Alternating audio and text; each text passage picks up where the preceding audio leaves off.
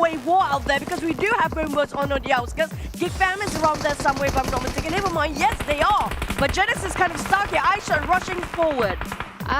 But Team Secret is about to meet Pew, but a beautiful grenade by Snappy and EVOS is kind of disturbing Team Secret pushing in because they're shooting from the top, getting a little bit of the sprays, and you know what? They've got wiped out with the help of EVOS right on top.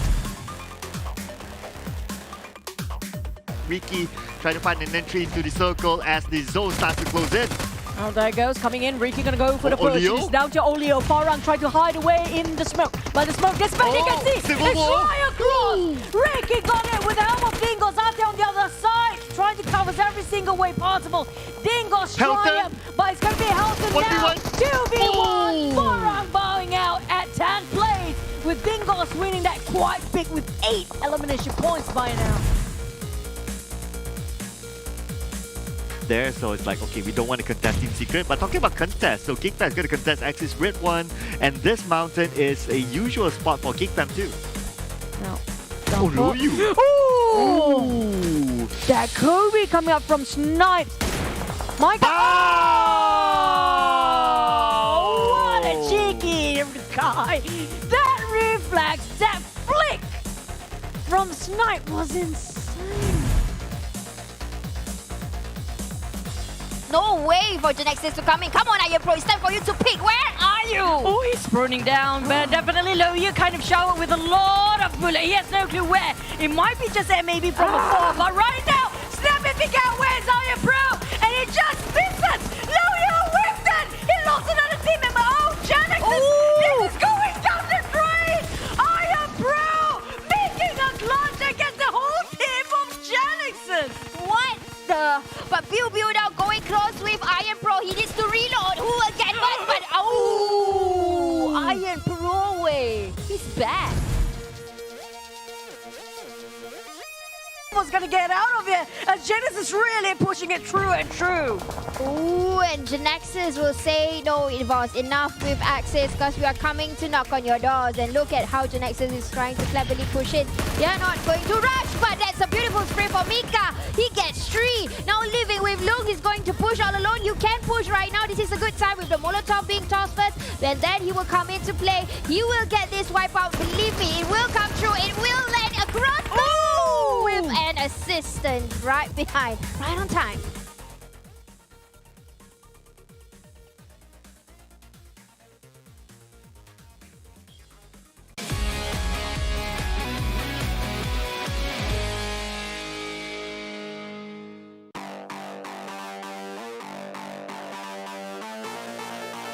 For both GENEXUS and also KHI tossing out the nade! What a nice one! Finish off KHI! IGL straight away, he will revive for now for QB. Snappy coming in from the flank side. Now he needs to buy time or revive his mate. Who was it again? Homebois. He was pretty lucky that he evaded the nade though, but now Loyu tries to slip it out. He knows that someone's on the other side. They have already tossed the nade towards the side of Homebois, so it's going to be Homebois 1v3 at least, and Loyu is going to go in for the 1v1. KHI, the first team to go out. He was actually inside the blue. It's going to be EVOS. GENEXUS is right at the edge of the circle as well. Oh, but they have Loyu as a representative inside of the circle. They just need to handle SMG, which shouldn't be a problem at this moment as SMG is tanking out the blue. But look at Doms. It's going to be GENEXUS taking on Team Hawk, who's actually fighting against KHI at the same time. Oh, here we go. Bart versus Snappy, and Snappy winning the fight. But he got some help with the muscle from behind. And now, looks like the next team has to deal with Redski 1v1 versus Long. And Redski, no! Long has backup. His brother Loyu is there. Oh, Heiko will finish off as well. Down to 1 man here for Team Hawk. That's not really a good news for them. Got a long way to go because it's gonna keep on spraying and keep on sending. And Loyu, the rest of GENEXUS, no Pew, no problem for them. But Long managed to get a nade onto Team Hawk, and now this could be an opening for GENEXUS to move in. Loyu with the spray coming in, only 1 more left. Zuli on the left. Loyu doesn't know where he is, but now he has spotted him out. But Loyu, wait, Loyu behind him, Loyu. GENEXUS tries to take this fight, has got smoke for covers, can look to push into the compound without any peeking. Oh! Yup, gets the nade down. That's 1 member down, 1 problem out of the way, 3 more to deal with. I can tell that Loyu loves to play snooker. Just look and how he angles that nade. Life out. Oh, long going down is a big disadvantage for the side of GENEXUS. In fact, 2 members has been brought down. Now Iron Pro loses it onto Loyu. In a mechanical 1v1 battle, things are now dead set and even, but Homebois is making to look to push. He's trying to go for it. Loyu has got the full health HP. I mean, got the regen up to 80%. And now free spray by the sidelines. That is the entire team of Homebois going home. Insurance for the team, but he seems to be stuck halfway with Loyu coming in from the front of him. There's no way out for Homebois. They're kind of being cornered right now. A little bit of cat and dog, but still goes down.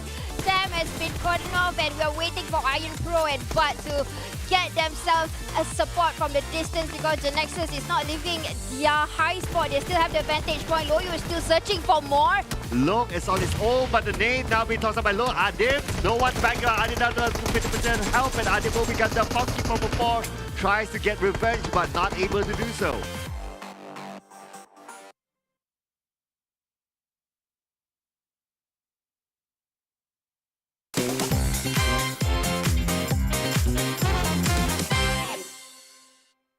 He is a highly skilled player, but Maya, okay, he has the high ground. He will toss out the molly, but comes the molly fire! Run!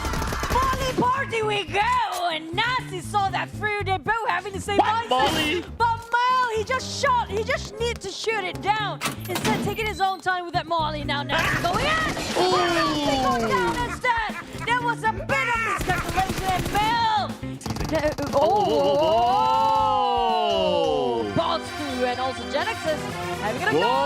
Long naughty Yaspar, ring around a Rosie, and GENEXUS trying to do something about it, but making long, you overstayed yourself, having too much fun with your buggy. It's my turn gonna now. punch it away. Nope, you're gonna just run it down. Have a great time. Splat, and Aspa has the last laugh because Long tried to run Aspa over. But now it's going to be Aspa, thanks to Psycho, of course. Okay. But it has yet to land like the form of anticipation. He has yet to land on up north straight. But hang that thought.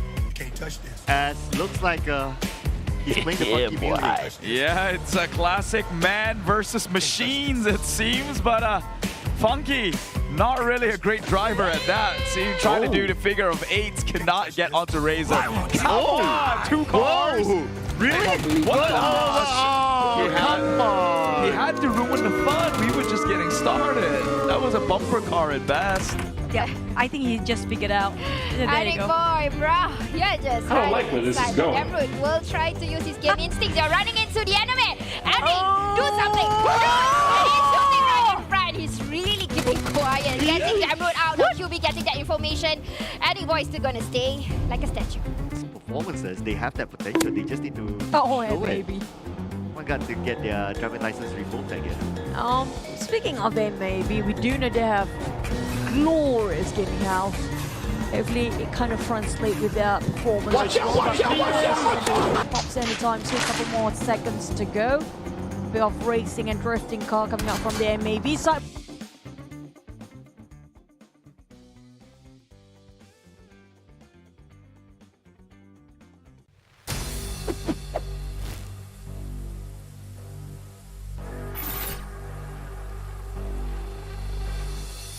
Keras, mencabar.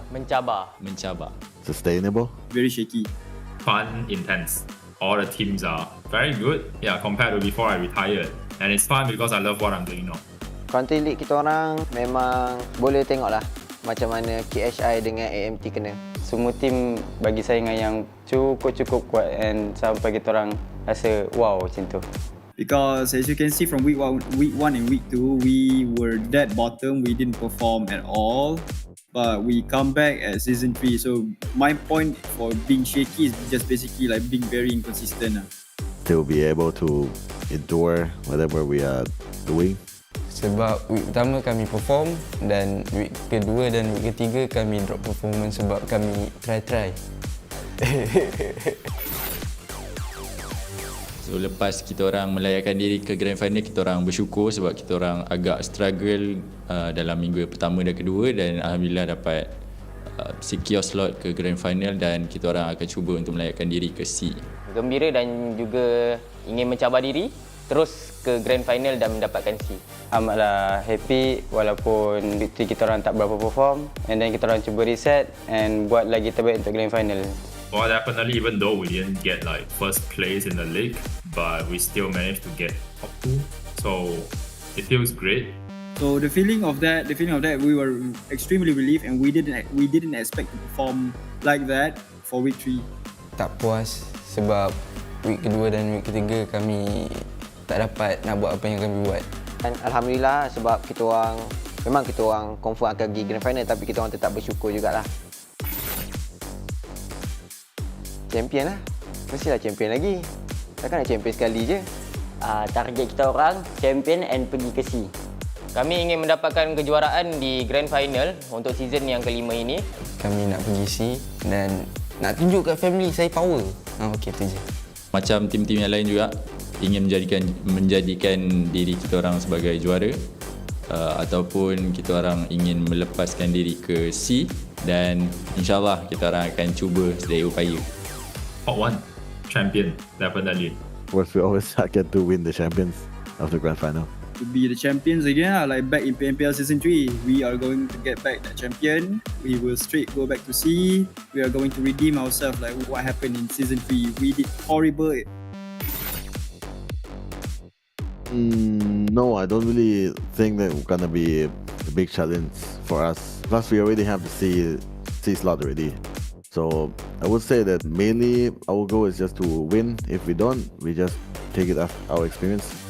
The team conflicts, because there will always be conflicts, because that's the nature of this game. Sebenarnya banyak challenge dia. Tim-tim Malaysia semakin lama semakin kuat. Semua tim akan memberi saingan yang sangat-sangat kuat, so kita orang akan cuba sedaya upaya lah. Konsistensi sahaja untuk terus mendapatkan poin yang lebih untuk menaiki carta. Adalah diri sendiri. Dari segi attitude player masing-masing, masih ada yang kurang, kita orang akan cuba fix secepat mungkin, jadi diri lagi better. Diri sendiri, kita kena lawan dengan mental kita. Kalau tusun tu memang semua orang akan koyak lah, confirm lah. Tapi tengok lah siapa yang boleh kawal. If we start doubting ourselves, if we lose confidence, if we overthink every single thing, we are slacking off and everything, not training and everything, we will flop down. We will flop down hard. You gotta do our best. There's no more room for mistakes. And me, my challenge, I want to get myself the MVP back for this PMPL. So y'all just wait. But what we could achieve actually is the improvement of our team performance. Mainly what we could achieve is the fixment of our communications, our rotation, our gameplay wise. Pecah rekod Farang 21 kill tu. Bagus. Saya nak menjadi Terminator nombor 1 dekat Malaysia.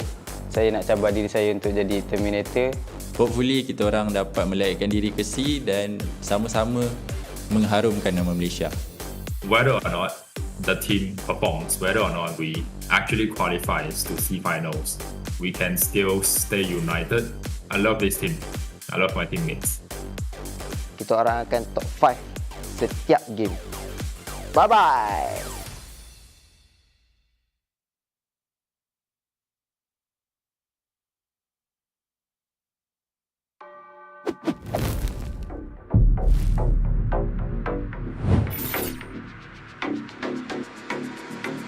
Aziz, EVOS, GENEXUS dengan Farang.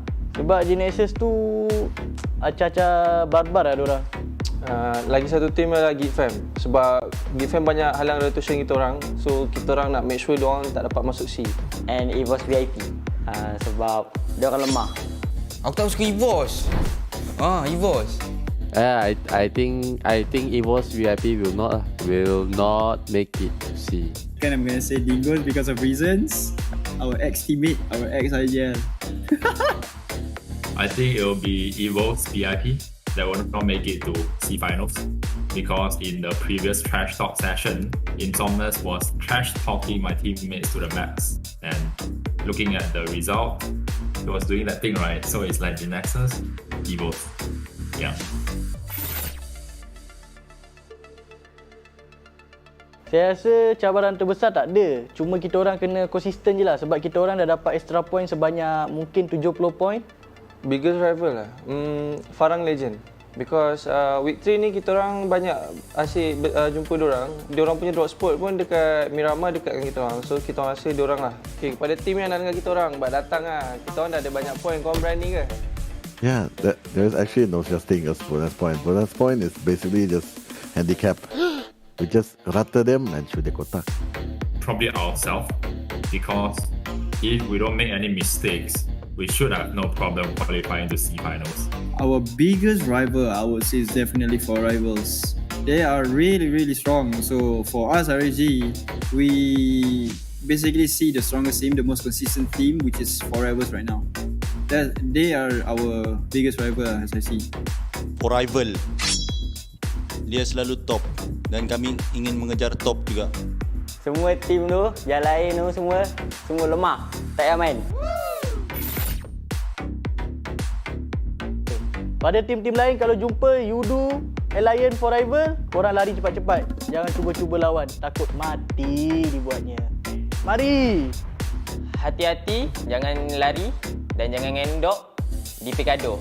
Bosskur, because we literally loot in the same drop spot just now.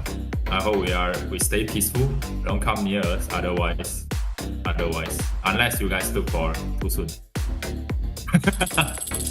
Okay, tim Bosskur, Aboy. Sebab kita tak lepas sukan C sebab engkau, Aboy. Tunggulah nanti tak lepas C. Okay, so you Homebois team, all of you players, you listen to me. Can you all stop bothering us? We are not bothering you, so stop bothering us. Please, for the love of God. I swear to God, because of this, I hope you did not make it to C. God damn, I hate you all. Oh, annoying. RSG, what happened is because they actually perform. Keep up the performance, because this might be your last season. Ha? Tim mana? Oh, MAB. Oh, MAB. Bring ingat kita tukar kepada bring me points. Yang nombor 2 dengan 3 tu pun beza 1 point je. Beza yang nombor 1 je jauh sikit. Tapi sebenarnya 11 point pun tak jauh kan pun. Boleh je nak kejar. So korang watch out lah. Kita sekejap je kita boleh comeback balik. Yang dekat atas kita orang tu, hati-hati. Takut dekat grand final, korang dekat bawah kita orang pula. Our team confidence, self-confidence is pretty high up. So yeah, we are not really afraid of any teams, including for rivals. All of my players, my new players, Ranger, Luke, especially Brian, they are all eager to win. They have that spirit, they have the burning passion to win. You all have seen what he's capable of, and you should see more upcoming soon. Anyways, we've already gotten the slot to see, so we aren't worried our position in grand finals or country finals. So for the teams that are competing, the competition will be very, very tough and very, very sengit. So korang kena try your best, good luck and have fun. See you in C finals. Okay, saya dah pernah cakap kan, yang untuk extra point untuk ke grand final ni easy buat for rival. So korang boleh tengok kan, kita orang konsisten macam mana. So nantikan di grand final.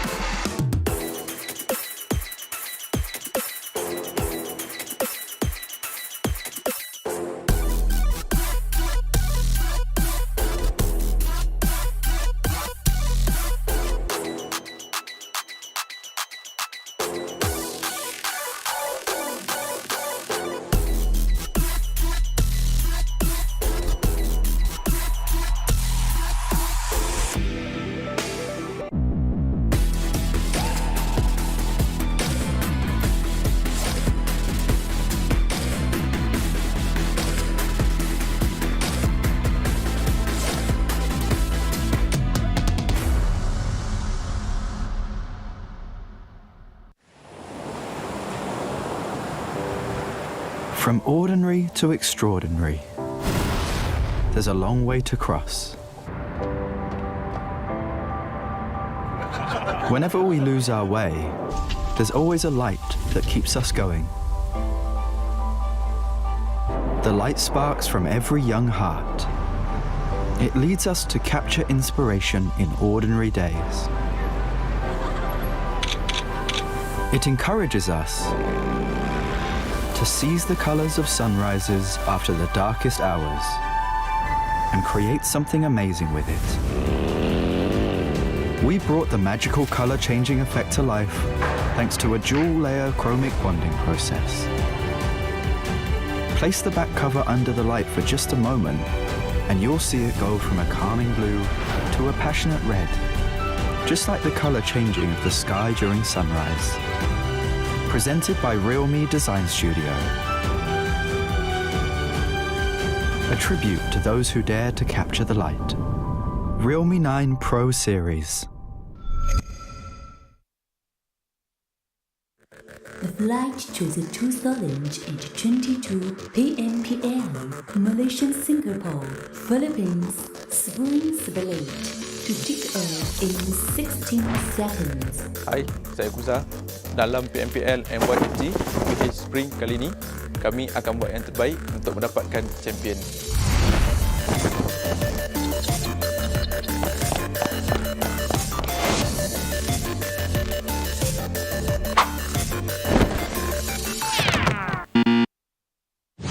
Stand up.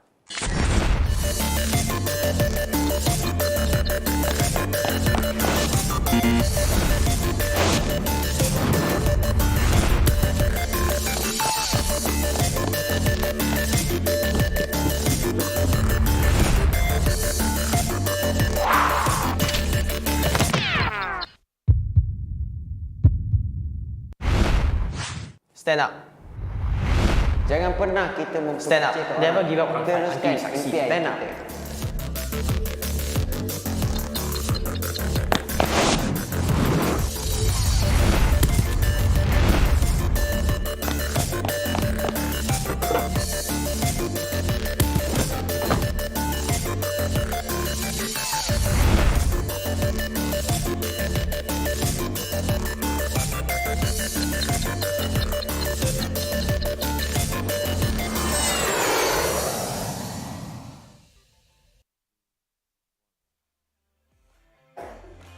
everybody, and welcome back to Pro League MYSGPH. I am Sis Jenny, and you are watching our grand final segment already. So this is the first day of the grand final. So actually, top 16 teams already made it, and I will let you guys know who are the top teams. Actually, I think some of you already found out if you follow our socials.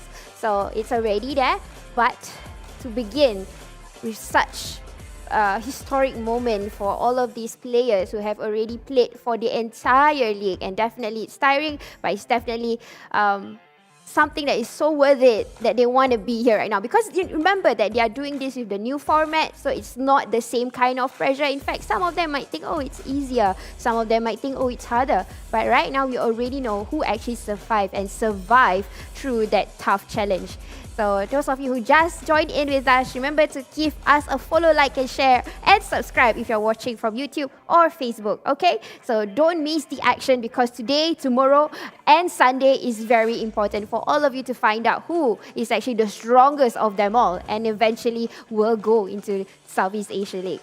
So guys, remember to scan and give us your thoughts about PMPL as a whole, or anybody in the PMPL, or even in Tencent itself. If you guys want to see more of this, less of that, maybe more of me talking again now. But yeah, just give us your feedback. We want to know how you feel about our Pro League so far, and your thoughts matters, because we want to do it because of you and because of everyone, including myself even. We want to make it better for everybody, okay? So remember to scan the QR code over on, wait, raise my hand. That's right. Wait. Am I doing it right? Okay, anyway guys, I'm bad with directions, so don't ask me to drive, okay? But okay guys, so let's go on with the show. We were going to find out even more on how this thing is going to work, and we're going to see on how we're going to start today. In fact, today we will start with show match first, and then we'll proceed to the proper tournament itself. So right now we already have passed the country league, week 1, week 2, week 3. Now we are at the country grand finals, and we have 5 matches a day, similar concept of the maps. So like I said, it's important to be here today, tomorrow and Sunday, which is the 15th of April all the way till 17th of April. And then finally, you will get to see the top 3. Eventually, we'll go head down to C championship. And then we have number 4 to number 6. It can be regardless of any teams. They have to fight for the placement to play for the C play-in, okay? And this is only a day of play-in, so hence the pressure will be even more for these teams. We have already tabulated the placement and the bonuses of each of these teams who already played in the league. Hence, these are the top 16 that made it to the grand finals, which we will eventually see who are they right after a few infographics. Okay, so this is the point system still for grand finals. We still have the same 15 points for a chicken dinner, and followed by second 12, 10 for third, fourth, 8, fifth, 6 will be 4, 7 will be 2, 8 till 12 will be 1, 13 till 16 will be 0. But elimination points will still stay the same, and you will get 1 point for every elimination. So being the eliminator definitely will give you an advancement of getting a whole lot of points to get that total handsome prize, which is $150,000. But these are the teams that made it to the top 16 for MYSGPH. We've got Yoodo Alliance for Rivals, Axis redONE, GENEXUS, Dingoz, R2K, RSG, Farang Lejund, Team Bosskur, Geek Fam, Sam9, TABAH NC, Homebois, Team Secret, Clutch Guerilla, MAB, and also EVOS VIP. So eventually, the ones that made it to the top 16 are all from Malaysia. So definitely they gave us a good fight for these other 2 countries who actually joined us, but they barely made it. So hopefully they'll come back stronger for the next season. But congratulations to these top 16 that will play for our grand final. So today's timeline will be as shown. We've got our show matches, which is 2 of it, and it will be team deathmatch if I'm not mistaken, and followed by the same cycle that you have seen in the league so far. We've got Sanhok, Erangel, Miramar and Erangel. So it's the same kind of cycle, easy adaptation for all these players who have been playing in the leagues. Hence, we will see that a bit later on after we have go on with our show matches. So definitely I want to know what is up for the show matches. Definitely there will be new teams. Like previously we had show match in our first week of the league. We had the balloon heads, but right now we'll find out this is it. This is the Royal Arena Assault. I actually tried this I think yesterday night. It's pretty tricky. This is in Leavik, if you guys know the small map, and there's a lot of places where the blind spot you have to take cover because I eventually didn't like getting spotted somehow. But there is a way to be better. Of course, you have to go by the sides, and yeah, safe zones are randomly divided from instant battlefields. 40 elimination with highest elimination in 10 minutes wins the game. Health will be restored gradually when out of combat. So yep, the shots will come in like nobody's business, but we're gonna see how. It's gonna be a fun show match, definitely, knowing that I think this is our second time that we actually see a Leavik in PMPL. So this is the mini version of Leavik. I like to play Leavik actually because it saves a lot of time and you get eliminations quite easily, especially if you go on to areas like Crab. I can't remember what is the place, Groka and things like that. Okay, so we've got new arena, the new mode. What is it all about? This is the one that I said. We've got this already on for our Royal Arena Assault. This is in Sovnovska if I'm not mistaken, but I have not tried this yet because it's definitely new. I only tried the Leavik mini-map. So there is a lot of things that you guys can expect from the new arena, where we've got Ultimate Battle, Endless Combat.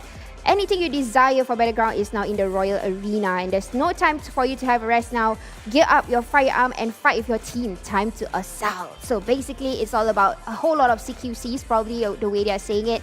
And definitely, it will be tricky and hard. But here we go. This is the new Axet. It's now available and it looks so good. I really like it. Let me try to pronounce that name. Sylvanus. Ooh, I sound so professional. Sylvanus the Brave has arrived in his Axet. So who is Sylvanus? I don't know, but it sounds like someone from Medusa's age, evolvement. I don't know. It reminds me of something Rome.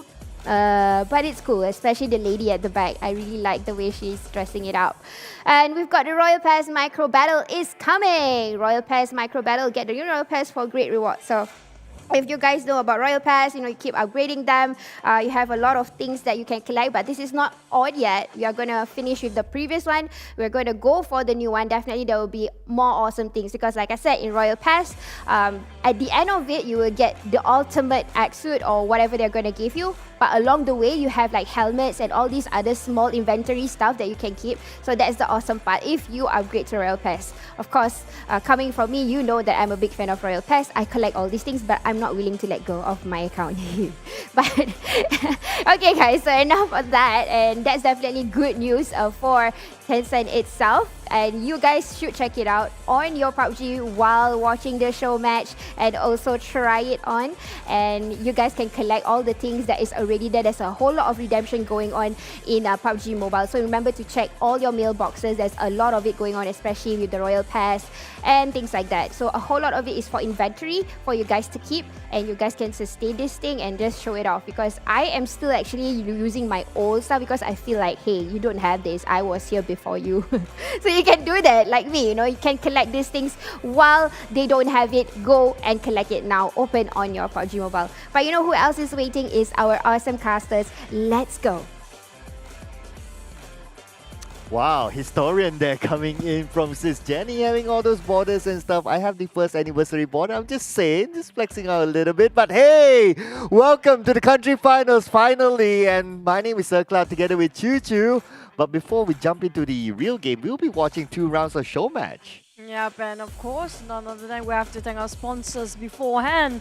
You do have Realme GT2 Pro, greater than UC, definitely one of the tech trendsetter right now, taking such a huge leap when it comes to getting into PUBG Mobile and setting the high standards for our professional players, taking out the full potential of these youngsters to actually perform in this entirety of this tournament. But not just that, we got ourselves a phone, we now need a line. Yes, we need a line, of course, and you need a line, so that's why we'd like to invite you to move over to Yoodo, which is our official digital telco partner. And with Yoodo, whenever you move over to Yoodo, you will receive 5 GB of high-speed data free, plus 20 GB of PUBG Mobile data, so you can update your PUBG Mobile in case you have not yet. Well, like what Sis Jenny just mentioned earlier on some of the new features and so on and so forth, all of it came together with PUBG Mobile 1.9, so you can use that data to update it to 1.9 and enjoy those new features. And some of those new features we'll be previewing in the upcoming show match. Oh, you just have to spoil it down, spill the beans for the viewers, don't you? But that might be true because right now we're jumping into our first 2 matches here, which are going to be show match at first before heading into the official match. Just, warming up the fingers for the players and make sure that they are, more than ready to get into the official match later on, which will, determine about their future later because it's like hundreds of thousands at stake here. Yeah, it's a lot that we're talking about in the next 3 days, right? But hey, here we go. This is going to be the upcoming show match. So can't wait to see who's going to win this first show match. And there will be some players that, we haven't seen them play yet. I believe Zilin will be making his debut. Yeah, in one of the show matches, either this one or the next one. So keep your eyes on that as well. Let's not waste any more time here, Wrangle. We go for the show match. I do want to see if Team Secret Zillion will be playing because we haven't seen his debut yet. But it's going to be TDM. So clutch, Jimmy OP. We do have mixture of every single team here. But this is the thing about TDM. There's always somebody else shooting you from the back. I know, right? It comes from everywhere. And hey, this is the debut of Zilin trying to get his first elimination point, and yes, he does. So now with that, they've evened up the odds. Yep, and now for the red team, leading with only 1 point. Farang, Sam9, Putra is there as well. I'm not looking great for the blue team so far. Hey, but so far so good for Zilin, though. He just got one for himself. But look at this. The red team compromises of Adi, Luke, Putra, Psycho as well as Jimmy. Jimmy tries to secure the elimination point to Loyu. What a star man for GENEXUS. And right now we can see that red team, they are currently on the lead. Yep, still leading on. Oh, he might be the turning table for the sort of blue team. Well, 11-8 for the red team side. Zerlin, well, he's bowing down when he actually got three elimination by far. But on the side of red team, they're having the numbers right, trying to chase 2 by 2. The blue team really keep it going as well. Oh, Iftar, shooting in for the back, but he could secure it a little bit more. One more shot, Iftar. One more shot, and he finally got it onto Jimmy. And that is it, Iftar. He's opening Iftar. Okay, that works. But right now, changing the lead, it's going to be a blue team. We're looking over Loyu, trying to shoot whoever is actually outside the compound. But clutch, we have Jimmy just now for some of the players coming out from the red team. Needing to resort out whether to stay in the compound or stay outside of the building. Because a lot of players coming out from the blue team is really staying outside and working out quite right for them. And changing the lead here, 19 all. It's really a tight one. I know, right? It's like neither strat, like we can't say that which strat is better than each other because they're like really tight right now. 19, but now it's 21 towards the blue team. They have the lead at this moment. Psycho coming in from behind, trying to secure the elimination point, but Psycho left and right, too much for him to handle. All of a sudden, the blue team's leading 24-20. Now only down to maybe 16 more teams that's done for the side of blue team, but we're looking at Jimmy, trying to find Loyu. That's going to be the end of the reign of Loyu. Don't forget to scan out for your Yoodo code right now, because while we're waiting for the official match, this is where you want your internet will not be interrupted so far. So switch over to Yoodo with 5 GB data of high speed and 20 GB data for free of PUBG Mobile. But back to the scores, it's back to equal out 28-all. Just as you mentioned, blue team got the lead, but looks like there will be a trade with red team. Psycho tries to secure the elimination point, but can't. But finally he will, taking Iftar down. So now they have the lead by 31. And of course the objective is to achieve 40 elimination points, and we will have the victor. Yeah, 9 points to go for both teams. Jimmy! Jimmy's down! 8 more points! 8 more for both teams! It's still equal out! What? 7 for the side of blue, leading to 1. And now down to 6. 5! 5-4 for blue team to win this, but they're catching up on the red side. Oh, red side, they are catching up, but can they get the lead? No, they will not. Loyu gets a double elimination, bringing it up to 37-38. Right now, 2 more for blue team to finish up this job. And they will go and secure that final elimination onto red team. Who will get it? Loyu 1v1. Will it be? Yes, it will. Blue team takes home the first win. And the MVP taken by Iftar from MAB. Now, that's firepower. But on the side of Dingoz Ate, he was really great when it comes to his KDA. He's 1.3 just by himself. I have to say he assisted quite a lot, but just didn't manage to get some execution. I know, right? And Zeaglin making his debut on the PMPL screen. So it was a decent 7 debut. minutes in, that's it. Well, yeah, I know, 7 right? minutes of the debut coming up from Zealand. But hey, at least we got to see him, you know, shooting some fires or whatsoever. So that we're done for the first match just now for our show match. But let's watch again for the highlight of that 7 minutes of just shooting.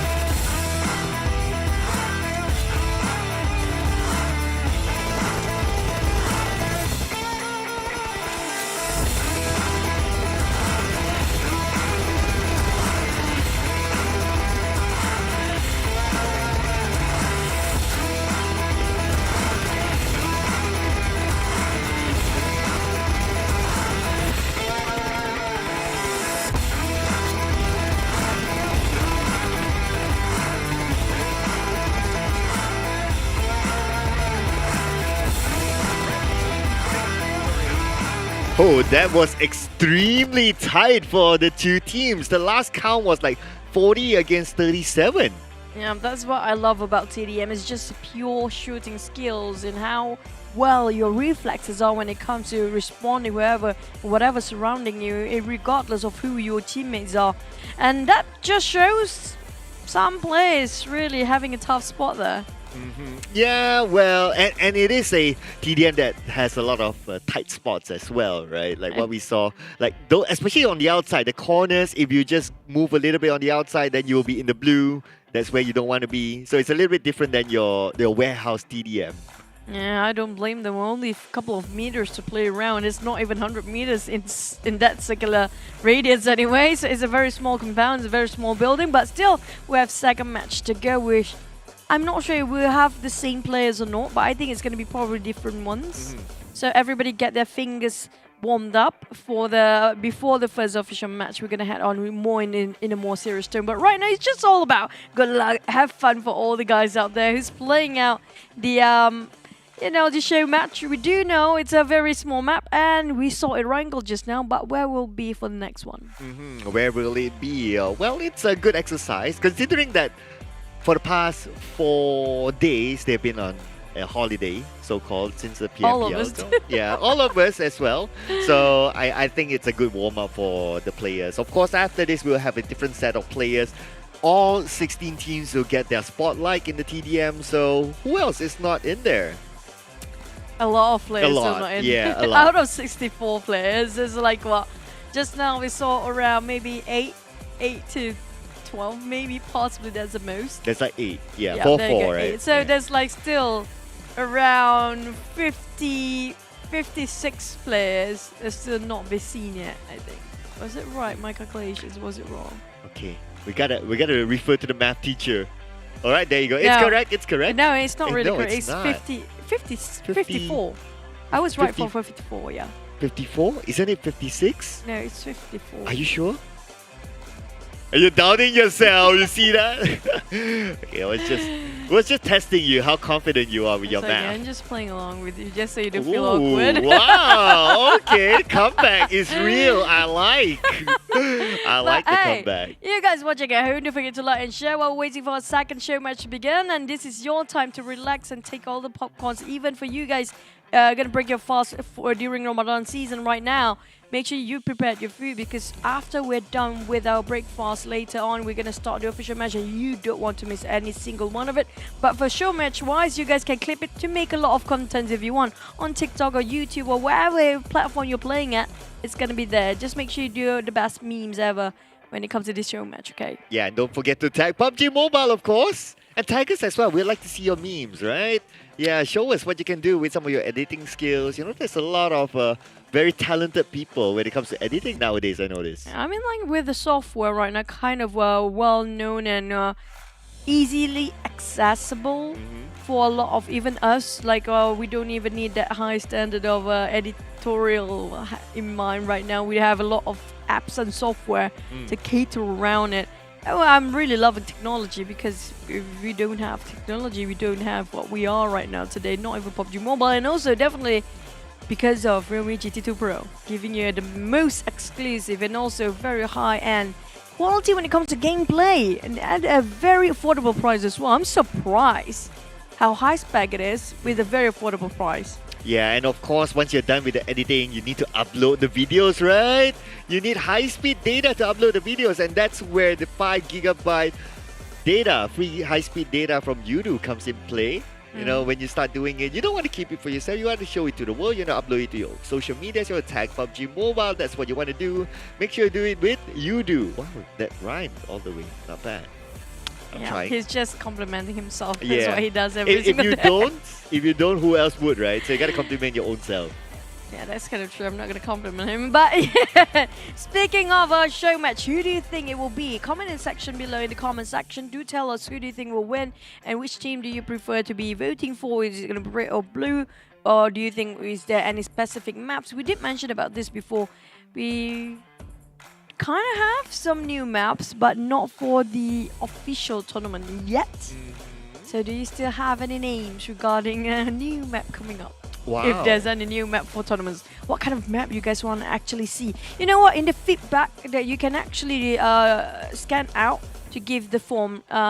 Usually we pop up some here and there, even in the link section below. You guys can actually give the feedback if you want any certain maps to be produced, or even certain give extra ideas if you have any extra ideas, you want certain skins or whatsoever. Even vehicles, we mentioned about maybe the folding bicycles be actually in the tournament. Oh yeah. Oh, Or maybe the what do you call that? The slide, the glide, the flying fox. Flying fox glider, thing. yeah. I think that would be pretty nice as well. You have that. That will be so useful, especially when it comes to Sanhok, or when you want to go to military base. That will be like a lifesaver. Like they should put a maybe from the lighthouse on the mainland to Sonoska military base instead of crossing the bridge. You can actually opt out for the flying fox. It would be pretty cool, right? Yeah. But let's not waste any more time. Back to Irangaba. Where will it be for our second show match of the day? Here we go. Our second show match featuring another 8 players. And we have Aizen, we have Mika, I Am Pro together with Flax on the same team. That is the red team. And on the blue team, we have Heinu, we have Riff. We have 2 more players on the other side. Let's see who's going to get the first blood. Let's go. Yeah. Okay. Okay. Oh, you cheeky, come on. chicken. Wait. Wait, what? What? Hey, wait, what? Oh, come on, guys. This is just too much. Really? This is nasty coming out from blue team. They have definitely got themselves this strategy to go on. So they'll actually prone down here, all 4 of them. Making sure anybody who picks out will be shot down immediately. But he lost the 2. So that's going to be the blue team getting 3 points. But now red team, they have the edge. And look at this. They're still fighting. Everyone's fighting inside the warehouse. Like no one's playing on the outside. Red team. Seems like they're kind of confused just now. The formation coming out from blue team is quite strong, but flailing at the moment. 6-7, 6-7, and 7-7 afterwards. It's going to be a tie for now. But, well, a lot of peeking going on. And everyone's standing at the same spot. I can understand that there's not many places to play with, not many areas to play with, considering that it's a really, really small place. And that's why we can see that the fights happen faster than a regular warehouse fight. It's like, what, 20, 50 meters? Not even 50 meters, maybe 20 meters apart for these guys. And the thing is, you can't control where you spawn at. You might spawn right in front of the openings, and right now 13 to 12 when it comes to the objective closing up with blue team taking on 14. Oh, cheeky! Nate coming in for Rift. But now looks like the red team, they tried to revenge, but unfortunately they are not able to do so as the blue team. They now have the lead, 5 points lead on the side of the blue team. Rift getting shot at from the side by Mika, and Mika will secure the elimination point. Rift already got 5 for himself. Yep, 17 to 14. Seems like the blue team going out so well. It's gonna be not yet. Aizen taking on the lead right now with 6 eliminations, while Flex coming up from the flank side. Up. There you go. It's going to be objective, right? We go outside right now. And it's not going to be indoors. It's going to be outdoors as well. Yeah, take the fight outside, boys. Take the fight outside, not inside. But now they still went back inside. But Aizen, what a nice flick there from the left to the right. Netting 2 elimination points back to back. That gives the red team the lead. But now blue team has even up the odds, 21-21. Let's go. Yep. Choo-choo! Everybody on board. But it seems like nobody's actually leaving behind yet with 1 point left in between. 23-22. Flex trying to get 1 point to actually equal things up. But look at how blue team is. They got the bait! In the face. And Choo-choo, you remember we used to call this the rubber chicken? Yeah, so okay, somewhat of a rubber chicken race here happening as the blue team nets 27 elimination points, but a nade from Aizen. Wow, with 1 nade getting 2 back-to-back. Now only 2 points difference between the 2. Yep, not really. Well, still 2 in between. The gap is still the same, but Red, who's the better one? He got both of them. Wait, what? No, never mind. 1 more teammate behind. But we do have Rift finished off by Aizen, but Kim saw that through and through. 32, 7 more points. This is the blue leading all the way right now. They're down to 6 only. Oh, blue seems to be going all the way, but Aizen's carrying red. 14 elimination points for Aizen. At this moment, almost half the eliminations are in his hand.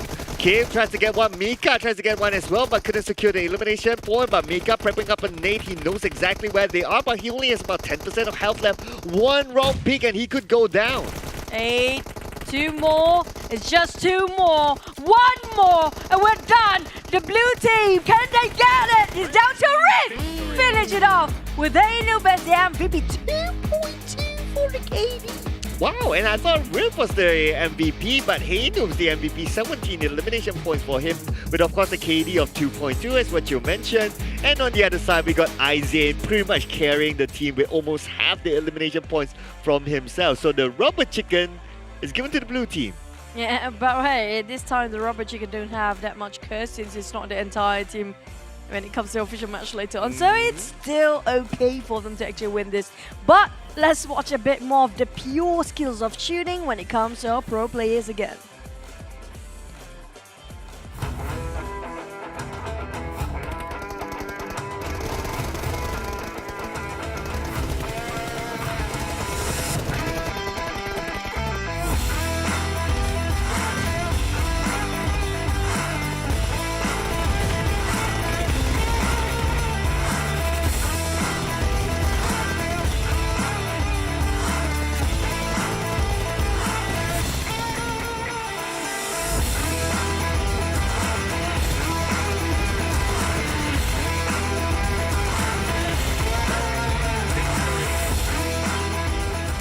So it's a blue day. Could this be like a sign for maybe like the blue teams to do well? RSG, maybe Axis?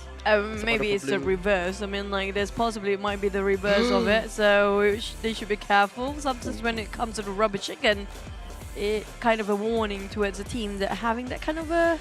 We have a lot of red team though, not much I mean. We have a few though. Well, Axis red one is both red and blue, if you think about it. Oh, they have more red into the wordings themselves, so Yeah. it might be the red team. But do tell us, do you think the red team really deserve the win today when it comes to official match? Any red teams in particular you can think of all the 16 teams participating? But we're gonna have to be taking a bit of a break before we're heading into our heavily, really danced up official match later. So see you guys in a bit. Be sure to stay tuned with us for our first day of the Grand Finals PMPL MYSGPH.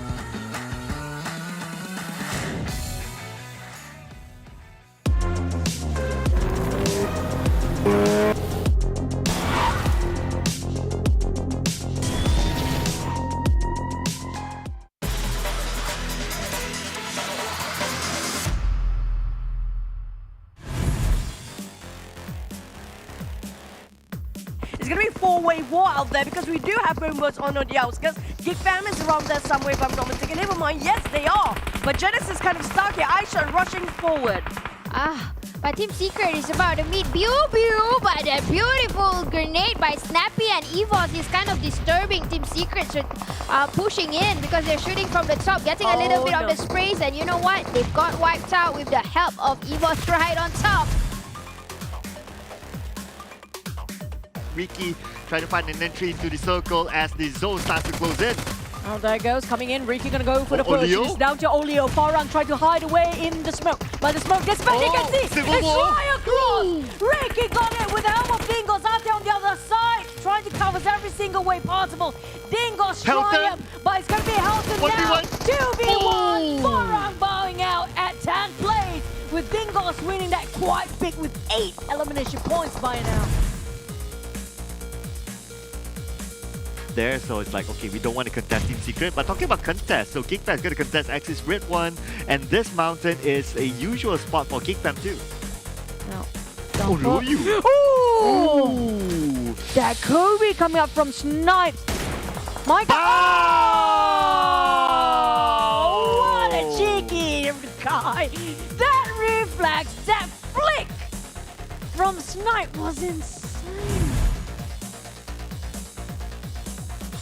No way for GENEXUS to come in. Come on, Iron Pro. It's time for you to pick. Where are you? Oh, he's burning down, but definitely Loyu kind of showered with a lot of bullet. He has no clue where. It might be just there, maybe from afar, but right now, Snap and figure out where's Iron Pro, and he just misses. Loyu whipped it. He lost another team member. Oh, GENEXUS. This is going down the drain. Iron Pro making a clutch against the whole team of GENEXUS.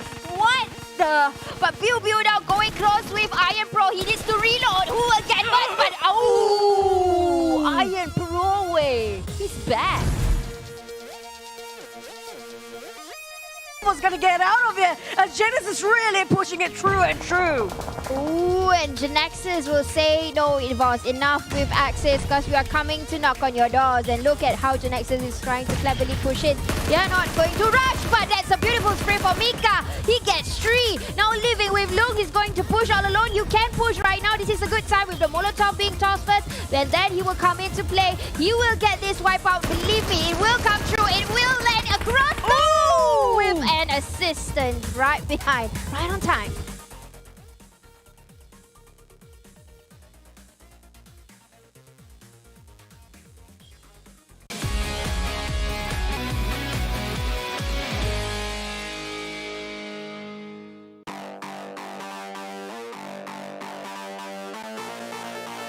For both GENEXUS and also KHI tossing out the nade! What a nice one! Finish off KHI! IGL straight away, he will revive for now for QB. Snappy coming in from the flank side. Now he needs to buy time or revive his mate. Who was it again? Homebois. He was pretty lucky that he evaded the nade though, but now Loyu tries to slip it out. He knows that someone's on the other side. They have already tossed the nade. Was the side of Homebois, so it's going to be Homebois 1v3 at least, and Loyu is going to go in for the 1v1. KHI, the first team to go out. He was actually inside the blue. It's going to be EVOS. GENEXUS is right at the edge of the circle as well. Oh, but they have Loyu as a representative inside of the circle. They just need to handle SMG, which shouldn't be a problem at this moment as SMG is tanking out the blue. But look at Doms. It's going to be GENEXUS taking on Team Hawk, who's actually fighting against KHI at the same time. Oh, here we go. Bart versus Snappy, and Snappy winning the fight, but he got some help with the muscle from behind. And now, looks like the next next year team has to deal with Redski 1v1 versus Long. And Redski, no! Long has back up. His brother Loyu is there. Oh, Heiko will finish off as well. Down to 1 man here for Team Hawk. That's not really a good news for them. Got a long way to go because gonna keep on spraying and keep on sending. And Loyu, the rest of GENEXUS, no view, no problem for them. But Long managed to get a nade on the Team Hawk, and now this could be an opening for GENEXUS to move in. Loyu with the spray coming in. Only one more left. Dooley on the left. Loyu doesn't know where he is, but now he is spotted out. But Loyu, wait, Loyu behind him, Loyu.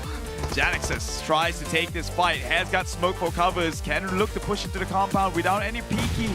Oh! Yup, gets the nade down. That's 1 member down, 1 problem out of the way, 3 more to deal with. I can tell that Loyu loves to play snooker, just look and how he angles that nade. Life out. Ooh, long going down is a big disadvantage for the side of GENEXUS. In fact, 2 members has been brought down. Now Iron Pro loses it onto Loyu. In a mechanical 1v1 battle, things are now dead set and even, but Homebois is making to look to push. He's trying to go for it. Loyu has got the full health HP. I mean, got the regen up to 80%. And now free spray by the sidelines. Oh my goodness. That is the entire team of Homebois going home. Insurance for the team, but he seems to be stuck halfway with Loyu coming in from the front of him. There's no way out for Homebois. They're kind of being cornered right now. A little bit of cat and dog, but still goes down. Sam has been cordoned off, and we're waiting for Iron Pro and Bud to get themselves a support from the distance because GENEXUS is not leaving their high spot. They still have the vantage point. Loyu is still searching for more. Look, it's on his own, but the nade now being tossed up by Low. Adib, no one's back up. Adib down to 50% help, and Adib will become the funky from before. Tries to get revenge, but not able to do so.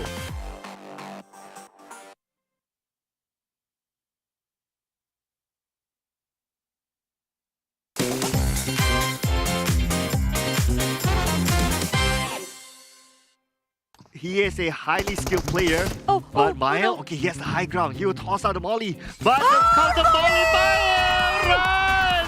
Molly party we go! And Nasty saw that through. They're both having the same mindset. Molly! But Mal, he just shot. He just needs to shoot it down. Instead, taking his own time with that molly. Now Nasty going in! Go down instead! There was a bit of miscalculation. Mal! Bosskur and also GENEXUS having a go. Long naughty Yaspar, ring around and Rousey, and GENEXUS trying to do something about it. But long, you overstayed yourself, having too much fun with your buggy. It's my turn gonna now. punch it away. Nope, you're gonna just run it down. Have a great time. Splat. And Aspa has the last laugh because Low tried to run Aspa over. But now it's going to be Aspa thanks to Psycho, of course. Okay. But it has yet to land like a form of dissipation. He has yet to land on up north straight. But hang that thought. As looks like he's playing the funky music. Yeah, it's a classic man versus machines, it seems. But Funky, not really a great driver at that. See, trying to do the figure of 8s, cannot get onto Razor. TABAH, 2 cars. Really? What? Come on! He had to ruin the fun. We were just getting started. That was a bumper car at best. Yeah, I think he just figured out. There you go. Boy, bro, you're just I don't like where this is going. Emerald will try to use his game instincts. You're running into the enemy. Andy, do something. And he's shooting right in front. He's really keeping quiet. Getting the Emerald out. Now QB getting that information. Andy boy is still gonna stay like a statue. Performances, they have that potential. They just need to show it. Maybe. One got to get their driving license revoked, I guess. Speaking of them, maybe we do know they have glorious gaming house. Hopefully, it kind of translates with their performance. Watch out! Pops anytime, so a couple more seconds to go. Bit of racing and drifting car coming up from the MAB side.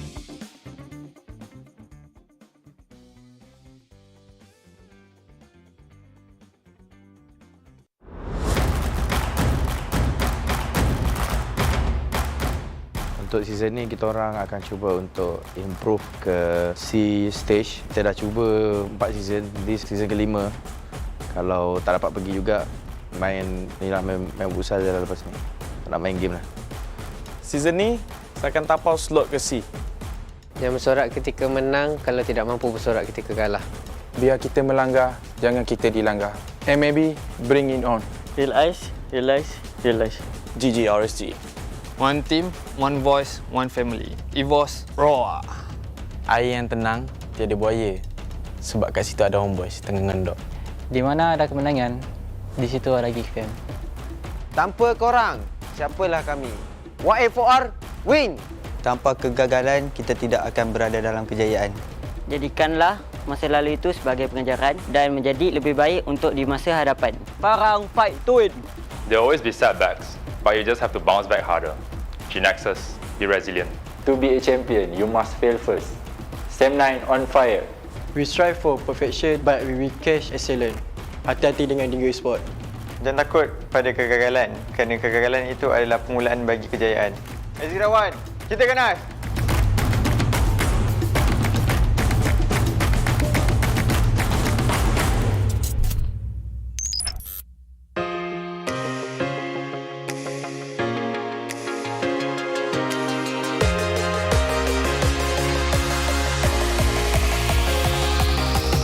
Baik, jadi pasukan daripada Filipin, saya tengok mereka punya qualifier. PHI Esports ada potensi yang besar, diorang ada, orang kata fundamental tu dah cukup. Dia boleh katakan untuk Filipin kali ini, diorang betul-betul nak berlawan. So kita tengoklah, best man win. Boleh dikatakan keras dan saingan dia kuat. Untuk tim Filipin dengan Singapura, bagi saya senang dan boleh dilawan. I feel excited about it because we're the newbies of the league and it is our first time in joining this league, and I hope we are openly welcome here. This is a great opportunity for the Philippine community in the PUBG MPH, and since this is a pro league, there is a lot of esports teams will be joining soon. Semua pasukan untuk tak bazirkan setiap peluang yang diberikan lah, setiap map yang diberikan, setiap hari yang diorang akan bermain untuk Liga. Apa benda yang diorang dapat waktu Liga ni, diorang akan bawa untuk ke Grand Final. Mungkin akan lebih serius lah. Excited dan interesting lah untuk saya. I think it's very competitive lah. People getting more serious in every games lah. This is the season, we need to focus more because every day the points count. It doesn't seem like we just get passed through weekdays. And we just focus more on Super Weekend. Now kita nak boleh tahu gameplay diorang yang sebenarnya without waiting for like Super Weekend ataupun final. So yang dia punya con dia kena orang yang apa kita boleh buat first day terus. Macam tak boleh simpan sikit-sikit. Nah, pening juga. Setiap season asyik tukar-tukar format. Tapi bagus juga. Kita makin ke depan kena makin improve kan. Sistem yang makin kompetitif. Biasa sistem format baru ni dia more tu lebih konsisten. Siapa konsisten dia lead. I would say it's very friendly for some teams, and we are one of the teams that we find friendly. There'll be less teams clashing with other teams like on a random basis for sure. So which is a good thing. Saya rasa pada kali ini format ni sebenarnya akan menjadi sangat-sangat mencabarlah disebabkan oleh semua pasukan akan main sampailah kepada round yang terakhir. Agak mencabar sikit lah untuk tim Malaysia sebabnya kalau diorang tak perform dekat Liga and then chance untuk di Grand Final tu agak rendah. So bagus and mencabar. After satu season rehat, so far dah refresh semua benda. And then season ni ada perubahan baru lah untuk Homebois, untuk line up ni, and then insyaAllah kita orang akan bawa tim ni ke SEA insyaAllah. Kali ni I betul-betul try hard, and with the new format kita orang memang nak pergi SEA kali ni. Memang kali ni lah pergi SEA. Thank you PUBG bagi format baru ni. Kita tengok macam mana kalau saya jadi in-game leader, and for me it's a big challenge to be in-game leader this season. I never been as a in-game leader before, always man parang or putra or jumper. So this season I will try to lead the team to go to the SEA. So you guys just watch. Player baru 2K, ramai yang kenal dia. Dia dulu pada team Anti-Circle, and before the Anti-Circle dia adalah satu team dengan Echo juga. So diorang pernah main tournament in tier 2 before join PMPL. So diorang dah biasa, and kelebihan dia suka makan. So saya ada kawan lah untuk makan banyak lepas ni. I think the reason why I transition is because the scene is more competitive compared to the previous game, and I think I have achieved a lot, and I want to make my name in the new game. My inspiration to competing pro is honestly the intensity. I really love how intense when the game start to be more competitive, because atmosphere and the aura of competing is always been in my blood, and I really love competing since I was a kid. I think I can see some things. There's a big potential. They're one of the talented and gifted. They can play very well. I think they will bring something new to PUBG Mobile scenes. Tak terkejut pun, Bokeh dah keluar Aziz. So Aziz perlukan IGL, so saya tawarkan diri untuk masuk Aziz lah. Bagi saya, tim Aziz ni dia ada kelebihan sendiri juga. Player masing-masing pandai buat kerja dengan sendiri dan respect kepada IGL. Hi guys, saya Stone. Saya player baru tim Sam9. Kalau pengalaman kurang, belajar lah dekat scrim, dekat training. So training betul-betul. He showed us that he really qualified to be in the team. Bila kita orang kecundang, kita orang betul-betul kecundang. So I hope that thing will never happen again. And I'm pretty sure kemasukan Stone ni boleh menghalang benda tu berlaku lah. Kita orang ada 6 player, kita orang boleh rotate. So whenever someone yang tengah mentally down, kita orang akan tukar switch player untuk reset. Tim Farang Lejund, diorang punya team fight memang kuat, and tim TABAH NC pun getting stronger tu. Actually, it took me a long time to find the right candidate. Loyu and Snap from Team Wales. Though maybe the overall result of Team Wales in previous seasons aren't that satisfying, I see the potential in the both of them individually. Long, he's the youngest in our team. I would say he's a raw gem. Yeah, he's very, very talented. He's fast, he's calm, he can think, he learns. He's an all-rounder. Give it the right team, we are gonna achieve something higher. Saya rasa ianya sama dah seperti musim yang pertama. Seakan-akan memang tak ada perubahan apa macam season yang pertama. Tapi saya yakin semuanya dah training pagi, petang, siang, malam. Dan untuk format sistem ni saya rasa mungkin tak ada masalah yang besar pun. Semua tetap akan bermain dan hopefully diorang akan bermain dengan sangat-sangat enjoy. Let's go.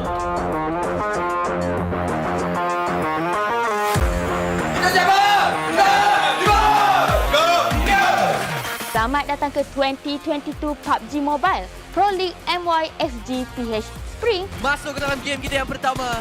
Sanhok adalah shot satu-satunya player yang ditinggalkan untuk tim Secret. Dapatkan dia untuk carry melawan Dingoz. Habis sekaligus untuk Key.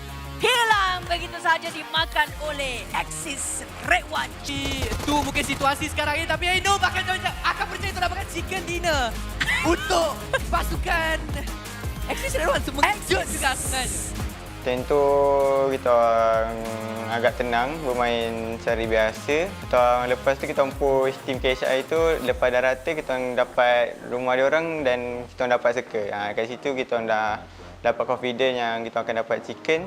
Temal daripada SMG berjarak yang jauh dengan confirm kill. Apakah pemain terakhir berpasukan GENEXUS, RSG akan dapatkan satu entry yang sangat mudah untuk masuk dalam circle yang baru dibuka ini. Kerap lawan dengan RSG, Rex terlebih dahulu dibiarkan saja pemain yang berada di tengah Geek Fam tersebut. Sedang pun heal up 1v3 untuk diri beliau. Adakah ini chicken dinner untuk pasukan RSG dan nampaknya akan masuk dalam poket mereka. RSG winner-winner chicken dinner di game yang terakhir hari ini.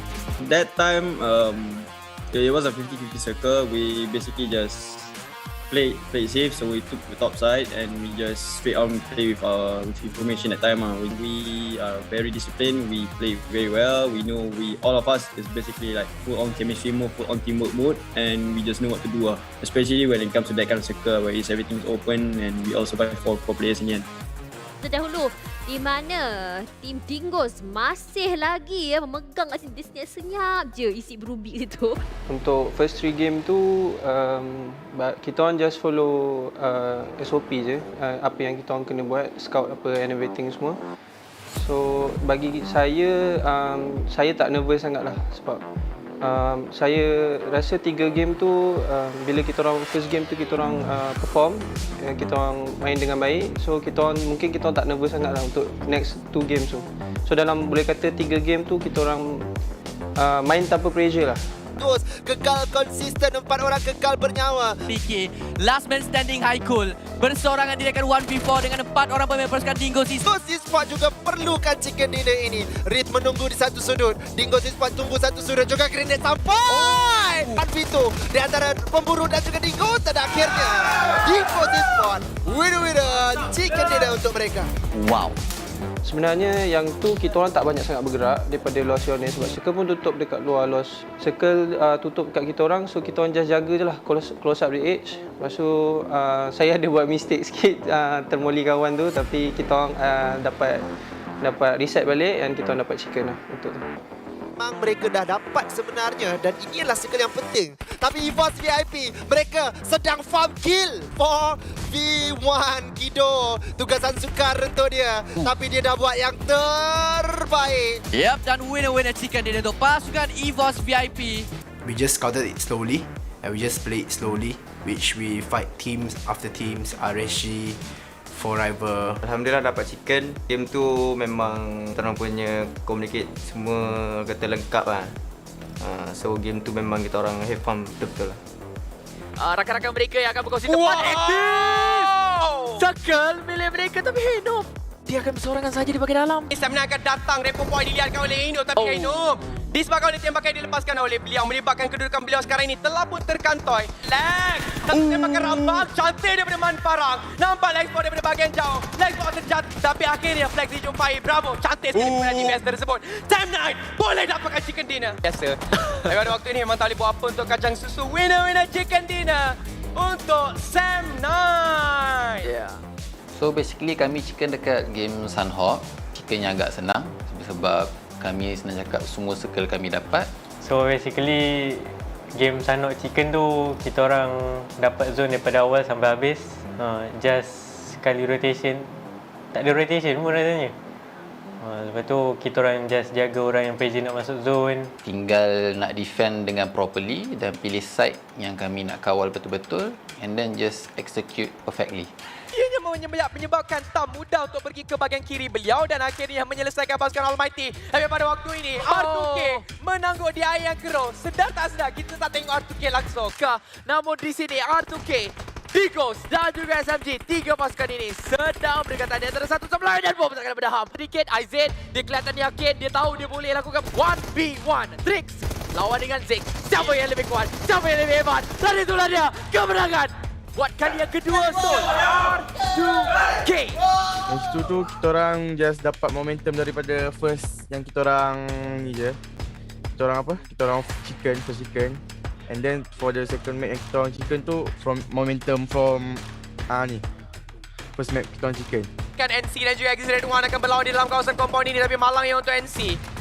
Jauh pemain mereka sangat rendah dan itu ada Magic selama dijatuhkan oleh Jumper tapi Jumper tak boleh nak ranking. Dapat kelima Jumper dan itu ada Jumper telah pun terjatuh tapi satu trik empire daripada Mika menyebabkan pasukan NC akan rata terkeluar di tempat yang ketujuh. Penyelamatan boleh dilakukan tetapi Dam masih lagi hidup.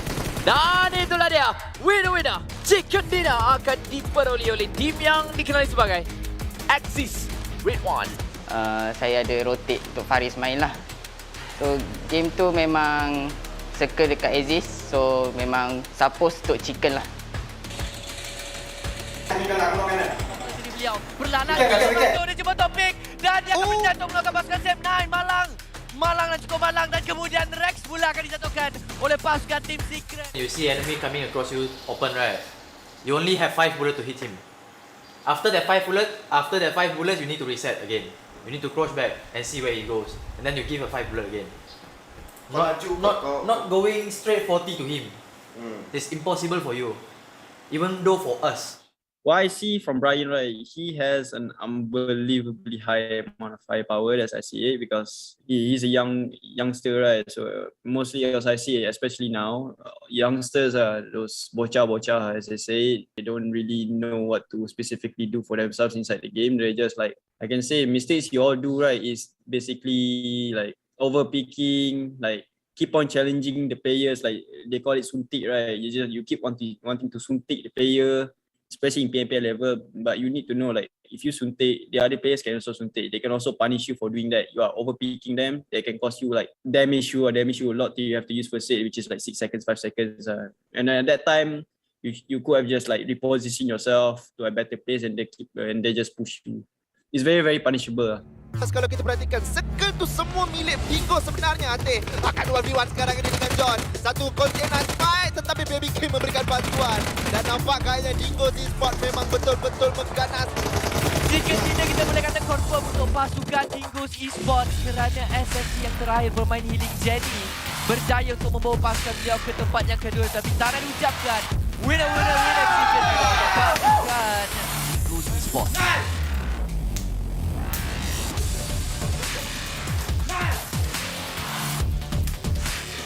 second half tu kita orang boleh kata kita orang lagi confident lah sebab kita orang dapat circle and kita orang just fokus kita orang buka besar untuk nak halau enemy, untuk kita orang control area tu besar. So just and circle tu pun tak jauh sangat daripada kita orang. So kita orang just fokus defense circle, kita orang close up the edge. And kita orang yang last circle tu kita orang split dua-dua. Kita orang satu settle kanan, satu settle kiri and end up chicken.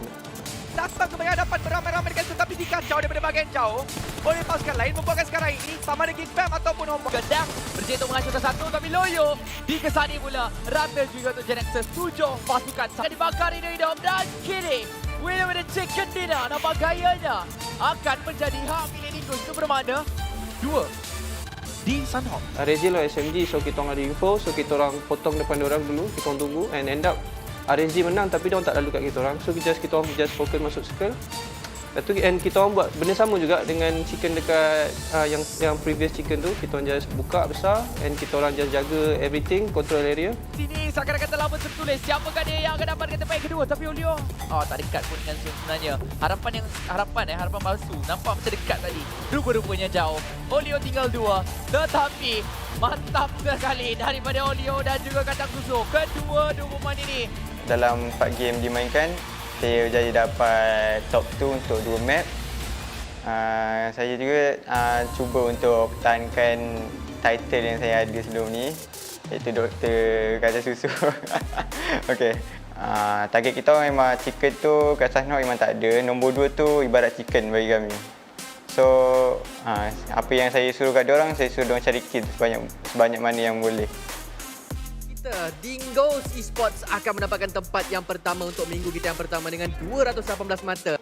Kita orang happy sangat and tapi kita in the same time kita orang kena beware juga sebab week 2 and week 3 still ada, mungkin akan ada strategi baru daripada tim lain yang akan jatuhkan kita orang. So kita orang kena be prepared jugalah untuk situasi yang akan macam sebabkan kita orang tusun nanti. So kita orang prepared lah macam tu. As for now, I don't think I see many major mistakes. Everything I see is minor and we can just touch on that detail. It will be fixed in one game. Why? Because we just played super strong core PUBG and there was nobody that would even come close to us in week 1. We played superb. Yeah. Dengan format baru ni banyak benefit juga yang kita orang dapat dengan bonus point lah. Gain more point dekat grand final nanti. Kita orang kena train hard lagi. Banyak lagi kita orang kena belajar. Special strategi kita orang main macam biasa lah. Tu je. Tak ada resipi pun. So it's actually Sunday is actually a bad day for us because I sprained my neck as well. Mika having toothache and Sam having backache. So it's like 3 of us not feeling well. Untuk week 1 kita orang boleh nampak Yinsu punya league okey setakat ni. So untuk week 2 kita orang cuba improve lagi. Kita orang punya rotation semua, fight semua. InsyaAllah kita orang akan dapatkan banyak lagi point untuk week 2. Yeah, I think jumper suitable for Aziz Red One. Sebab game style dia sama je dengan Aziz Red One yang lama. And diorang selesa lah jumper lead ni. Apa yang kami rasa sekarang lagi selesa dan more flexible berbanding dengan Bokeh sebelum ni sebab bila dengan dia jumper kita orang dapat bermain secara terbuka. Kita tak ambil perhatian seperti tim Dingoz, tim Homebois, Bosskur. Dia orang agak perform di minggu pertama kerana tukar roster, tukar player, improve itu ini. Tapi benda ni baguslah apa yang saya nampak sebab saya boleh nampak apa yang management orang buat tu betul-betul serius untuk mendapatkan champion bagi season ni. This is RSG. RSG is like considerably a really strong team in Malaysia and we got 17th place which is really bad for me. So right now we're just reflecting on our actions, all of us, especially for week 1. So we're just reflecting on our actions and we will perform far better for week 2. Tak termasuk even dalam first pitch tu memang sedih lah, mengecewakan. Tapi pada masa yang sama tak adalah sampai tahap yang kami dah rasa give up, rasa macam dah tak boleh buat apa-apa.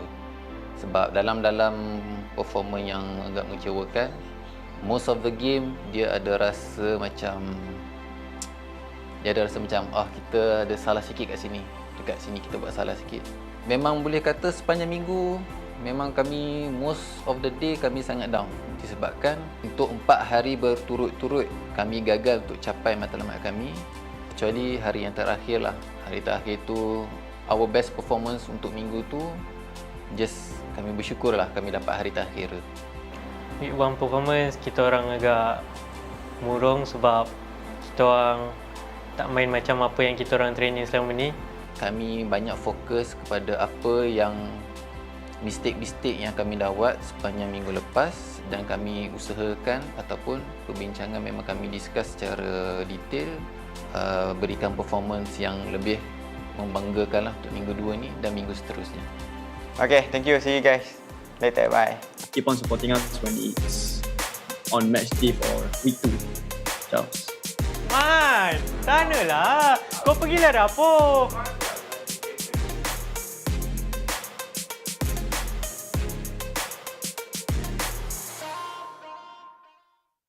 Hai, kali ni kita akan bersama segmen Cuba Teka. Ini siapa dengan 4 ciri-ciri yang akan diberikan, dan semua yang diberikan ciri perlu teka siapakah gerangan orangnya.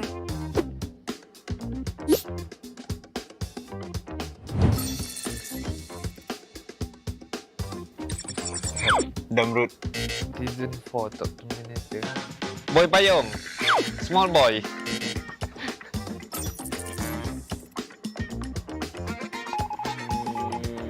Aizin.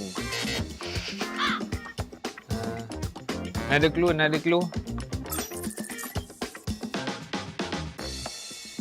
Damrut. Adik lu. Oh, adik lu. Oh, dia Terminator season lepas. Jap. Adik lu. Oh. Adik lu. Tu ah. Okay. Oh, adik lu.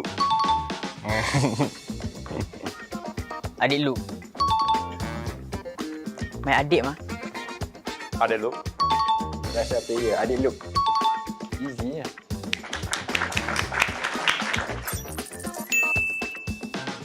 Adik lu.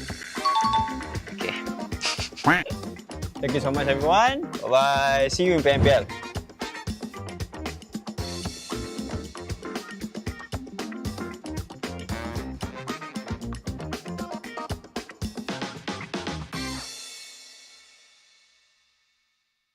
Hello semua, nama saya RG Kim daripada PUBG Mobile RG Malaysia. Saya akan ajar korang macam mana nak jadi good support role and macam mana nak jadi a good DMR player. So, jom kita saksikan.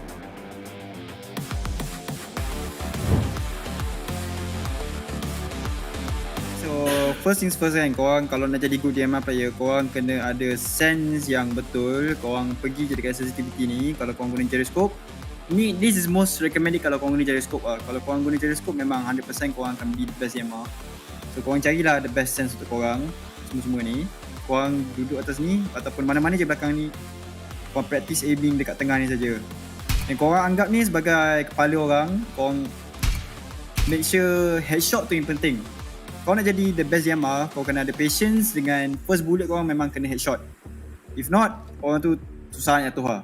Macam kalau korang guna SKS kan, ni kepala 2 kali tap dah headshot. And korang kena tahu tempo untuk DMR. Dia ada tempo dia sendiri. Korang kena cari that sweet tempo, nak shoot jauh-jauh pun dia ada tempo dia. And korang kena sabar, korang kena nampak ni macam enemy tengah bergerak kan. Korang tunggu je sampai dia duduk diam, and then kepala ataupun kepala body shot anything lah. Korang simple macam tu je DMR. Sebab kan aku choose DMR and bukan macam M4 ke SkyL ke untuk spray, untuk tembak long range, because DMR ni lagi sakit, jauh lagi sakit. Kadang satu peluru je SLR, kepala dah boleh knockkan orang dah. Okay, teman-teman, yang ni saya akan bagi a bit more tips macam mana nak jadi good support role. Ini saya, kau nampak saya duduk di belah kanan, belah off angle teammate. Cover fire untuk teammate saya, tak nak tu. Saya akan buy more time untuk enemy untuk reset, and also buy more time untuk teammate saya reset. So sekarang ni dah jadi reset lah. Sekarang ni semua dua-dua team dah reset. Enemy team pun dah tak boleh nak push disebabkan ada satu knock. So boleh nampakkan Homebois dah revive loop. So saya dah senangkan kerja lagi diorang. Okay, and Damloop pun datang nak overpick diorang. Dia overpick diorang punya off angle, cover fire. Ni lah importance role for support, for good support role. And at the same time juga korang boleh bagi info. Dah 2 knock kat belah kanan korang. And kalau korang ada info yang Geek Fam tinggal 3 orang, korang boleh kata one more guy Geek Fam, seorang lagi Geek Fam, korang boleh push. Which is Homebois yang buat sekarang ni lah. Homebois dah dapat 1v1 easily dengan snipes.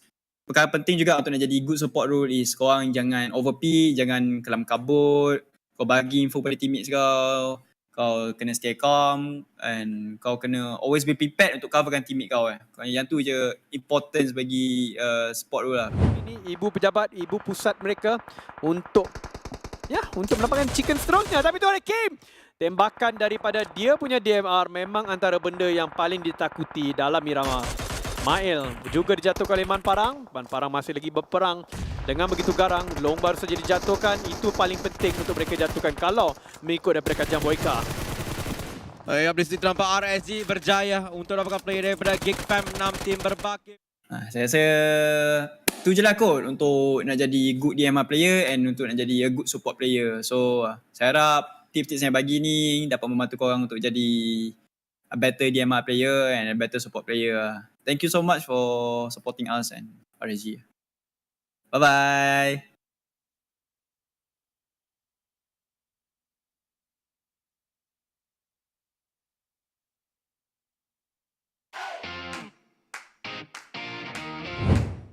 Hello guys, I'm Bill from Team GENEXUS. Today we're gonna play PMPL Idol Sharing Reaction, and I've read all of the comments that you guys commented, and now I'm gonna choose one comment. The lucky winner will win the Realme G2 Pro. And now I'm gonna select the lucky winner, and his name is Zaidi Abdul Raub. So the comment is, I hope one and only the legend, Yoodo and GENEXUS can win PMPL this season. Do the best you can with what you can, and success is inevitable. Team GENEXUS can go far this time with this solid team. Go ale ale, go ale ale. And then the hashtags be resilient, GENEXUS, PMPL MYSGPH. Thank you Zaidi for the comment, and thank you for your support. I suppose you are a long supporter, probably from the very beginning time when I was in my previous team and all. And yeah, like you say, a different team this time, a new lineup. And I also think that this team is very solid. Team dynamic is good, everything is good. And yeah, we'll go get that champion this time. Don't forget to watch and support us in PMPL MYSGPH Spring Country Finals, happening on 15 to 17 April this month. Bye.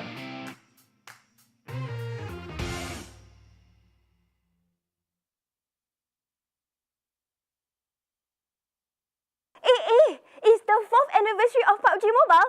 Happy birthday to you. Happy birthday PUBG Mobile. Happy birthday to you. Hari jadi kepada PUBG Mobile. Saya ingin mengucapkan selamat hari jadi. Selamat ulang tahun. Selamat ulang tahun ke yang keempat untuk PUBG Mobile. Happy 4th anniversary. Selamat hari jadi. Ucapkan selamat hari lahir. Selamat hari jadi keempat. Selamat hari jadi. Selamat hari jadi yang keempat. For their 4th year anniversary. Happy birthday 4th anniversary. Happy birthday yang keempat untuk PUBG Mobile. Selamat hari jadi kepada PUBG Mobile yang keempat. Selamat ulang tahun untuk PUBG Mobile yang keempat. Happy 4th anniversary untuk PUBG Mobile. Kepada PUBG Mobile, kepada PUBG Mobile yang keempat. PUBG Mobile's 4th anniversary. Yay! Happy 4th year anniversary. Selamat ulang tahun yang keempat Kepada PUBG Mobile yang keempat untuk PUBG Mobile. Kepada PUBG Mobile. Thank you for the amazing 4 years. Terima kasih banyak-banyak kerana bersama dengan kami. 4 years of journey we've been together. Terima kasih kepada anda semua, komuniti dekat luar sana yang sentiasa support PUBG Mobile. Here's to many more years. Dan jangan lupa saksikan kami. Jangan lupa sokong tim korang di PMPL MYSGPH Spring. MYSGPH Spring Pada 23 hari bulan ini. pada 23 Mac sehingga 17 April. Season 5 ni kita orang akan buatkan terbaik Kelakar semua ada, jangan risau. Meletup apa semua ada. di Facebook dan YouTube. See you there. See you there. See you there. Bye-bye.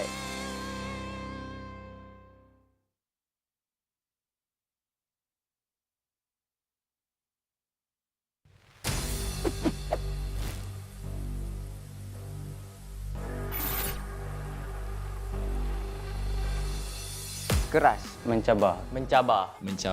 Sustainable. Very shaky. Fun, intense. All the teams are very good, compared to before I retired. And it's fun because I love what I'm doing now. Counter League kita orang memang boleh tengok lah macam mana KHI dengan AMT kena.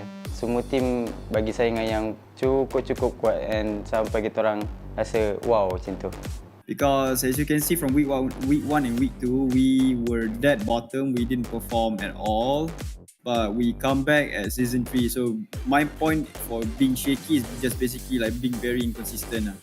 To be able to endure whatever we are doing. Sebab week pertama kami perform dan week kedua dan week ketiga kami drop performance sebab kami try. So lepas kita orang melayakkan diri ke Grand Final, kita orang bersyukur sebab kita orang agak struggle dalam minggu pertama dan kedua, dan alhamdulillah dapat secure slot ke Grand Final dan kita orang akan cuba untuk melayakkan diri ke C. Gembira dan juga ingin mencabar diri terus ke Grand Final dan mendapatkan C. Amatlah happy walaupun victory kita orang tak berapa perform, and then kita orang cuba reset and buat lagi terbaik untuk Grand Final. Well, definitely, even though we didn't get like first place in the league, but we still managed to get top 2. So it feels great. So the feeling of that, we were extremely relieved, and we didn't expect to perform like that for week 3. Tak puas sebab week kedua dan week ketiga kami tak dapat nak buat apa yang kami buat. Dan alhamdulillah sebab kita orang confirm akan pergi Grand Final, tapi kita orang tetap bersyukur jugalah. Champion lah. Mestilah champion lagi. Takkan nak champion sekali je. Target kita orang champion and pergi ke C. Kami ingin mendapatkan kejuaraan di Grand Final untuk season yang kelima ini. Kami nak pergi C dan nak tunjuk kat family saya power. Okey tu je.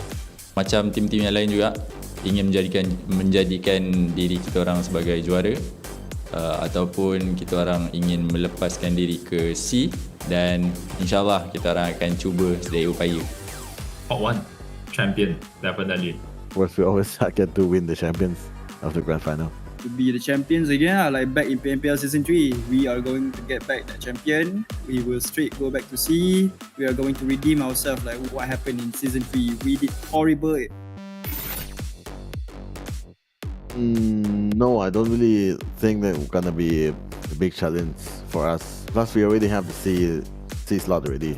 So I would say that mainly our goal is just to win. If we don't, we just take it as our experience.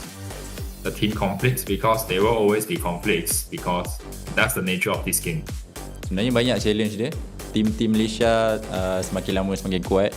Semua tim akan memberi saingan yang sangat-sangat kuat, so kita orang akan cuba sedaya upaya lah.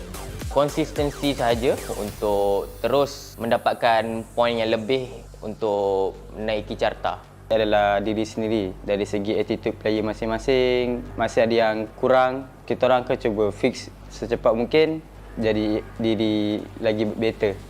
Diri sendiri, kita kena lawan dengan mental kita. Kalau tusun tu memang semua orang akan koyak lah, confirm lah. Tapi tengok lah siapa yang boleh kawal. If we start doubting ourselves, if we lose confidence, if we overthink every single thing, we are slacking off and everything, not training and everything, we will flop down. We will flop down hard. You gotta do our best. There's no more room for mistakes. And me, my challenge, I want to get myself the MVP back for this PMPL. So y'all just wait. But what we could achieve actually is the improvement of our team performance. Mainly what we could achieve is the fixment of our communications, our rotation, our gameplay wise. Pecah rekod Farang 21 kill tu. Bagus. Saya nak menjadi Terminator nombor 1 dekat Malaysia. Saya nak cabar diri saya untuk jadi Terminator. Hopefully kita orang dapat melayakkan diri ke C dan sama-sama mengharumkan nama Malaysia. Whether or not the team performs, whether or not we actually qualifies to C finals, we can still stay united. I love this team. I love my teammates. Kita orang akan top 5 setiap game. Bye-bye.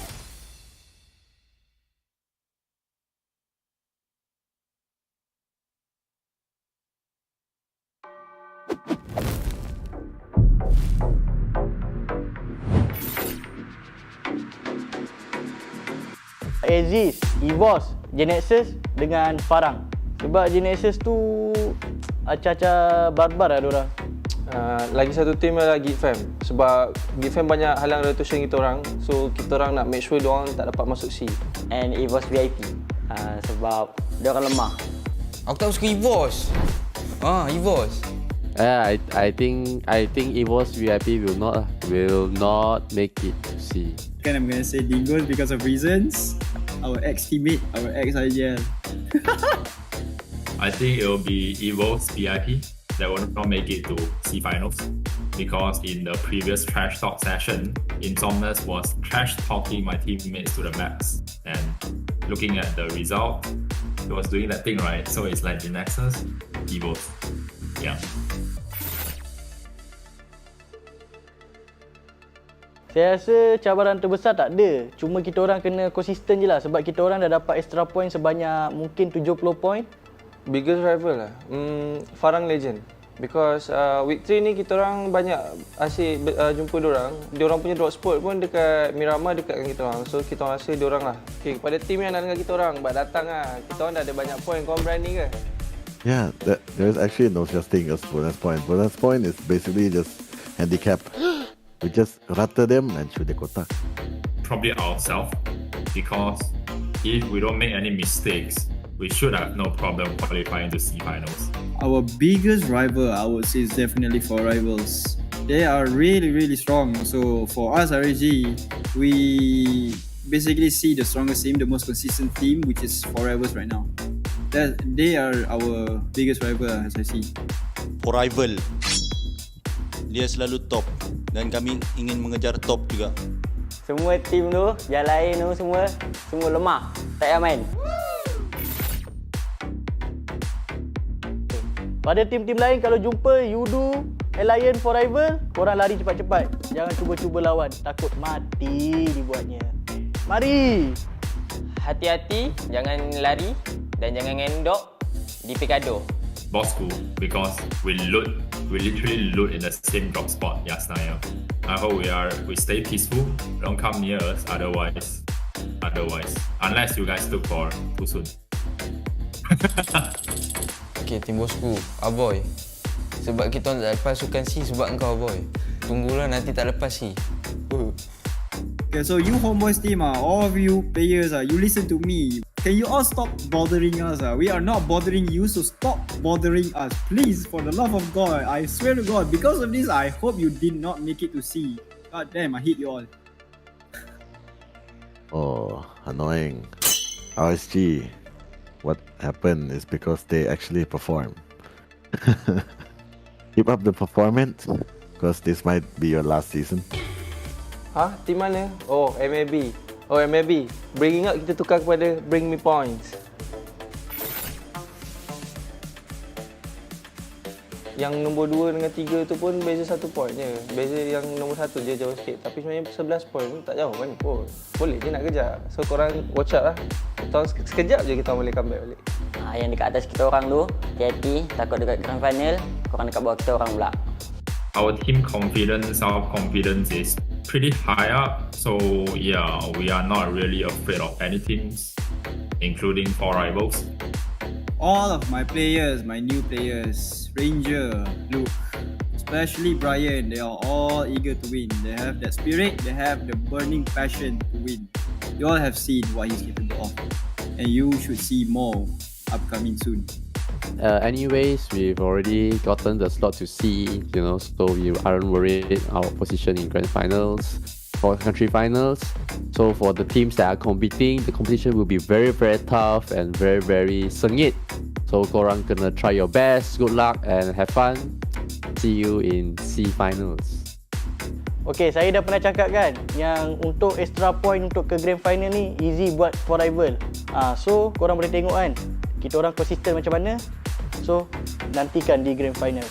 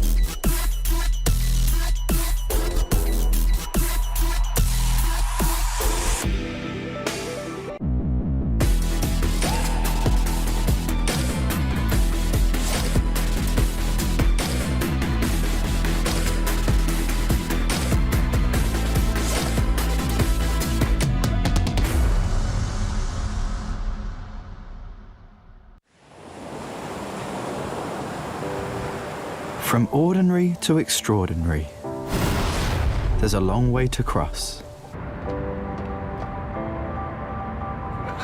Whenever we lose our way, there's always a light that keeps us going. The light sparks from every young heart. It leads us to capture inspiration in ordinary days.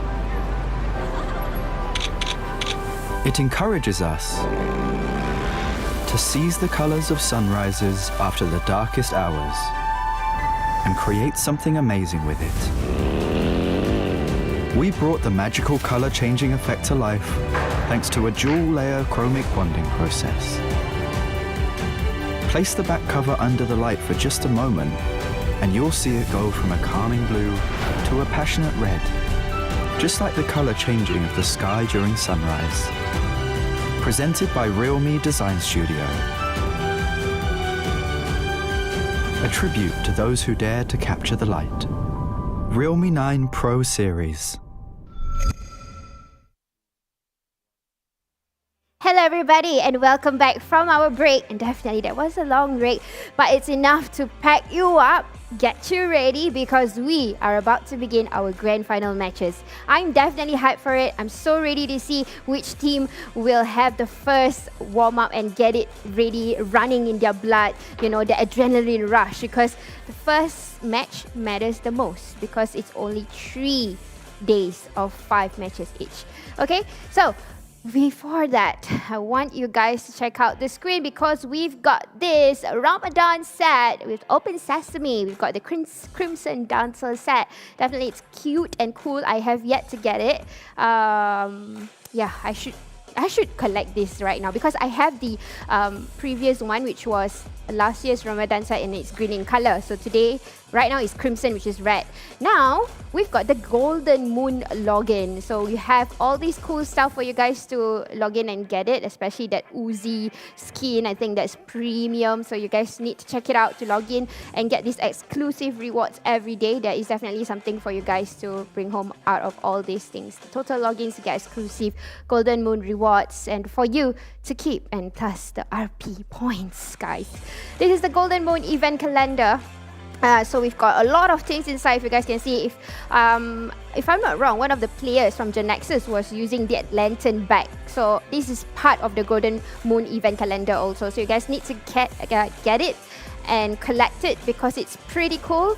I really think it's cool because when you're carrying, it's like as if you're carrying that lantern of that Arabic kind of lantern. So yeah, guys.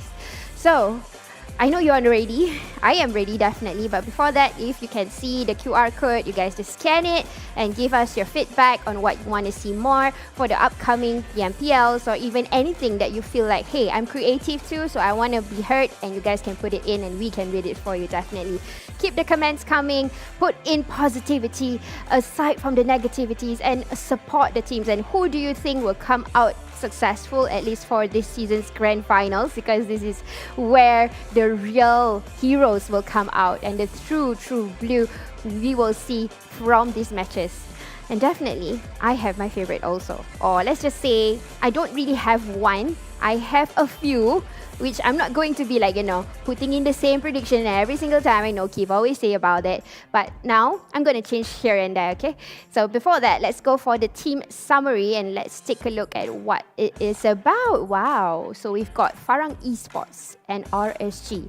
Average elimination, 6.2 and 5.6. So basically, it's about there. It seems like it's going to be more towards on the Farang Lejund side. Average damage, they're taking more. But then again, it's quite an equal amount in a sense of teamwork where it's not too much of a difference. Average time in the blue. Obviously, Farang Esports, they tend to play in the blue, especially in Sanhok, to get that healing items. But for RSG, they are more in front. They will go for the elimination points and they will go all out about it. So this is the average time in blue that they spend together, not together, but individually in blue, to get the extra survival points and plus getting elimination at the same time. So these are the two team summaries that somehow kind of have that equivalent stage. But the interesting thing about Farang is that they came out a bit late. You guys remember in week 1 and week 2, they did not perform that well. But week 3, it was crazy. Even they broke the 21 elimination points record. But this is our team breakdown. Of course, our champions of the league. We have Yoodo Alliance 4 rivals. Leading number 1 is... it's not leading number 1, but they are all in this manner. We've got the KDA is actually how many times you actually eliminate as compared to you got eliminated. So basically, we've got Apple with 1.8, Bokeh 2.0. But the person that we are going to highlight here is actually Appy for me because he is the IGL. But at the same time, he's giving a good amount of KDA and also Pemburu. Okay, so this is the overall rankings. What you're looking at is bonus points. It's not the total points from the league, but it's from the bonus points that they carried every week. So basically, the one at number 1 is Yoodo Alliance 4 rivals with 15, 18, 18, 20, which is their leading of 71 points ahead. So basically, they are starting up with these points. But unfortunately, we can only see up till number 16 because Team Huck, SMG, KHI and Almighty won't be joining us for Grand Finals. It's only 16 teams. Hence, these are the points that they will start off with our first match. So, yeah, they have a lead, guys. So this is different than Super Weekends and things like that. So definitely for the teams that is from 14 to 16, they definitely need to kick in some points or at least get themselves 3 good games to catch up with the team that is in number 1 till number 5. Very important because one chicken dinner is equivalent to 15 points and plus elimination. That's how you can somehow keep yourself consistent. But then again, guys, who am I predicting for my first game? It's of course Farang Lejund. So I will pick them first because they are currently in social media in PUBG Mobile. They are the most performing team, if I'm not mistaken, best performing team. So since they are the best performing team, I'm curious if they can bring up that performance today, at least for the first game. I want to see if they can shine over in Sanhok. Okay, so definitely you guys put in your teams, the teams that you think that might come out victorious for the first match. I really want to see your comments, so hopefully I get to read and read out to you guys. So now our casters can't wait to take over the show. Let's bring it to our awesome cast. Thank you, awesome sis Jenny. Well, it's very interesting that she chose a team that normally plays the healing game as the team to get the chicken dinner, but okay, maybe there's a new strat coming into the grand finals. But hey, my name is Sir Cloud together with Choo Choo and we can't wait to get this started. Yeah, this is going to be a new key to us, a new legacy, a new era will be formed starting today, which we're down to the final grind when it comes to the finals of the Grand Finals, country finals of MYSGPH. And before that, we have to thank none other than Realme GT2 Pro, our tech trendsetter. For you guys who's looking for a new phone, now that this is going to be it because it just performed brilliantly. One of the high specs phone with very affordable price. Definitely one of our best smartphone partner this time. And of course, if you talk about perform brilliantly, we have Yoodo, who has been performing brilliantly as well as our official digital telco partner. When you switch over to Yoodo today, you will get free 5 gigabytes of high-speed data plus 20 gigabytes of PUBG Mobile data. And that will ensure your PUBG Mobile is always up to date, so you can claim all those skins that Sis Jenny introduced to us earlier.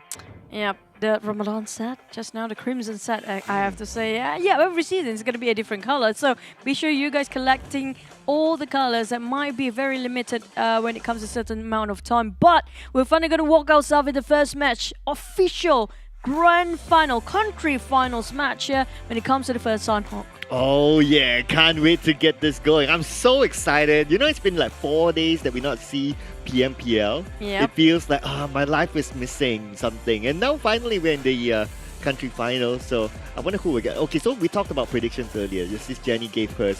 What do you think? I'm going to go GENEXUS all the way. GENEXUS all the way? All the way. One there team you go. all the way. Yeah, I'm just going to go GENEXUS all the way. Keith, is that you? Maybe. Okay. They're half part of Keith. That's been missing, but yeah. Yeah, it looks like Keith has transferred her knowledge to Choo Choo somehow. But anyway, we will see whether that happens or not. Interesting pick though. I find that really, really interesting because GENEXUS is not one of those teams who play the healing game. So naturally, they would have a chance of striking that first chicken dinner.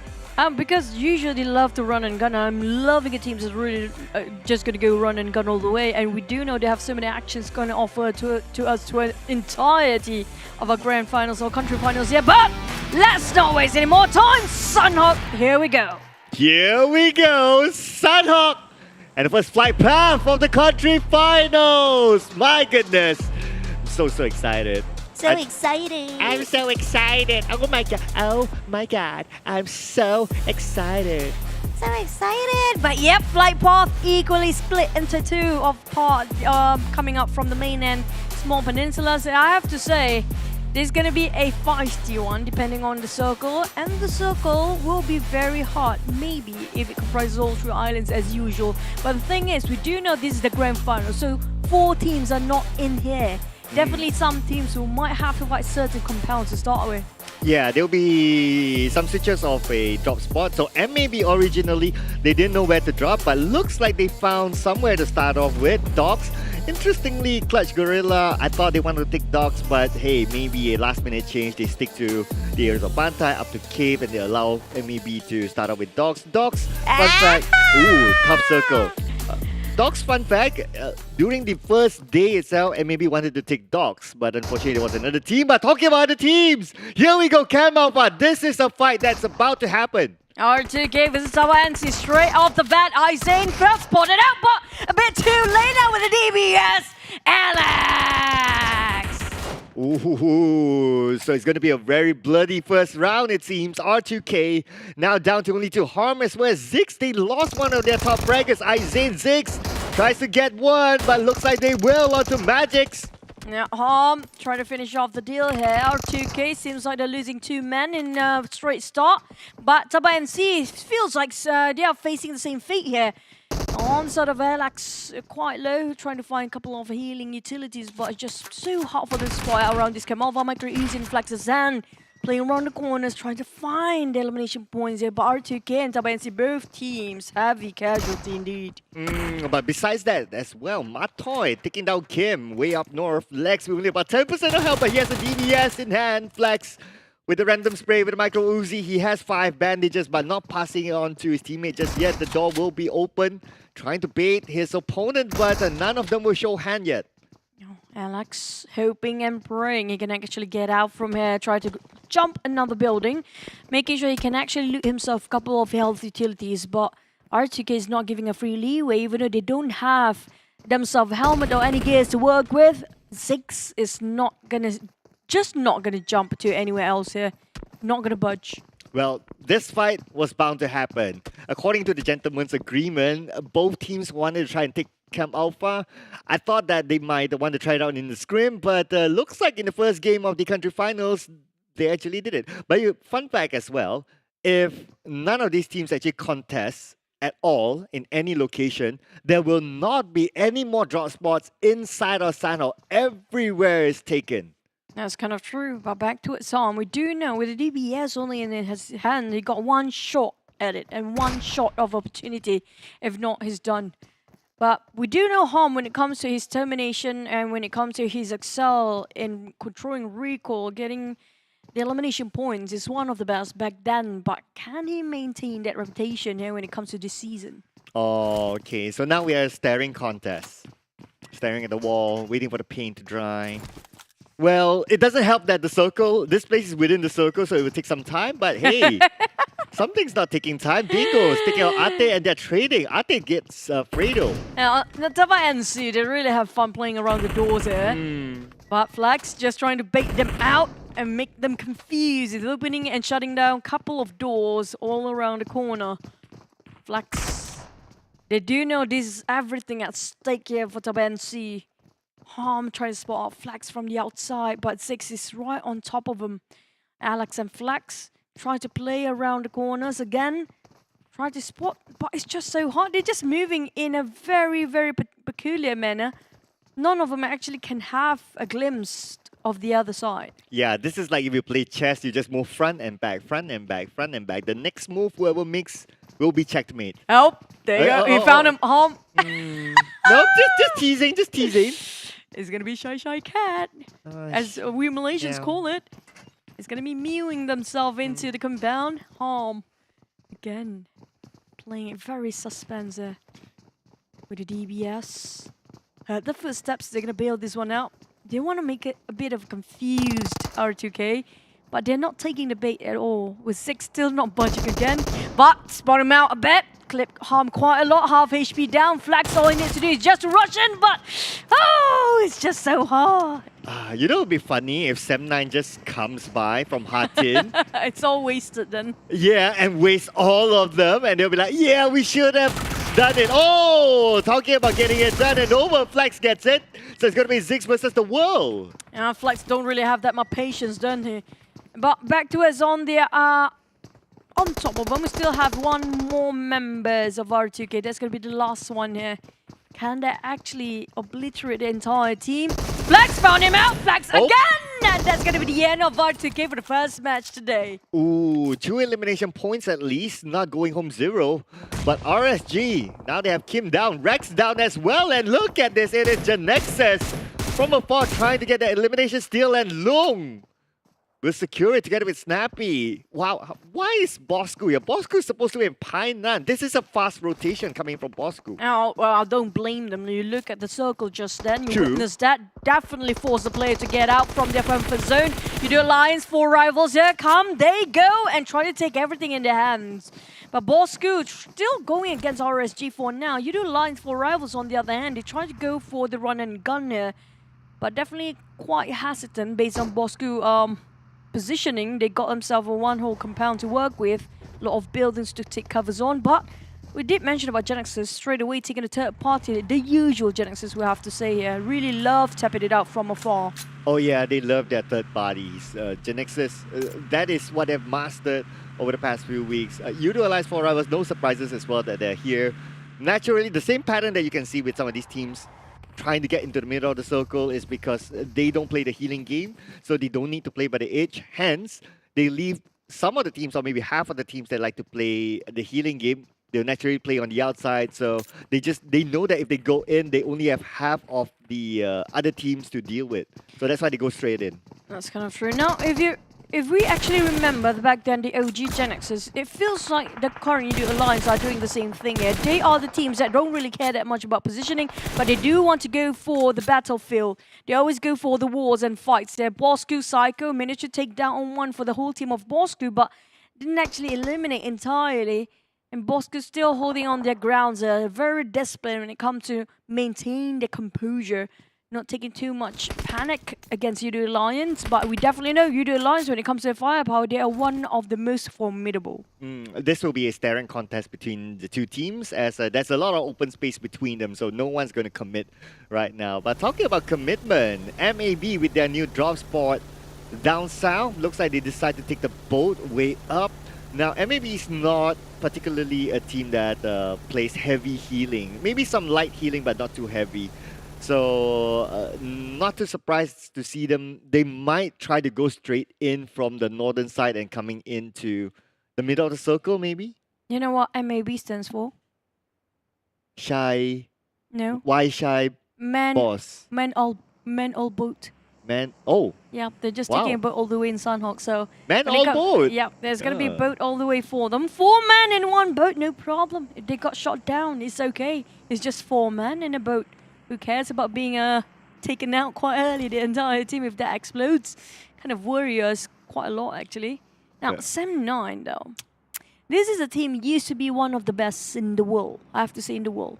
One of the most formidable as well. Not entirely number 1, but considered as one of the best. They got themselves a hat-trick chicken. Back then was Yoodo Gang, but changed entirely for the name, and the roast is totally changed as well.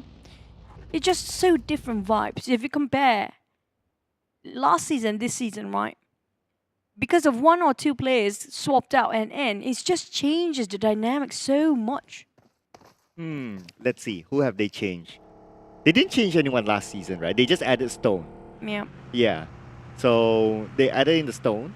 They added in the Stone. They added in the Stone. I know, right? They added in Stone. Oh my god. Okay, but I think their major change was the year before. The year Yeah. before where they had Fredo Jumper, Mampara, That was and it. Vex. That was Yeah. the all-star team. Correct. So the change after that, I think that was their turning point.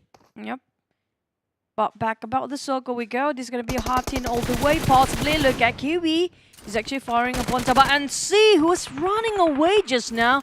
Phase R2K in the early ones, but Flex, the last one remaining. Now, that quite far apart if you compare TABAH and see, even though they just duo right now, previously, just now left with only 1 man. They're kind of far apart. They don't have that much men to work with already, and I think Flex possibly going to play the healing game if he needs to be to. Well, if he can collect enough, I'm not too sure if there's enough first aids for him to collect, considering that the first drop, maybe some of the first aids have been used by the opponent, so I'm not too sure how much he can collect at this moment. But definitely he'll play the passive game, no doubt. I mean, like, that's the best course for him. Definitely, he couldn't It's the do only much. course. The only course. The only options. It doesn't have that much options like all the other teams, including Homebois right now, who actually have 4 men still. Clutch, Guerilla, Adibs, Funky, Jamie, and also we mentioned about Farang earlier. This is going to be the sisters team, but definitely they have their moments, they have their potential, but they're not consistent just as Farang. But Farang, when you compare head to head here, definitely they are really all out when it comes to the final week during the entire league. But this is a thing where we test them for the challenge, as a challenge for the players. When it comes to the grand finals, there's only 3 days. And every single day will be your points throughout the entire grand final. We'll carry out till the end of it. Oh. Yeah, it's very heavy actually if you consider in that way on that or that perspective, especially in the teams that actually didn't get a lot of points when it comes to the entire league. They need to have a major leap here if they want to get themselves in the top 3. Oh, hang on. Did their vehicle got exploded or they jump into the water? I'm not too sure. I think they jump into the water. Maybe just possibly just because they don't want to be spotted out quite early on, because the moment they dock themselves on the coastline, they're possibly going to be shot down anyway. So it's best they don't have more than 1 boat just now. If they have 2 or 3 boats, possibly they'll ride it all the way and dock themselves there. But since there's only 1 boat, it's best to opt out just halfway in and then just swim it out. I think that's the best course here. But back about Yoodo Alliance, Dingoz. 1 more team out possibly. Oh, not yet. At least they still have Ricky. So he'll be playing the very passive gameplay. But Yoodo Alliance 4 Rivals already having 3 eliminations for themselves. It looks like, I think Yoodo Alliance 4 Rivals, they had this compound. It was Dingoz that came into this compound and they just had to meet with one of the best teams the best team in the league. Not just yet. Bosskur now still fighting a long range against Yoodo Alliance 4 Rivals. Has been going on for quite some time here. And Psycho has been staring at the same window pane for the longest time there is. And Pookie will just prone himself. A bit risky for Appy if he actually overtake here. Will get a headshot for Psycho. But I'm not sure if Yoodo Alliance want to actually engage against Bosskur head on. If they want to, they can actually throw a couple of smokes and build a bridge and rush in. But in the meantime, don't forget we have more eyes watching. Team Secret and GENEXUS is just around the corner. But it's not going to be worth it though, because this place is still within the circle. If you overcommit and then you use your utilities, you lose people, suddenly the circle moves away. It's like, it's all for nothing. So don't think any of these teams will budge for now. I think that it's best to actually wait for the third circle. Usually we do know the third circle will determine where the last few circles will be. And the fourth circle will be the Great Migration, where half of the team will be out quite fast. Back to its clutch, Sinzi with the UMP, 33 Band-Aid, 17 Mad Kits. I have to say that first aid is really going to give him a huge favor later on, and we are looking a lot of teams tanking out the blue quite a bit. Maybe they will be playing some healing games, possibly high possibilities there. But the ones actually in the center, I'm not looking at them as the team that actually going to play this quiet and conservatively. They're probably going to go for the elimination points. Yeah, it's pretty easy to see, like in Sanhok, which teams are going to play the healing game, which teams are not going to do that. If teams play by the edge or on the outside, they're going to play the healing game most likely. If they play by the middle, like Homebois, for example, they are playing for the win. So now with the circle, looks like favoring Sem9, they definitely should play for the win. I mean, like, this is definitely some 9 circles since the start. We do know that kind of circle rises like, what, 70, around 60 to 70% of water straight head on in first circle.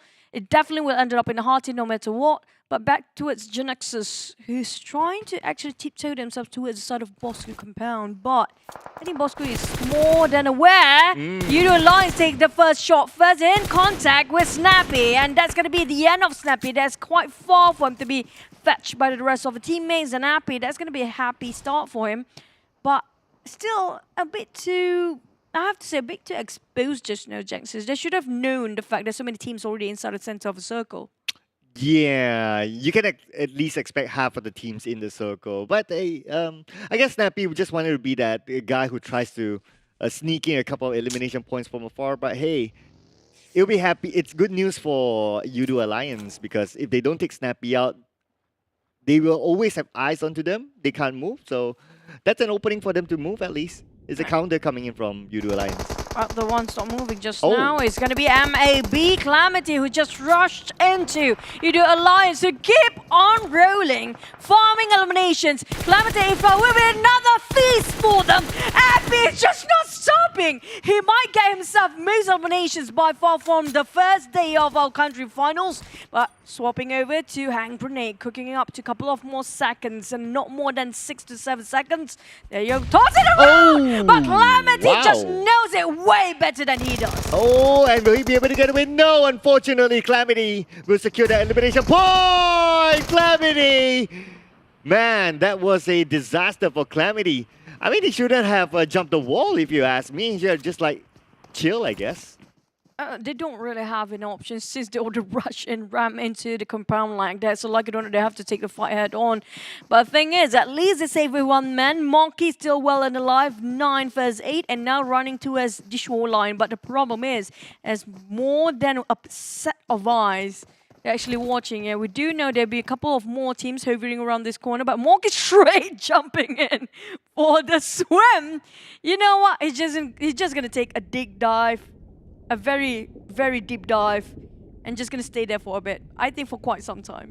Yeah, we're only 9 first 8s. Definitely he'll try to stay in the zone as long as possible, even if it means being in the water. So expect to see him playing at that level of passive as time goes by. Maybe at least to the 4th circle, depending on how the circle is. But speaking about the circle, Clutch Guerilla all the way from down south, coming up north, and they managed to slip in through Cam Alpha. Yep. But still, touching at the rim of the circle. Try to get himself in the center. EVOS now going to fight against Yoodo Lions. Now, Yoodo Lions have been farming eliminations, not by moving, but just by waiting. Most of the victims have been taken down the moment they pass by Yoodo Lions compound, which is going to be a lot of team passing by. They are just on the outskirts of the bridge on the northern side, nearby Harteen. But Farang opted out to actually go for a swim. Same goes for Moki. I'm not sure if they're actually going to spot each other out. But the circle commences for the Great Migration, yeah? As Harteen is not right at the center, but just on the southern part of it. EVOS, the one that rotating the latest, might face a lot of a problem here because they don't have that much health utilities except for almost 40 band-aids maybe. This one not going to work. Close one onto Insomnes. Managed to find refuge inside the hut. But you need to heal up quickly. Bandages should still be okay on the 4th circle. It should still be fine, but the 5th circle, it may be a bit difficult. At long range from Mika. Getting a double knockdown from Mika. That is it, only down to April, the last man standing. Oh, they were really farming quite a lot, but April's not gonna give up, not gonna give up at all, even though he's a one solo. He's still gonna heal and just gonna kill and go for the hunt. But Mika is not satisfied. He's gonna go for the finisher. Here comes, taking one down. There's gonna be the second one. Trying to find out Voki, but Voki will not be saved there. Last tick of health as April is still busy healing himself up. There's gonna be Voki being sacrificed while we have another team rushing into Sem9's compound. Oh, leave no stone unturned, they say. Stone is now being hunted, but April now 1v2, Sam as well as Mika. If they can take out April has 27 first aids. If they can take him out, they can heal to at least a second spot. I have to say, definitely dares to take for a second spot if they manage to secure that first aids. But the thing is, do they even know? Do they want to? Because right now they're quite hesitant and find themselves vehicles just to flee away with. And they are fleeing, definitely. For April, it's going to be saved by the blessings of the blue zone for now. But Axis Red 1, the ones actually in the center of the circle and inside of the safe zone, they're still on edge of their seat. We're talking about them still not safe enough here, as so many eyes still hungry enough for the kills. Oh, man. They wish they would have our view. Like, they would, if they knew it was 27 first aids, they would go for it. Hey, that's not fair, right? Yeah, that's why we're watching. That's why we're watching, and that's why they're playing right now. But hey, well, it is what it is. April, he count his lucky stars, I say.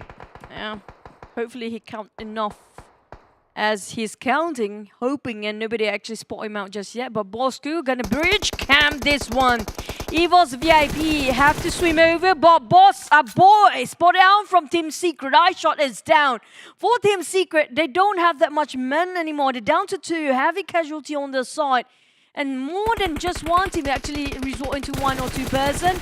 And Bosskur still bridge camping this as long as they can. And so, he hit himself by the edge of the bridge. Didn't clip. Okay. So Mika goes down, but then again, boy! Where did the shot come from? From behind! From Team Secret Kid, Sam jumps into the water. Mika, there's no way for him to be picked up as the zone continues to close. Look how small the space was for here. Mika definitely will go down. He is going down, definitely, but for us, far side, we do have Insomnus right across him. We still want to kill, still a little way before being finished off by the play zone. But as far, well, never mind. Please finish off just now. Farang start to move forward. We have entire team of Team Secret already eliminated. Dingoz, Ricky, he drowned himself. No idea how to swim up because there's too many eyes and too many bridge campers up there. Yeah, just denying the points out of other teams. Now Adilu trying to get Ainauki with the long range. They are still on the outside of the circle, trying to find their way in with GENEXUS on the right side. Jimmy will be gunned out by Moki, the last man standing for MAB. Brian will be finished off. And that means RSG, number 13 for them. No elimination points in this round. There goes Luke trying to connect the dots there, but nothing seems to be unfolding yet for any teams. MAB, Moki, one person or not. He's still taking down Jumper. Jimmy. Adik Luke going against GENEXUS. Like it or not, they have to cut across. They have to cross GENEXUS if they want to go over the other side. But Lung already tossed out a couple of nades. He heard their footsteps, and Lung is more than ready to welcome them with a lot of shots there. Oh, here we go. The fight. Lung goes down. Loyu is still alive. Loyu gets out there. Loyu gets red ball, boy. Loyu gets 2. But the zone is just too painful. But he cannot move further forward as Homebois will be gatekeeping. I have to say, GENEXUS, they were way too focused on what's in front. They forgot to watch out for their backs. And Loyu, the last remaining member coming up from GENEXUS, they're not going to pick each other up. But Geek Fam, take it down Sem9, who's left with only 2 birds. And a lot of team remaining with only 2, except for Axis Red 1 and Homebois. They might just take this home. Ooh, I mean, they're called Homebois for a reason, right? Snipes now within the circle. Geek Fam, they are in the circle. My goodness, how did they slip into it? And now with the full squad, they have the circle, they have a compound, they stand a good chance of getting the chicken dinner. It feels like all the teams that actually start to fight quite early on are not going to make it in for Sanhok. The one that actually stay quiet and been very calm are the ones that are actually reaping out the fruitful ending. I have to say, Axis Red 1, now they start to move to find their victims there. Might cut across Homebois, who's right on top of them.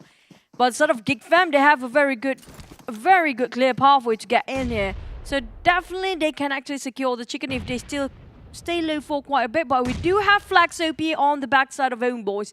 So I think Iobro kind of get the gist that there's somebody behind him, but he might just be backstabbing all the way for Flax. Kacang Susu's already playing the healing game, sending 3 of his teammates at the forefront. And now they're trying to find the remaining team members from Homebois. Jumper getting closer and closer. Tricks just behind the stone. Jumper has a hunch where they are. The zone is about to be on top of their head. And Mika with a jump shot down gets 1, gets 2.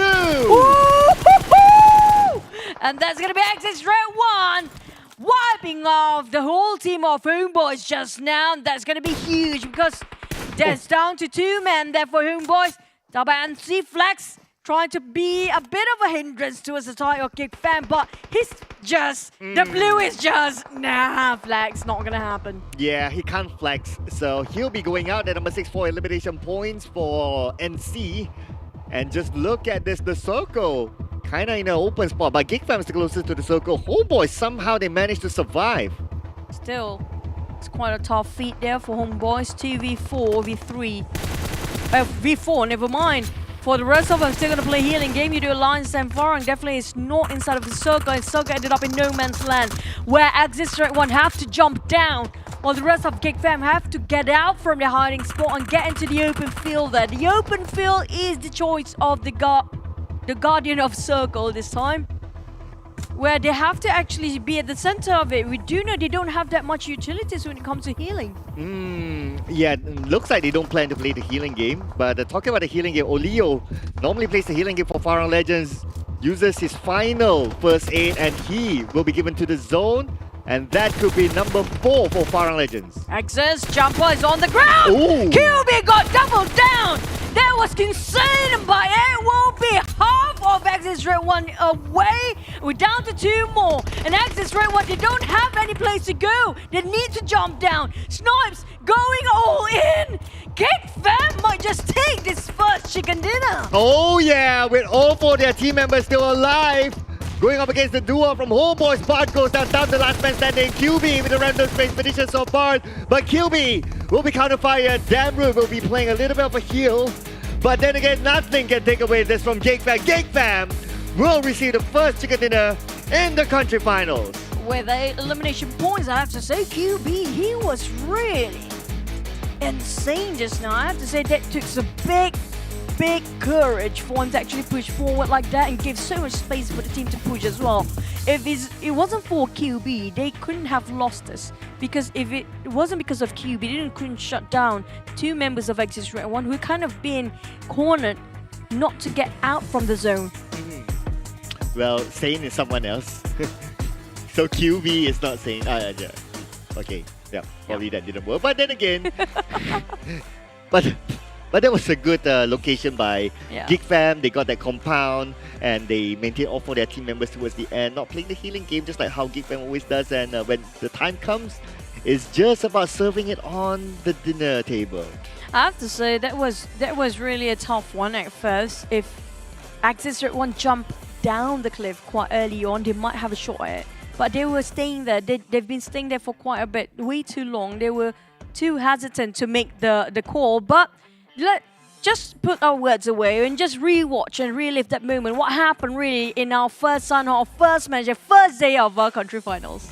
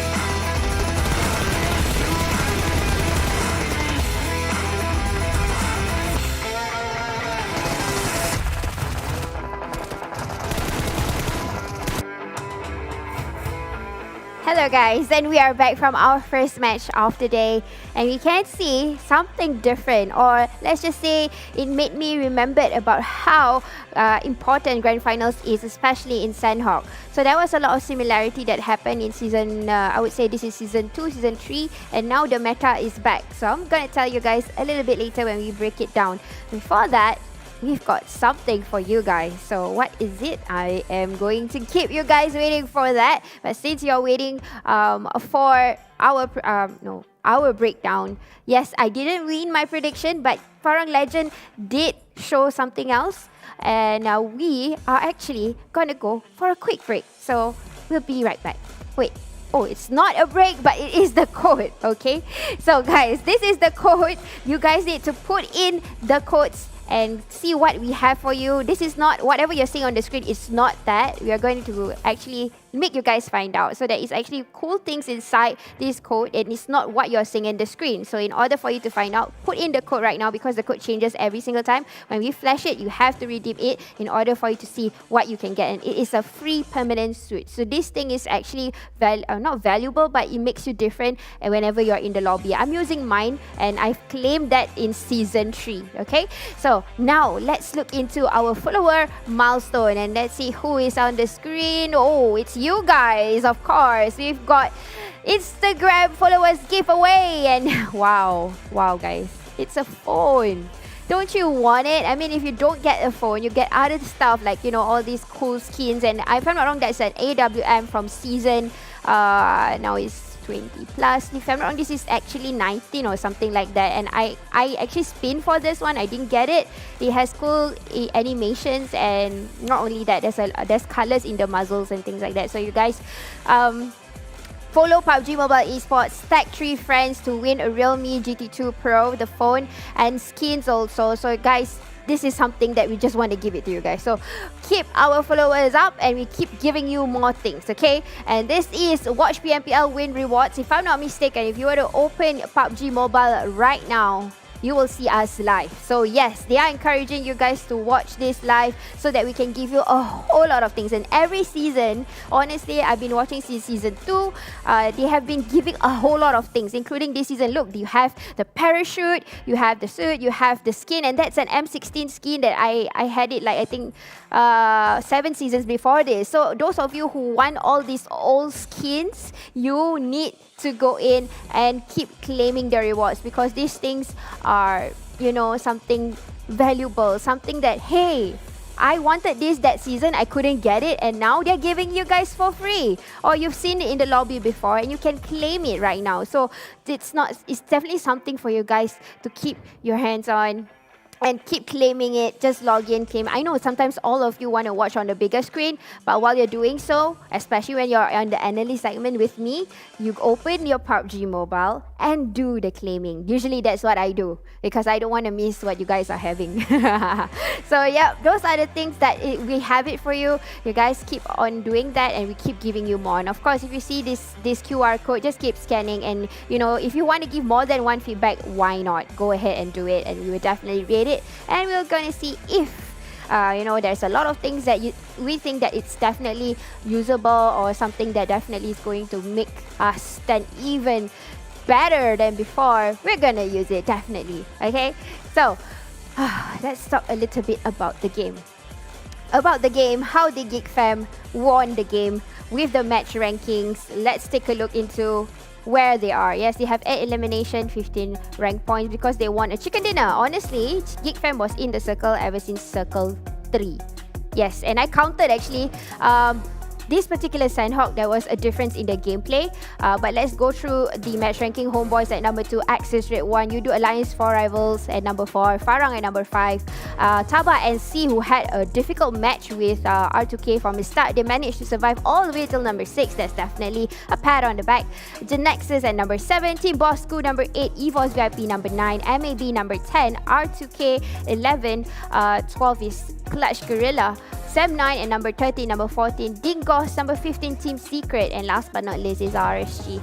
So this is how it happened for our first match with the teams on top, but MVP has to go to QB. You guys did see how he actually flanked behind the trees, and his team contribution is 37.51. Longest elimination, I would say, is pretty long for Sanhok actually, because it's pretty small, that map, and he managed to get it in such a meter. So it's definitely, he's always on the lookout with a good MVP points, 4.3. So definitely he's awarded to have that MVP for this particular match, because he's always on the ground. Keep a watch out for his teammates. If I'm not mistaken, he is still the agile. It could be Damrut, I'm not so sure, but I know it's QB. But anyways, let me break it down to you. How did this Sanhok match went? Because, like I said, this particular Sanhok is different than how we have been seeing the league so far. Yes, the circle went all the way northwest, or let's just say this is the Alpha circle. A lot of these teams were actually outside of the circle. So circle 1, 2 and 3, there were only 3 teams inside. There was Geek Fam, Sam9, and I'm not sure what is that last team that was inside. 3 circles, guys, and all that other teams that is outside. We have 16 teams.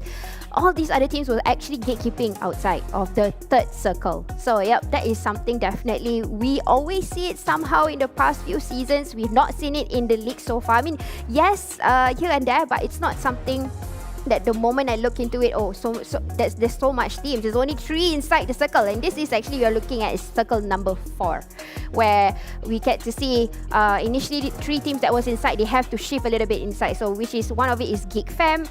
They shifted because they have been in the circle. They have been the one that is conquering outside of Cam Alpha, so they waited for the circle, and because of that discipline, you know, Snipes being the scouter, he's in front, and he managed to push his team all the way to where I would say the choke point is. That particular hut in the center of Hatin is actually very, I would say you will be vulnerable if you're there, because everybody would see you. But something smart out of Homebois, they decided to conquer the Alpha Hills. So they actually stood there for a while, wanted to do farming, but little did they know Axis redONE was actually behind, waiting for them to be, you know, when they are not focused at the back anymore, they came in. And that's the reason why you see a quick flashing of Homebois suddenly out of nowhere, because they already have spotted one another, or let's just say Axis redONE spotted out Homebois, and that's the reason they kind of lost the groove a little bit, and they have to somehow escape and went down and couldn't even fight back. But okay, looking into the current graphics, that's where Geek Fam went all the way from the side of Cam Alpha. They went directly straight in that particular choke point where Sam9 initially likes to take control over it, but this time Sam9 had to do a gatekeeping at the shores, because there was a few teams that was coming in, even though they didn't fight. I think there were sprays that was delivered in the waters. They definitely see some heads, because we had MAB in the water, Moki, we have Farang Lejund in the water also, which they did not contest when the moment they appeared out. They only came out after, if I'm not mistaken, the interval of 4th and 5th circle. So Farang Lejund had to run into the circle, and that's the reason why they couldn't fight, because it's already the 5th, they have GENEXUS right in front. That was what happened. So this is the part where Axis redONE push Homebois. They already got that information. Look at where Heynoop is, that premium spot. He knows exactly to look out for Bart and the footsteps that they can hear from Mika and Jumper. So that's pretty much very smart of Axis redONE to actually push the people of the hills, because you know, peoples of the hills of Alpha, they have the eyes and every information. So if you eliminate that particular information, you will get control of it. But unfortunately for Axis, the circle did not belong to them. It went to Geek Fam. So when Geek Fam had the circle, all they got to do is guard it, and using that vulnerable space, and yes, they've already spread out. You can see where Snipes is, Sane is, and Damrut. They already know that, hey, I have the premium spot, I'm the one that is closest to the circle, I'm going to take control. That's the reason why Homebois kind of caught them off guard. They couldn't open up. They were being pushed down by Axis redONE. That's the reason why they couldn't fight back in the sense. But definitely this Sanhok, we're seeing a little bit of that passive, but a whole lot of mind was going into it, including, I'm not sure if this invasion is going to end very soon or not for the Cam Alpha teams, which is TABAH and CNR2K. And especially Yoodo Alliance for Rivals, took that place seriously and guarded it. That's the reason why we are seeing Appy and also the help of Pemburu and Apple, who's trying to eliminate teams that was coming in. So that was something that they tried to do, but unfortunately they had to move at the very last minute into the circle. So that is our first Sanhok Grand Final. I don't know how is the other Sanhok is going to be like, because we're not going to see any more Sanhok until tomorrow, yeah? We're already going to get 3 Sanhoks. So if this is the kind of Sanhok gameplay that we are going to witness for every Grand Finals, it's going to be easy to look into the circle because there's not going to be too many teams inside. But here we go. Let's take a look into the most damage. Who did it? And it is, of course, none other QB and Snipes from Geek Fam. Of course, they conquered that area. All they got to do is eliminate one by one. Just make sure that, you know, Damroot is always the person with a whole lot of trigger discipline. Even though, yes, he's the striker, he's the person in front. He gets that information, he delivers it across because he still have manpower to play with. So that is definitely the key points for Geek Fam in order for them to work together. But let's not forget about Pemburu, which I mentioned about. He kind of helped Appy from the back when they had that compound. So Appy, yes, he's fast in fragging. He eliminates player in a sense where he don't really have to spray, just a few taps, and Pemburu kind of support it for the back. But unfortunately, the circle did not belong to them and they had to go out, and EVOS played a wise game from the back. Yes, they played in the blue for quite a while, honestly. We didn't get to see the player who actually picked up the first hits for EVOS, but because Mika, he knows already exactly where the players is coming out from. He was vigilant, he knows what to do, he sprayed, and that kind of disturbed Yoodo Alliance for Rivals elimination at that point of time. So unfortunately for that. But here we go, that was our most damaged players, and this is the towers of, I don't know, scary because yes, it's Sanhok, but there are still teams who did not perform. Unfortunately for Clutch Guerilla, I think they kind of they wanted to come into one of the camps, if I'm not mistaken, but already being guarded by Homebois on top, Team Bosskur, etc, etc. RSG, who unfortunately had to be eliminated a little bit too soon. They had the same kind of fight together with NSEA and R2K at the same time with Team Secret. So the first rotation was already being disturbed for RSG, hence they couldn't get any damage point. Not damage point, but any elimination or a good fight from that. Okay, so yep, this is our grand final. First Sanhok with 8 elimination. Geek Fam winning the circle, taking priority of that. But the next one is Erangel, our OG map and my favorite map, and we're going to see a whole lot of rotation, especially if the circle don't make sense. Meaning it's going to be a hardship, but I'm not sure about the circle. I don't know where it's going to be, and wherever it's going to be, I'm definitely going to see how are they going to play this game. Is it going to be similar to Sanhok, where, you know, they decide to be outside, do a whole lot of gatekeeping, and only a few teams that is inside? Then in that way, I think a lot of teams would rather be inside than outside because you're going to get gatekept. But here we go. You want to know who is my prediction? There, I told you I'm not going to go for Farang Lejund all the way. I'm going to change a little bit here with Yoodo Alliance for Rivals, because you saw how happy they did. You saw how hungry they were, and they have been the top in the league quietly without getting much chicken dinner. So maybe this first Erangel, they're going to keep that determination, that factor, and it will push them to get a chicken dinner in this Erangel. Probably. I don't know why. Something tells me maybe, you know, they're hungry. Yeah, that is my prediction. What is yours? I wonder what is the caster's prediction. Definitely, I want to know. This is our first Erangel. Again, if it is the bridge circle, it's going to be exciting, guys, because you guys saw how the amount of survivors that actually will have to apparently manage to get to cross through the bridge. Not much of them actually survive, and I've not seen a vehicle bridge, not vehicle bridge, but being blocked by vehicles yet, because definitely that's crazy to do it. But you know what's crazy is the match we're going to witness after this. So casters, take over. Thank you so much, Sis Jenny. Just now, it was a nice analysis coming up from Sis Jenny. I'm loving how she just breaks down every single, you know, tiny bits that we might overlook at first. But I have to say that first chicken dinner definitely is there to take for the side of Geek Fam. We haven't seen them quite a lot when it comes to the league, but when it comes to the grand finals, they always know what to do, and they do that best, you know, the last minute thing. Yeah, last season in the league, they kind of like wobbly. But during the grand finals, I remember they just, you know, blasted everyone. I remember it was the last day they got like 3 chicken dinners or something in the last season. So maybe they are a grand final specialist. Some of the teams are like that. most of the teams are like that, especially the Titans. I have to say the well-known teams usually like. We talked about Team Secret, come on, we do know. But they definitely got themselves a C ticket straight away because they were really good back then. And they will, you know what? They don't have that much pressure if you compare with all the other teams out there. Yeah, at least they have the ticket. But of course, they won the title as well. I'm sure they want to lift the trophy again. Everybody wants to lift the trophy Everyone. again. Yeah, we want to lift it too. Last time we had it here. But now we don't. Maybe on our last day. Maybe, hopefully. Hopefully they'll be able to display that here. I think that's a good idea. And though, maybe to we should see showcase our own trophy. Oh, yeah, I mean that's wow. I mean, yeah, we're just being us. Well, but next one is gonna be Erangel. Erangel? I've been saying it in that way. So what's your prediction for Erangel? It's gonna be the who same. You feeling? I'm just gonna feel GENEXUS all the way. That's how I feel today. Entire day of GENEXUS. But you know what? It might be me jinxing them and put the curse on to GENEXUS. I'm so sorry for the viewers out there, but I'm going for them today. So you're doing the Sis Jenny now? There will be only one Sis Jenny. Oh, the one and only? Yeah. Sis Jenny? I'm not going to be the Sis Jenny. Okay, you'll be the choo-choo today. So it's going to be GENEXUS all the way. Yeah, okay, for you though. I'm feeling like a Dingoz. It's been a while. Hey, the Dingoz. The really? Dingoz, yeah, it's been a while. They were superb like on week 1. I have to agree. Yeah. Oh, now you agree. No, because why? When Okay. it comes to Erangel, right? What happened to Dingoz, GENEXUS? I'm still gonna go GENEXUS. Okay. But I have to agree the fact that Dingoz, when it comes to Erangel, or more of the rainforestry kind of terrain where they have a lot of bushes, a lot of tree and structures in between, they are pretty good at finding their own spot, that sweet spot. They know how to choke people.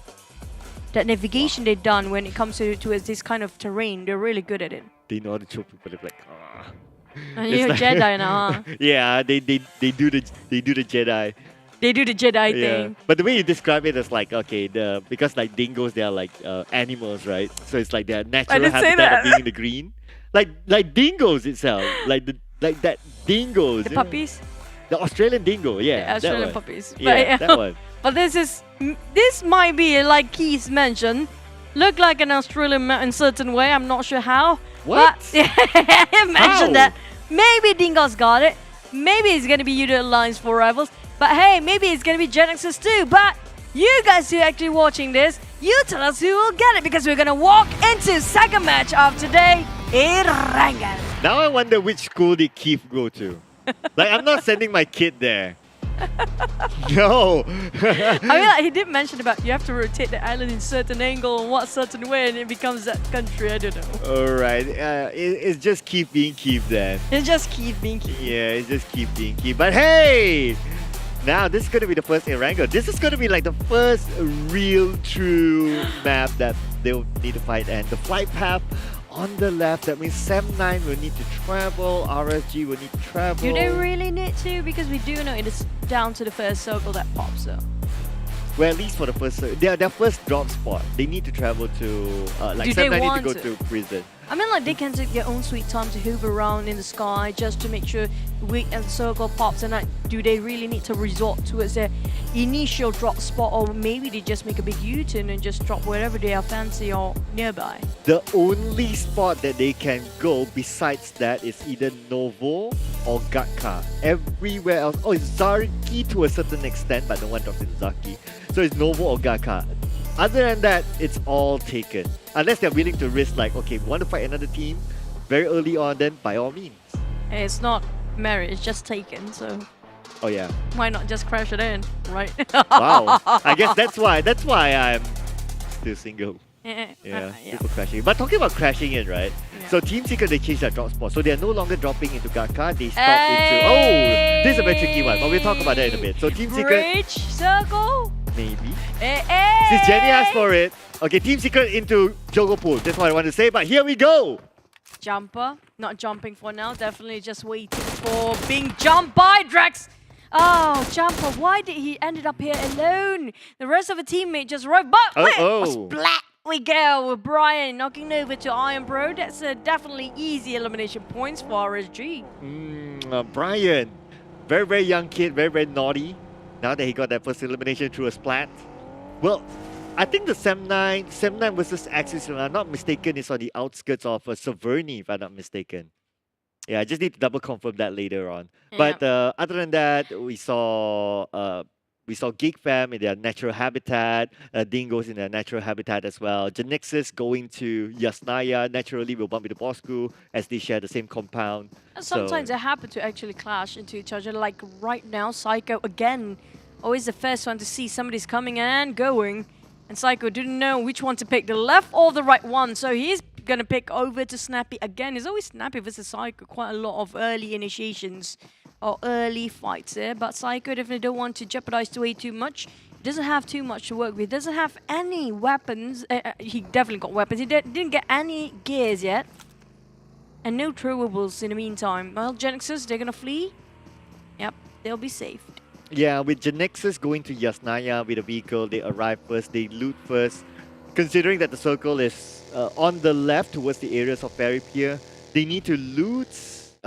Okay, I expect GENEXUS to play like how 4 AM used to play. They will play very slow. They might even tank out the blue if they get enough first aids, and they will rotate in slower. I don't think so. You honestly. don't think so? Yeah. Okay, so it's either you or me. Who loses, snoozes. No. I would love to snooze it right now. Oh, now you say yes, you see? No, the thing is, we do know GENEXUS, it's not their character. They're not in their character if they're actually playing it way too safe, yeah?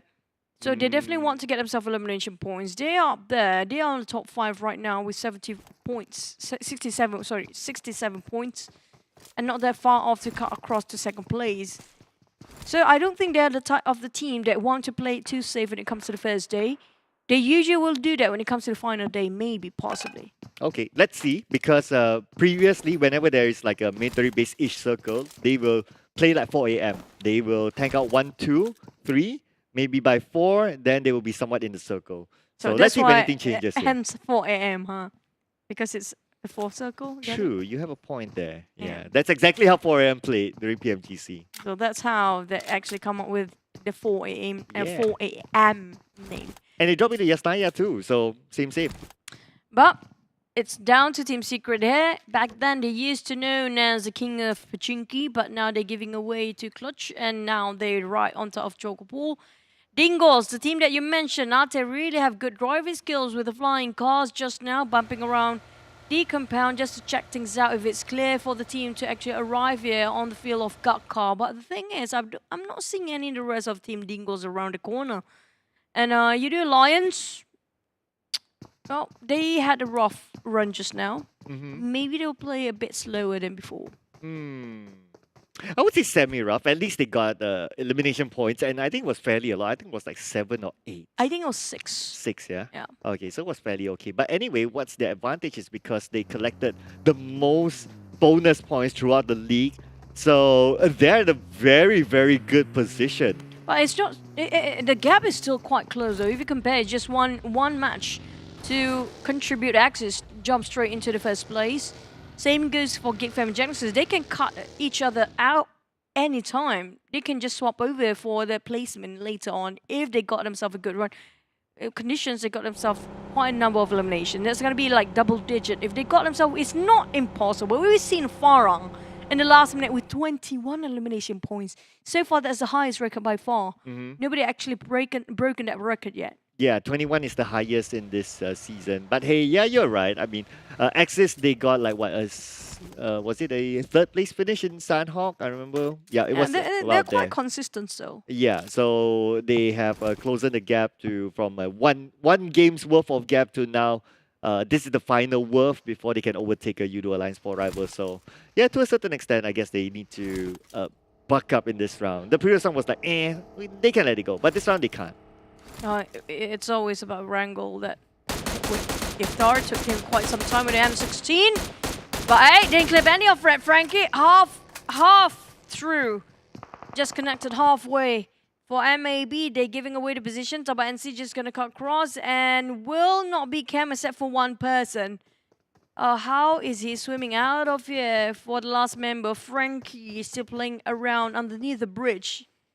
But he will actually stick out his rare side a bit. I think Iftar definitely knows he saw the gun sticked out just now. At least the good news is someone in the middle of the circle. So, but I guess he'll be there for a while But you now. don't want to be here when it Yeah. comes to the center of a circle. Yes, you got it, but Yeah. this is the worst place you can be in. Yeah, well, being the only one, there's nowhere for him to go. He's totally surrounded. So, except for being in the middle of the circle, nothing else is good. That's an achievement at least. Yeah, at least that's the only trophy that we can give him. At least he got himself. I was in the center of a circle once upon a time. Oh yeah, I know, right? He can tell his grandkids that, like, you know what, Grandpa used to be in the middle of the circle, you know. It's for a couple of seconds. Before Gundam. Okay, you don't tell that part of the story. No. That's really sad, but I'm sorry. It's a bit entertaining for my side. Back to us. Geek Fam got himself a last chicken dinner. They got himself quite a luxurious amount of loot already to work with, so they can actually run and gun if they want to. Bosskur will actually leaving Yasna and Poliana, but how they navigate themselves into the center of the circle now, that's a bit tricky because we do know it's more than one team who passed by here. Back then it was GENEXUS. For Yoodo Alliance, they start to move as well. So the moment the circle will commence for the circle, it pops in. A lot of teams start to park themselves in the domain they want to work with. Magix, even though they lost Frankie early on for TABAH NC with a mini 14 tapping out against Dingoz. Dingoz, who happened to be just like how I think it was Frankie was in before. Alone and afraid. Wow. You can sense their fear, right? Alone and afraid. But okay, let's see if they'll be afraid of the circle. Now, no one's actually in military base. It'll be funny if the circle goes all the way down south. This is kind of unusual because when you get kind of this wonky circle on the southern side, usually Homebois, Bosskur and also Sam9 rotate quite early on in Sanhok's military base, which still comprises a whole lot of it. Now, this, with the moment you mention it, funny if it turns out to be on southern side. It actually happens. Well, I'm not going to call myself the prophecy just yet. Yeah. Yep. Yeah, I gave you too much credit. Yep. You don't need to give me credit. You just need to give me money. I'll be happy enough. But who else is happy? Baby Kim's happy that he got away from that little shack. That's kind of true. But wait, GENEXUS repositioned himself on the outskirts of Gatkon Mountain. But spot out exits red one, Kachang Susu, just on top of ruins here. Geek Fam walk into R2K, who happen to want to have the same compound. Oh. Now this is interesting. Harm giving off the pressure not to come in, but they're still gonna rush in as well. But no, Sane on the ground right now. Finish off straight away. Will explode the car anytime soon. Zix cooking up the nade. Will be a Kobe. Boom! Boom! Almost taking out QB. 10% of health left. Another nade onto the side of QB will not connect. Sane is now calling up for help, but Snipes wanting to go and help his teammate, but he can't go out. Sane will be finished off by Harm. That will be a grenade elimination given towards the side of Harm. Echo will be taking that long range from afar. Now Geek Fam's kind of locked in. Now this is really brilliant coming out from R2K. They put a watchman outside with a higher ground advantage, such a wide view to actually work with. And Echo will actually be the bane for the side of Geek Fam. He sees everybody is actually moving in this one particular big house. Well, R2K, even though they got a smaller space to work with, but they use it so well. And just now we saw actually Geek Fam who tried to rush in there, but Drax, on the other hand, fast and furious, baby. Meeting with the immigration officers, Bosskur. Now they're playing the immigration role at the bridge, but they need to move as well. The circle's on the other side. They can't spend too much time here considering their utilities, at least from what we can see from Aspa. But hey, they have a buggy, they're ready to make that sprint. But at least it's just 0.6% of HP deducted per second here, since we're still in the second phase of the circle. But the thing is, what really kind of hard for them to actually cut across here if there's another bridge camp on the other side, which I don't believe we have any for now. But on the side of Sam9, they need to move as well. We're looking over Team Secret, who got himself in a higher vintage point. They're playing in a bit of a yo-yo here. They were inside of a circle. They get out from it for a bit, just going to play at the edge of a circle. Seems like they're experimenting some stuff here for Team Secret. Yeah, I guess it's because they're not going to overcommit to go like into the middle or to the other side, because the circle could still go into the military base island. So you don't want to like go all the way just to like, oh, got scammed by the circle. But the circle scams us all, as usual. Well, scams the players. We're here laughing at them. That's kind of true. We're not suffering, but the players are. That's what really tough being a player. A pro player really have to have such strength when it comes to the mental state to adapt whatever situation is, but the circle will pop anytime soon. Here it comes, a great migration, a great clap! What an accident, but a beautiful accident for a set of Yoodo Alliance. Got Addict look along the way, shot it down straight away. What a nice, clean execution. Red ball board, that high climb! Oh my goodness, and we have Apple on the other side. That's going to be tough. Ripple! Ooh, will be an easy finish for Apple. And Farang Lejund will be eliminated at 16th place, no elimination points. Now Aizen moving in, Aizen will be gunned down. Looks like Geek Fam will be out as well, and it's going to be R2K with the close quarters combat, eliminating Geek Fam at this compound. And the circle actually went down south, by the way. Yep, the moment we mentioned, why is there nobody in Sanhok's military base? And they are asking the same question for the players as well right now as we speak. Back to his RSG, they're trying to move, cut across Yoodo lines, he got himself a minor victory just now. Pamburu making sure he got wrecked, almost gonna explode, definitely exploded, and got himself one Rex on the ground. Now, we're looking over Pamburu, got a wide vantage point, but the moment the blue just gonna seeps in, they need to move here, they cannot waste any more time. Oh yes, they must move. If not, they need to be ready to take out the blue. At the same time, we can see that Dingoz, one of them goes down. Axis, red one. They are still on the other side, but hey, at least Faripia is still within the circle. They can somewhat take their time to move in.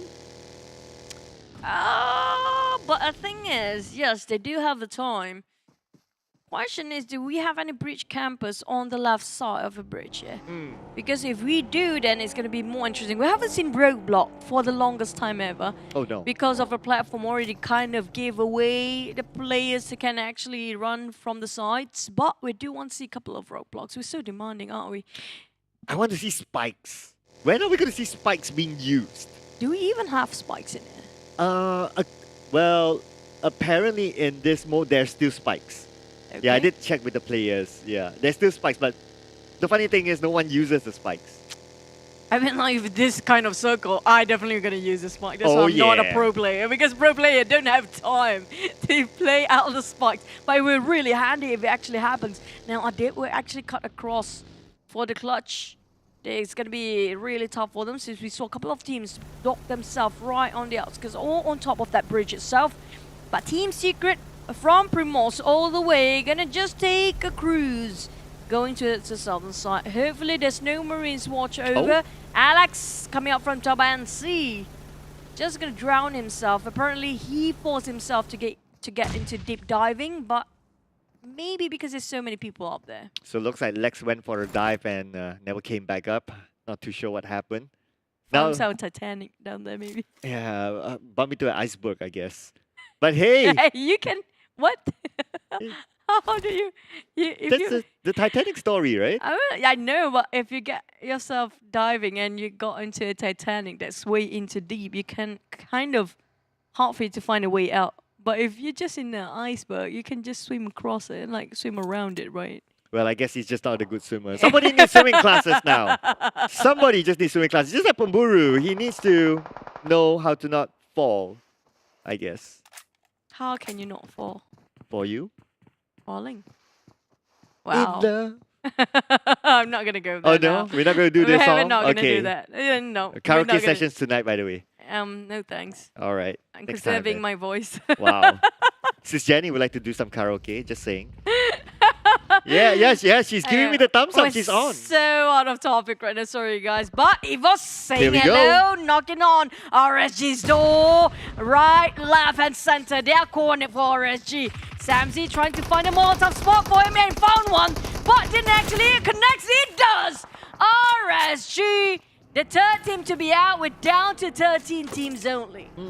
They went up fairly early as well in Sanhok, so not a good first two games for RSG. EVOS VIP not having Insomnus on their side, so they're playing as a trio for now. Still on the outside of the zone. The zone, of course, is not an easy one as it moves towards the left. Now, Team Secret, as they go up, they may bump into NC, but talking about NC, they are fishing the Dingoz. The swimming puppies now. Yeah, I know, right? Ricky? Puppy fish. Puppy fish? Do we even have that kind of fish? Oh, we actually do. Sea lion is actually like that. Oh, big brain moment. R2K! Where did he go? Crush into Psycho straight in the hands of Bosskur, but we do have Sam9. R2K's nitpicking fly every single way they can. Everything that moves, they're gonna shut it down, and R2K is not stopping either, even though they lost harm quite early on, but they will keep on finding the points. Stone will be the next victim, definitely. Well, they are called Revenge to Kill, so looks like they're ready for it. Now, there's still a little bit of the northern side circle that they are currently playing, but they must win those fights to get in. Bosskur right in front of them, but there's a trio against a 4 from Bosskur. They're going to do the YOLO, but Ziggs will go down. Not a good move. And now Echo, 50% health. Our boy coming from behind. There's no way for Echo to win that fight. R2K, they've been going run and gun with 4 eliminations so far. Izane almost whiffed that quite a lot, and actually trying to just outplay this. Who's being outplayed here? And definitely Izane almost winning. He lost one more shot to go down. He got one. He might got it, but never mind. Bosskur won that fight. Like a boss, they say. And Ainauki, the boss of Bosskur, literally the in-game leader.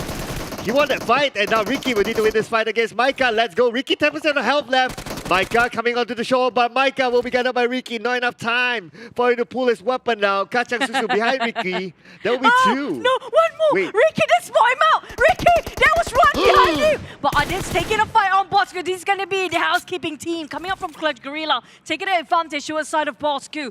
And next is redONE. I think Ricky saw that one coming. Yeah, he saw that one coming. Good thing though. Now Team Secret, they saw. He almost missed that. I know, right? That would have been funny.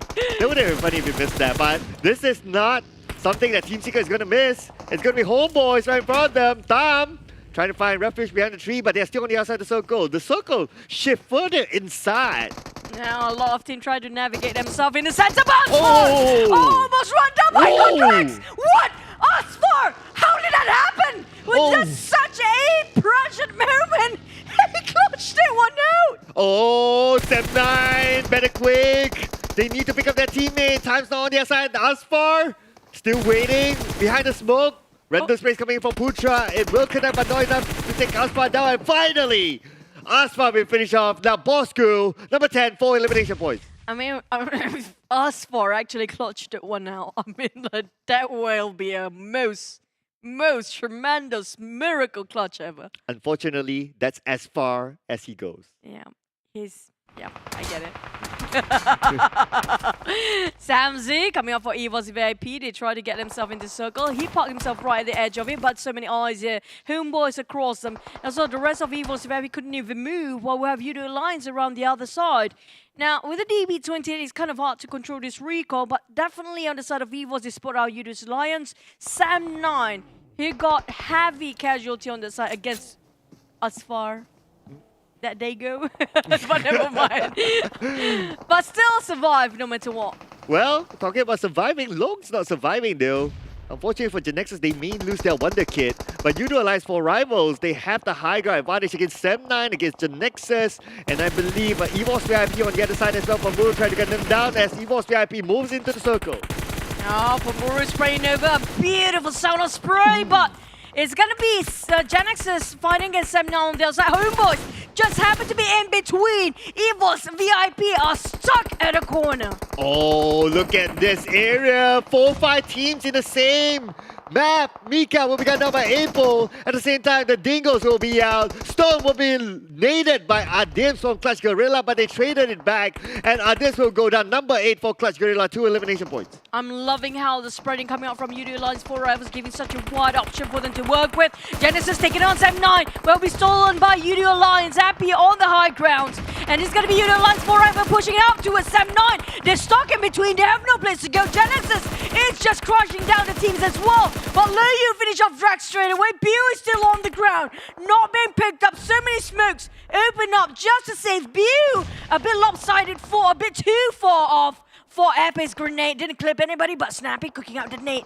It will land right on top of Appy. It's just perfect angle. Oh, will it? Or will it not? Dab goes down to the zone. Looks like Snappy will not get what he wanted. But at the same time, Sam9 will be eliminated at 7 place 3 elimination points. Lone will be finished off by his opponents. Yoodo Alliance 4 rivals. And Appy has a high ground to Snappy. And Appy is a true P. Nope, down to 5. Appy is just so good at this point. 11 eliminations from Yoodo Alliance for rivals. This is huge with a double digit, the first double digit in the country finals. And Purple is trying to go for more. GENEXUS Bill might spot him out. He's giving away too much information with that spray. And now they're going for the high grounds. They got themselves the circle. Homebois still not managed to actually get in. But where is MAB? Wow, MAB, we didn't see them the entire game. And now they are somewhere within the circle, but they have NC to deal with. Flags as well as Magic, they're on the outside, but look at their flank here. But time is not on NC's side, unfortunately. They need to find a way through MAB.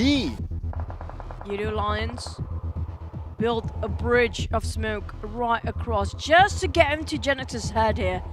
While they're trying to actually open up more space, take dominance over the circle, they try to fan out as fast as they can. But MAB taking on TABAH and see Magic's on his knees. Oh, finish off by John straight away. Down to 1 man here for TABAH and see. While MAB they start to move with 4 men. Yoodo Alliance having 4 men as well. GENEXUS having only 2 on the northern circle. Oh, look at Yoodo Alliance 4 rivals. They still have the high ground against Homebois. Homebois, however, they still maintain a full squad. So only 2 teams making it a full squad for now. With the spray coming in from Appy onto the other side. It does connect. Not good enough to take Low Yu down just yet. Bill is waiting right behind for the right moment. They're all in the circle. Now, waiting for the right time. It's down to only less than 50 meters diameter for the radius of the circle. They're trying to give so many throwables, but TABAH and C still flags. Taking on Calamity.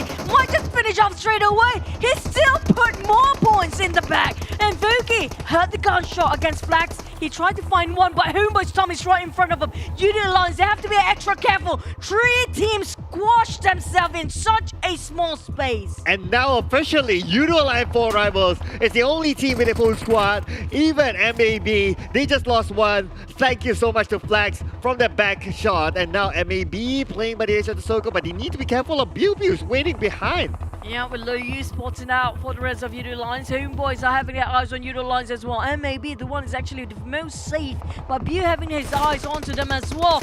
But it's just gonna fight across. Not gonna focus on what's left and right, but straight what's in the middle of his cross. Taking a Scar L, tried to spray it over, but he got himself vehicle to work with. He can just move away if he needs to. GENEXUS and Yoodo Alliance 4 rivals, they have the circle. That means Yoodo Alliance 4 rivals, they have a big chance of securing the chicken dinner. Now Low Yu spots them out, random spray coming from Low Yu, but Low Yu will finish up and it's now down to Pew, the captain, the last man standing, but looks like he'll be out as well, so it's going to be 4th place for GENEXUS. Well, this is Jenny's prediction on point today, as Yoodo Alliance 4 rivals, they having the most man, the biggest advantage here.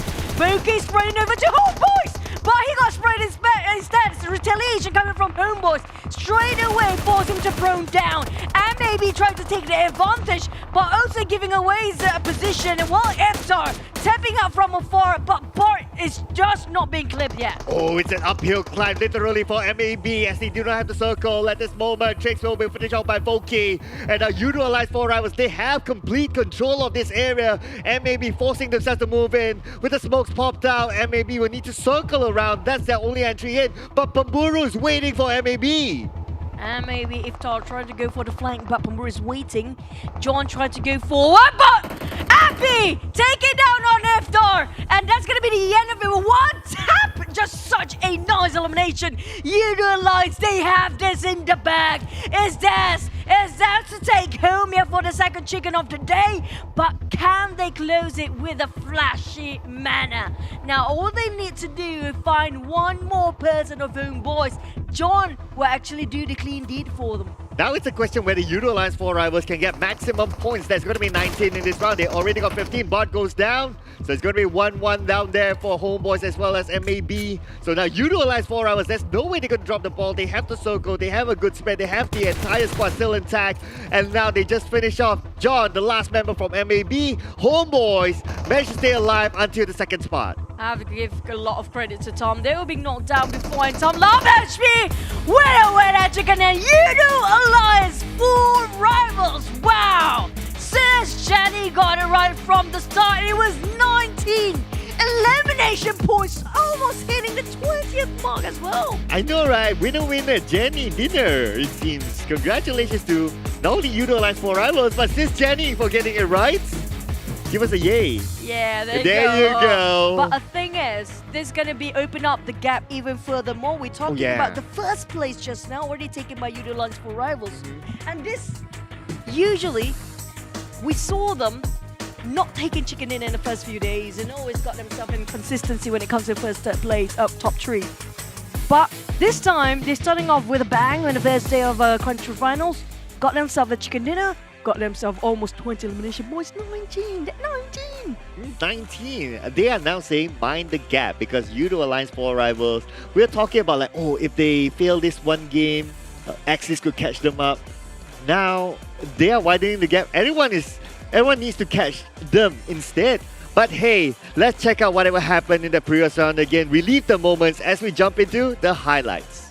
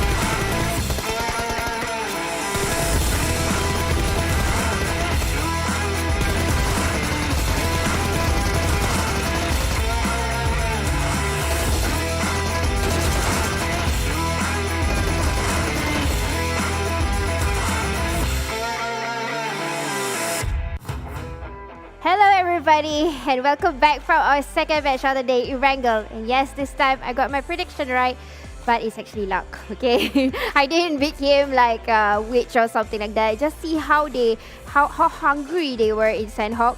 They tried to do something, but before that, I know you guys are hungry too. We have giveaway, okay? So this is for you, for those of you who are hungry for giveaways. We have free permanent suits for you. So key in this code when you see them, because it changes all the time. And what you're seeing on the screen, it's not that, okay? You have to check it out itself. What is it actually? And you get to keep it forever. You know, sometimes in inventory, there are a few outfits that we actually like, and it lasts for only about a few days, or let's just say 30 days. But this one is for you to keep forever in your inventory. So you get to have it. And if I'm not wrong, this is one of the suits that actually they brought in when Vikendi at that point of time was the hype. So you guys might just get this one or something else, Ibani or something like that. And I remember I wanted that so badly back then. Now they're giving this for free for the previous seasons. That was one of the hypes, okay? Alright, so now let's look into this one for you, which is the phone Instagram followers giveaway. So follow PUBG Mobile Esports.my, which is Instagram, and then you have to tag 3 friends, just 3 of your friends. Don't tag more, okay? Because we want to go follow, like, okay, you can follow the instructions, and if you're lucky, you get to win a Realme GT2 Pro, this sleek handphone. And I really like anything that is in white color. It's so sleek and you feel very exclusive. It's super cool. I've touched the skin outside. It's soft, a bit leathery. So you guys definitely have to tag 3 friends to try and win your luck. But this is another luck that is for you. Redeem permanent free set. We've got the Crimson Dancer set. This is the Ramadan exclusive.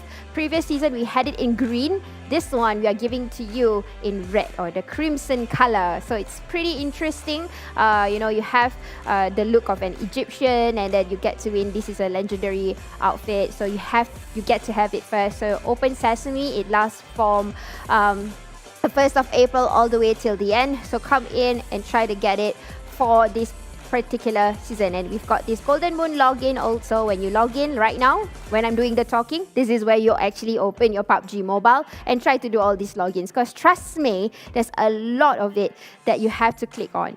The mailbox, you have the Royal Pass, you have the Golden Moon, you have the Crimson. There's a whole lot for you to do. And when you are doing it, you have to read what is needed when you want to claim those things. Sometimes you have to collect certain coupons, and this is where you get to see your event calendar of what we are giving to you. Like we've got the panda suit. Again, this was a few seasons back, like 5 seasons back. That was an in thing. Everybody wanted that. I remember Biu likes to wear this, and everybody else wanted to follow the panda suit. And then we have I'm not sure if the pilot suit is in here. That's definitely old school, like season 1. But if you're lucky, if you open up and you get to see all these things, they might just give it to you guys for free. In fact, there is this Food Feast free permanent epic outfit, and that itself is a headgear. I have yet to win myself a headgear. I'm still with the old ponytails. I want to have a headgear. I have yet to get it. So this time, we're giving it to you. You just have to check out the calendar and see what's in store. Just click, click, click, click, click, or tap, tap, tap, tap the button. That's all that you've got to do. Okay? Alright, so I do feel happy. Yes, I won my prediction. That means I don't have to do my dare. I don't know, guys. I have a dare, but I'm not going to share with you guys what it is. You guys going to find it out yourself. I kind of did something. Or maybe over-expected in the sense of try to do that thing, but I hope I don't have to. But this time, I won it. And Yoodo Alliance for Rivals, they were hungry in Sanhok, and they showed their hungriness, and I saw how much they wanted it. Even though they were not in the circle, they already have such great elimination numbers. The adrenaline rush pushed the limit for them, and they definitely played the circle very well. I have a story to tell as per normal later when we go through the breakdown, okay? But before that, we have to go through match ranking first. We want to see what's the elimination points for each and every team. They did not break the record yet, which is 21. Though they had 19 elimination, and they rotated. They are one of the teams that actually rotated quite late into the 4th circle. So it's something smart that probably they thought about, or they kept this tactic all the way to grand finals. We didn't see this in the league, maybe 1 or 2 games, but right now I'm seeing it definitely for Yoodo Alliance for Rivals. But Homebois falling at number 2. They prioritized the circle. MAB had the circle ever since circle number 2 and 3. They were the first few invaders of SMB. Yeah, I saw that.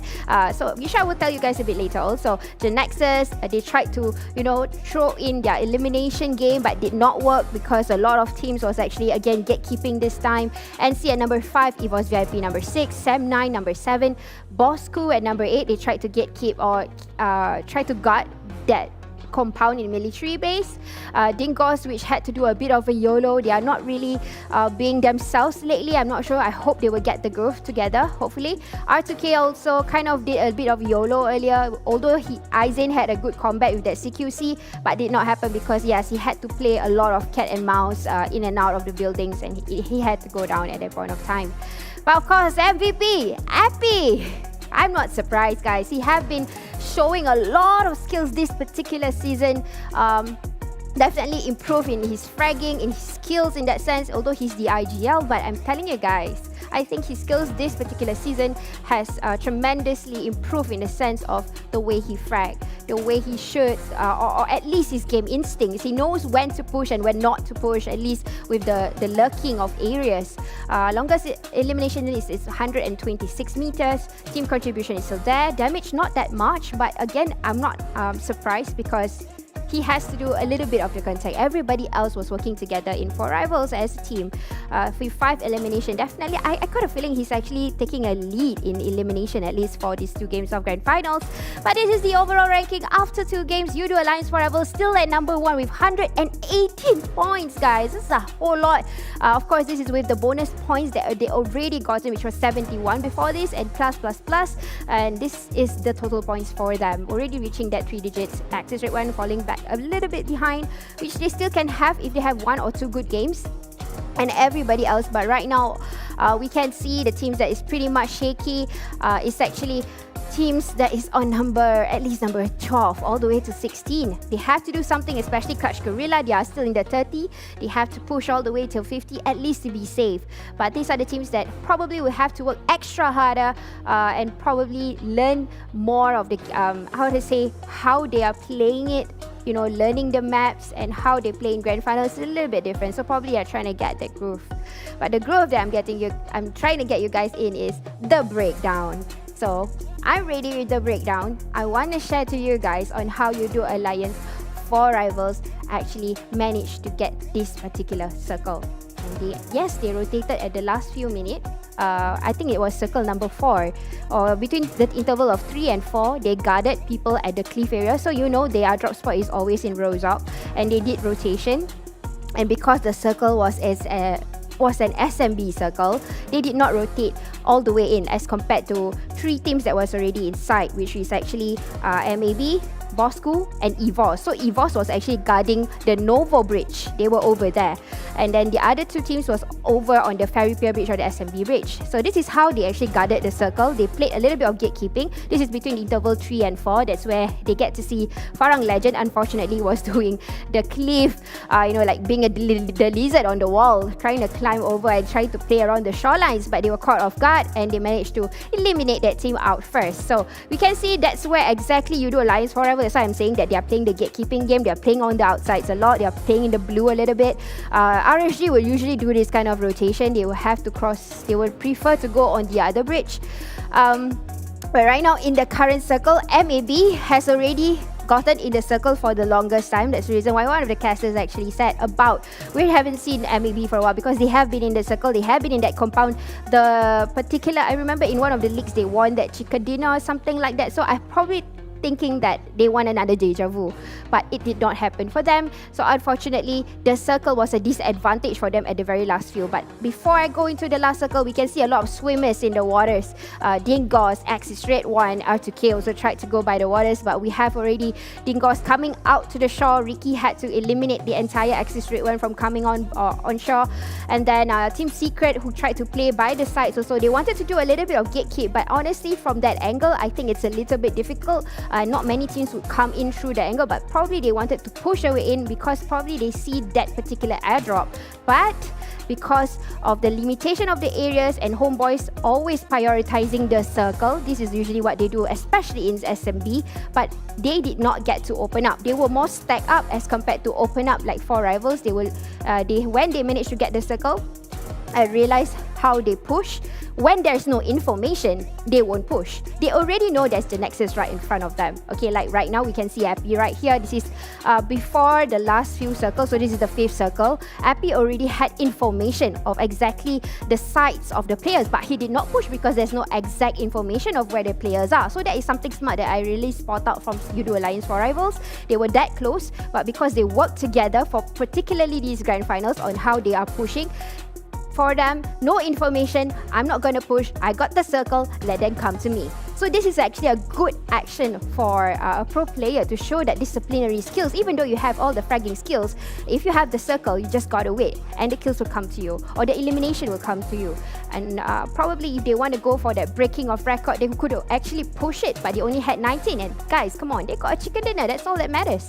So Appy being the main key point, and another person that was actually a key player was actually Voke. Why? Because he was, before this particular graphic, Voke was behind Homebois. He already got information of Homebois. He was the only player right behind Homebois. He got information. He did not push, guys. So he gave the information over. That's where this is how you see how 4Rivals kind of take advantage of the circle that they have. They didn't even have to push. They didn't even spray at all. But they have information, so they waited for the entire team that had a portion of the circle where I may be, they had a disadvantage because they were in the lower ground.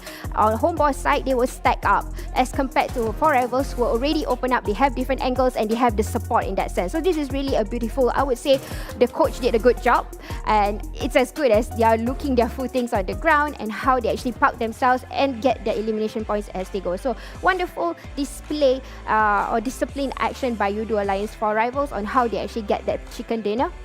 They literally utilize all that they have and have that disciplinary in a sense where they waited and fragged at the same time. So we can literally see mind and body and action together as a team because the four of them were still alive.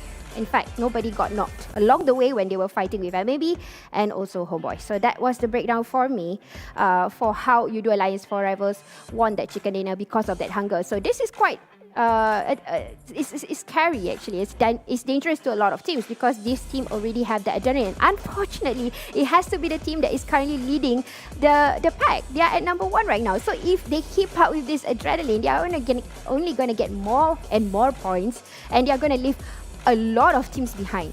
And now we're going to see the most elimination. Let me guess. Yeah, it's happy. Come on, guys. Yeah. And you know what? It's a draw. And it's from the same team. Yoodo Alliance 4Rivals. 5-5-5.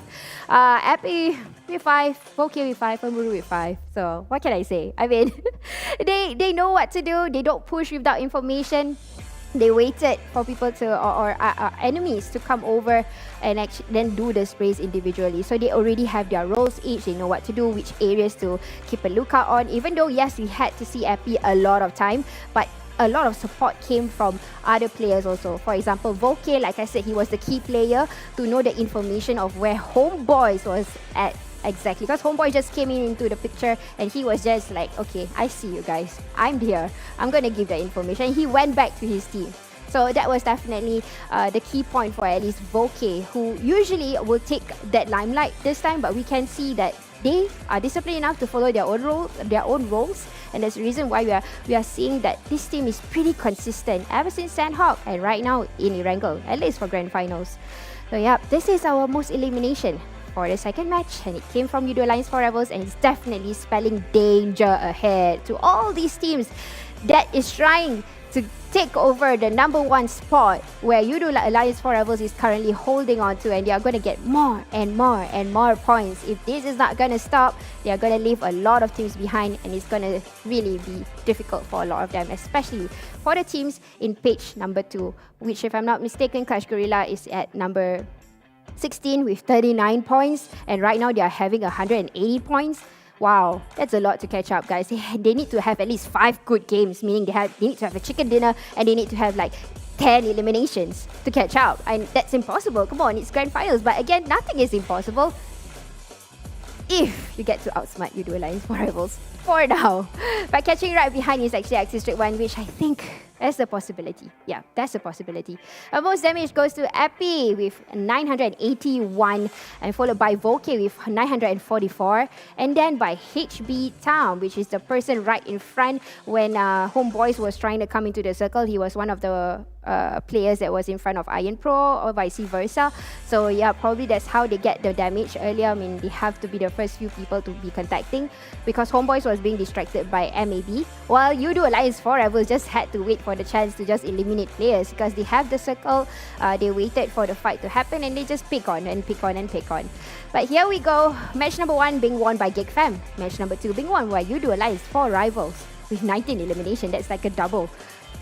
And number 3, I'm not sure, but this is coming from the OG players, guys. So we have yet to see the new birds, the new bloods, to come and take a chicken dinner yet. So I'm waiting for that, definitely. Miramar, new challenge, new area. They definitely have a different kind of plays to rotate or something like that, but at least for this particular grand finals, I'm seeing a lot of teams playing by the edge. They're doing a lot of gatekeeping as compared to a lot of teams. You remember in League, a lot of teams was right inside in the center of the circle. This time, every time when I look into circle number 4, I will only see like 3 or 2 teams inside. So right now, I want to show you my prediction, which is Team Secret. Why? Because Team Secret has a secret.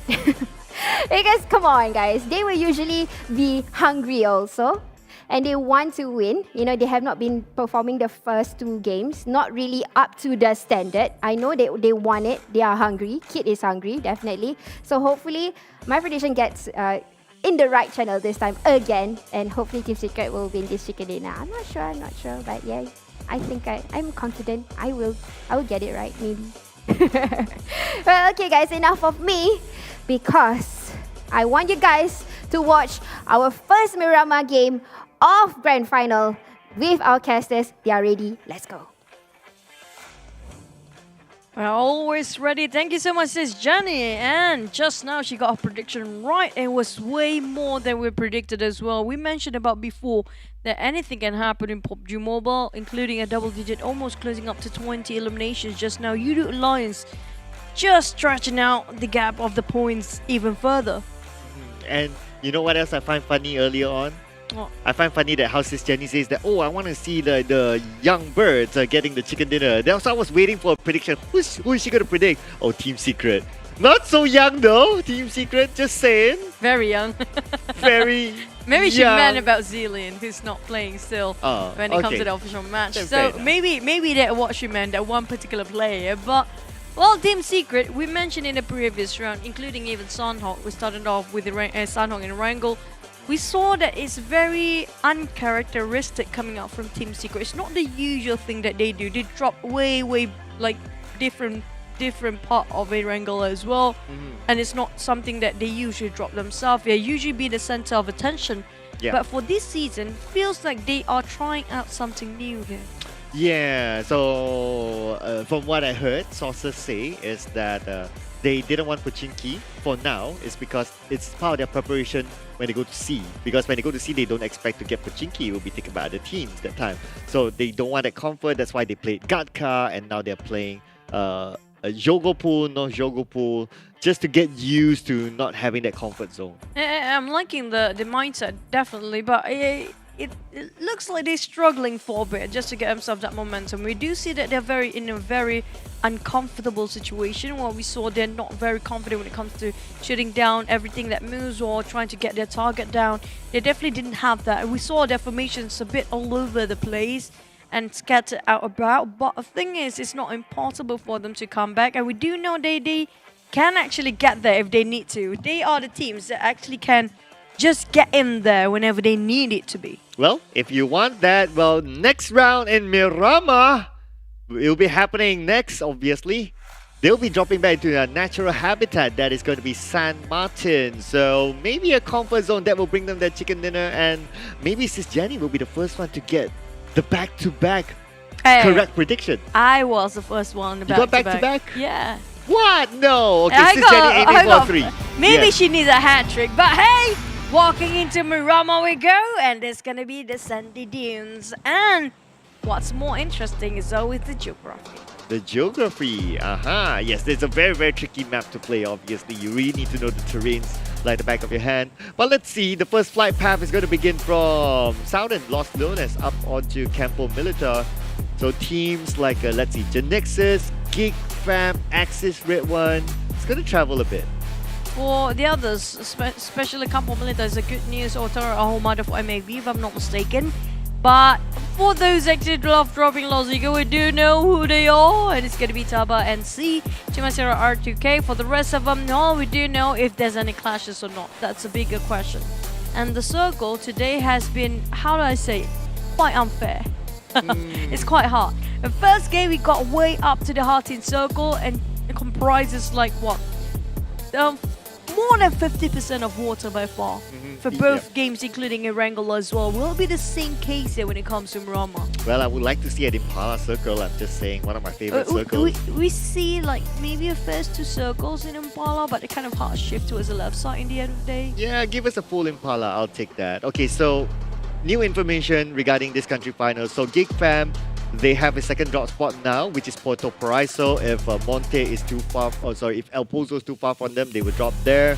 Axis will take Los Higos as their second drop spot. NC will go towards Valdemar. In case Campo Militar is not within range of the flight path, MAB will go to Valdemar instead. But hey, it's a beautiful circle for all the players today. Everybody seems to be happy about this, including us maybe. But we have maybe are we looking over Chimasero circle because quite in the southern side part of it, but it's not impossible for the circle to actually hard shift in the last few minutes. So maybe we're looking over the circle right in the center if they want to, and around Monte Nuevo it's also quite very common. Yeah, we've seen a lot of this kind of circles actually throughout the league, so it's kind of interesting to see it again. Well, I guess teams like GENEXUS, they wouldn't mind. The circle is within somewhere where their drop spot is at. So they don't have an alternative drop spot for GENEXUS. So they would go back to their natural habitat, and it's not a bad idea considering that the circle is there. Oh, just have to wait and see them, because we do know when it comes to the first phase, if there's no clashes, it's definitely none. If there's any, it'll be really blood all over the place. But so far, we have not seen anybody shot down yet. Nobody actually been run down by vehicles yet. So it seems like everybody's being respected to their own territory. Whilst the circle quite generous, we did mention about this in the league, by the way. If it's quite a general circle, quite in the center of it, it will be a bit slower than usual because pretty much everybody can actually enter in every angle they need to. They don't really need to fight for the time. They don't need to fight for the capitalization of certain compound, because they do know whatever direction they want to get into the circle is kind of safe anyway. Yeah, true. So I think that most teams will do their regular rotation per se. So with regular rotation and everyone studied each other by now, I think that we might need to wait till a 4th circle onwards till we see a real fight. Maybe even 5th. Maybe even the 5th, yeah. The last time we saw this kind of circle happen where I think it was 16 teams still in the 4th or 5th circle, maybe in the 4th circle, still around 16 teams. But even though they got lost a couple of players there, we still we have less than 64 players at time. But still very, very, how do I say, disciplined players. And because of the circle, it's just in the center of it. Pretty much it. That's pretty much what happened. So in this case, maybe that's going to be happening in the next couple of minutes. As we're looking over all the players, it's just do the basic of PUBG Mobile. You drop, you loot, and you survive. But GENEXUS Snappy is always around this Coliseum. It's always him. It's just him taking all the loot here. Yeah, back to their home ground, somewhere that they're familiar with, and it's within the circle. So they can definitely take their time. They even have a vehicle already, so they're not too worried about transportation for now. Farang Legends, they have a move to the southern Los Leones plus the west Los Leones, so that's going to be the 2 spots. They're going to share it out with Dingoz. Dingoz is going to be on the northern Los Leones. So with that in mind, they are still in the circle. I mean, at the end of the day, it is a kind circle for most of the teams. Everybody's in the circle. Yeah, pretty much. That's just it. Except for Geek Fam. Geek Fam in Poito right now. I mean, like, they can actually get Homebois into too. circle quite easily. It's not that far off anyways. It's still first phase, so everybody just taking their own sweet time to loot things up. But speaking of the points, right? Yoodo Lions 4 Rivals, they did just a wonderful run when it comes to the league. And even on the first day here, look at the point they got themselves, 118. Just huge gap between the first and second place. It feels like they secured themselves into the C playoff later, but still too early. Still have 2 more days to go. Yeah, you still have plenty of games. I mean, if they drop all their games, which is unrealistic but not impossible. Hey, that's not gonna happen. which is unrealistic but not impossible. Then they might drop out of the top 6. But How is it not impossible? It's not realistic and impossible. Have you seen them keep on dying? The first one to be out. No, there's always 1 or 2 elimination points, even though they're first one to be out. okay, impossible is not logic, meaning it's not mathematically possible. But it's still mathematically possible for them to drop all the other games. But it's unrealistic for them to drop all the other games considering their performance is as such. Wow. Yeah. PhD has spoken. Sorry. But you know what? My philosophy is it's impossible anyway. I don't care how logical. Impossible and realistic is two Yeah, different. it's just for me the same thing anyway. It's just these guys, they didn't get that much chicken in the league. They didn't even care about the chicken. All they need to do is just run and gun. For Yoodo Alliance, for rivals, it's just how insane they are. How scary they are. But the thing is, can they maintain consistency? They did in the league though. Do you think anybody can catch up to us at this point? Honestly speaking. Realistically speaking. It is not impossible, but realistically, it's very, very hard. I mean, just look at them and Axis, their closest opponent, right? It's like, what, a 41-point gap? That is like almost 2 games. That's kind of true. And that's with the condition that unrealistically, they will drop that with 0 points. Yeah, unrealistically, they will drop out with 0 points. But hey, looks like we're going to see the first action fairly early on. He's still the first circle. Dab trying to get away, and he should be able to do so unless GENEXUS can do something about it. But some cover fire from afar from Seb9 will stop GENEXUS, and that's going to be an anticlimactic finish. We were just getting excited for a bit. Yeah, I was hoping for it, you know. That goes down the drain, around just power grid. We're looking over. Seb9 is still not going to disengage. Hey, at least we get our high hopes. Might have a bit of a result here if Seb9 still going at it against GENEXUS. But never mind. Never mind. Yeah, I guess it's just more of like a never mind. But hey, this could be something to mind. Kid finally gets the first knockdown, and it's on the Pamburu. So fun fact, now Pamburu is actually the IGL for Yoodo Alliance 4 rivals. It's no longer Appy. They pass on the torch. I mean, like, I'm loving the fact if they have more than one IGL, actually passing up the torch, like we mentioned before. But wait, Team Secret now retaliating against Yoodo Alliance 4 rivals, who's #1 spot here right now with 100 over points. 1 knockdown for Yoodo Alliance 4 rivals, but they still can pick it up with a small shack to actually take covers on. Backwards, just around St. Martin, we have another visitor coming up very soon. But that's going to be Bosskur, if I'm not mistaken. But the circle, though, will the circle be where? Will it be Chumasera? Will it be on the northern side, or will it be on the left? Oh, never mind, St. Martin all the way. Maybe we might end up around Power Grid. Very, very interesting indeed. If it's Power Grid, it's going to be Seb9's home ground. But let's think about that in a bit. As Yoodo Alliance 4 rivals, they managed to pick up Pamburu. Somehow they managed to do that. Of course, thanks to some cover fire from afar. This is good backup coming in from Yoodo Alliance 4 rivals. They had it all set up. They got a small shack to work with just now, and they throw a couple of smokes and making sure they got a space by giving off the flank side a bit of pressure. But Team Secret, on the other hand, this is a bit of a punishment for them because they take it too far and wait to extend it for this fight. And Fredo tried to actually open up a bit of more space for them to actually pick up one of their members. But Team Secret really just leaving out Marta bleeding out. Now they are picking him up, and at the same time, Pamburu is just keeping the pressure on the side of Team Secret. And I have to say, you mentioned about the passing out the torch for the IGL, right? We did mention last season. Never mind. Adips taken down on Seb9. Adips gets 1. Okay, can he get the second one? Because he must. Oh, he will! Adips gets 2. Wow, putting on a captain's performance, it seems. His teammates are still behind. Adips will need to buy time for himself, but looks like he'll be shot down by Echo from afar. No, it's by Harm. From afar. Backup needs to arrive now. R2K just buttoned in the last minute. Clutch needs to bail out. But where to go? Seb9 is on the other end. The other receiving end is going to be R2K. They have to pick a fight, like it or not. And Seb9 just going to bail it away, giving off Power Grid on the side of that compound just now towards the side of Geek Fam. And you mentioned just now, just back to its our point. We mentioned last season that maybe for certain map, they're passing the baton when it comes to the IGL.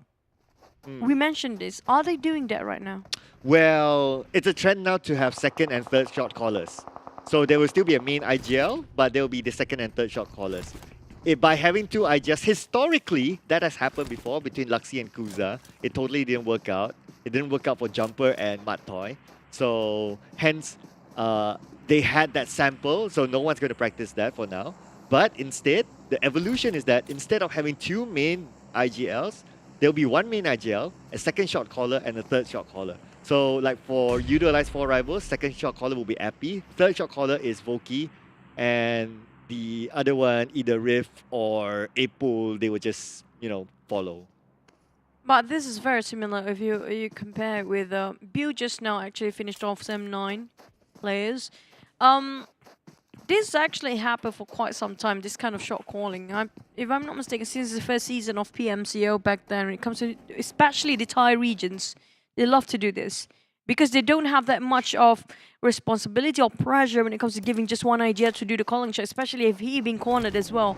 So that gives a bit of the responsibility divided between the teams and ease out for a bit when it comes to the IGL itself. But here comes in that circle will pop. The team that coming in very late is going to be, if I'm not mistaken, that's going to be Geek Fam. Down Chumasira's side, they were fighting against another team just now, but they are kind of being split into two teams here. 2-2 formation for the side of Geek Fam, but the circle will be right on top of Power Grid, Picardo, Graveyard, and St. Martin. Between these places, and Team Secret already plays himself on top of St. Martin as well.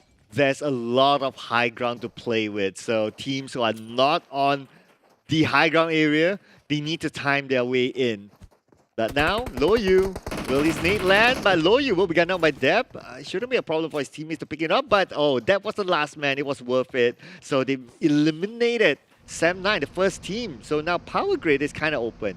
Yep, and it's open for GENEXUS definitely, and GENEXUS have been fighting Sam9 for quite some time. Yoodo Alliance, Pumbura tried to spray on to the side of Dingoz. Now we did mention about Dingoz the first week, they were brilliant, they were just remarkable. But when it comes to the grand finals or country finals, they kind of lost their momentum entirely. Just nowhere to be seen anymore. Yeah, so not too sure, but let's see. Yeah, not too sure what happened there. But anyway, at this kind of circle, right? So whoever holds the high ground, they're pretty much the king. I mean, like Mama, whoever holds the high ground, they are the kings. But the thing is there any other team that actually taken the vintage point before somebody else? Because sometimes you thought you're the highest there, but there's definitely one more stone up there, just one structure there is. Speaking of with Geek Fam, they split into 2-2. Right now, Saint kind of low, but he definitely will heal himself up the moment he got himself parked himself in a compound they're comfortable with. But right now, this is not where they want to land themselves, as there's so many teams in this one particular compound. Yeah, they're forced to be late because they came in from Poteporai, which is not their natural drop spot. If they went back to their natural drop spot, then they could do a faster rotation. But hey, it is what it is. But the good thing about those high grounds around the area of Power Grid is because that whoever got the top is not only about just being on the high ground, but because of the entry points, there are very few entry points into Power Grid. So in certain high grounds, you can actually stop teams from coming in. Basically, you can gatekeep people and they can't come in to Power Grid, assuming that the next zone is still in Power Grid. It's kind of true. But back about the side, whether they got themselves that choke point or not, whether they got themselves the extra mile to get into the circle or not, what's really important. Homebois, they made it through and they made it the climb. But Fredo to hold the entire team who Homebois already arrived. Now that's a bit of a problem. Iron Pro cooking up the nade, just randomly tossing over. Didn't clip Fredo definitely. And Fredo have one job to do. It's too much of a one man to handle this. He definitely need the backup coming up from Team Secret, but they have to take covers on the other side as well. Making sure St. Martin will not be breached out by any other third party here. Yep, St. Martin is still somewhat within the circle. Now, the next circle is going to be really important as a nade lands onto Iron Pro. Good thing he not only has iron name, but he also has an iron body to withstand that name. Oh, this is just very classical of a circle. St. Martin Mountain. used to be favorite for Secret every time they got themselves in St. Martin, but Bosskur and maybe have been waiting them forever, but Bosskur, oh, he bailed out his mates. No, Calamity just finished off in one singular crosshair, and it's just a nice perspective. He sees through everyone. Calamity going for the clean here, throwing out the nade, cooking it up with Montoy, stealing off it. I mean, this is the high ground of St. Martin. It is the home of Team Secret, basically. 7line will be kicking themselves that they didn't manage to get this high ground. But Bosskur, here it is, against MAB. Calamity is behind them. They need to be careful that they need to be aware of that as Psycho is right in front. Iftar with the nade toss onto the other side. Psycho will be gunned down by Calamity. Now Bosskur, they are falling apart with Iftar preparing up the next nade. Toss it now, toss it now. It's overcooked right now. Iftar in! Almost clipped it, just a bit whipped it. Iftar randomly sprays! But they definitely see him through. Calamity caught himself in the corner now. Bosskur retaliating, counter fires. The crossfire with the Team Secret is there as well, but MAB, the first one, the second one to be out, while EVOS VIP struggling to get the high ground against TABAH NC. Oh, not only they need the high ground, they also need to get into the circle as this circle doesn't favor them. The blue starting to close in. NC starting to play the gatekeeping role against EVOS VIP, but EVOS VIP and Somnus gets legs, and Magix tries to get a counter fire, but on the other side, looks like one will go down. They'll trade it off, and now NC down to the last two. Oh, TABAH NC EVOS VIP Mika just randomly spray and pray. He got himself one, maybe one more. Why not, right? It's in the bag. But VIP, EVOS VIP Mika tried to chase down on Flax. A bit too late now. He needs to actually revive him, so he needs to make a decision. He doesn't know which one to do first. But TABAH NC flee away from here. Almost exploded minivan. Now Razor really need to help out this vehicle. Unfortunately, it's the 4th zone. Not enough time to pick up Insomnus. Mika could probably survive it, but Razor, he needs to be the man inside the zone, popping out a smoke, hoping that other teams don't spot him out. But NC just behind him, and NC needs to get into the zone, meaning that as they move further forward, they will find Razor, and Razor counter fires onto the other side, but Razor will be gunned down. And now it's down to Mika, the last man standing. Now Flax just going to stop the rest of his EVOS VIP to move forward. They definitely will be denied the entrance. They'll be stayed in the blue no matter what.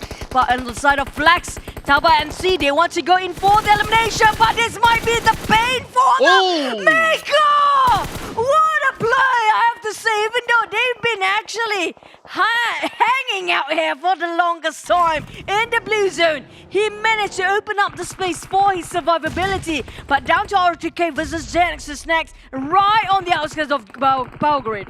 Here we have Loyu together with Bilbil against R2K, the nade onto Bilbil. Immediately Bilbil goes down, Loyu versus 3, and now 6 will be got up by Loyu, 2 more left. The nade will not land to Loyu. Can Loyu do the clutch? Loyu, unfortunately, will not be able to do it as he goes down. Low will get one over Geek Fam. Low is somewhere else. Isaac with the pan over Bilbil.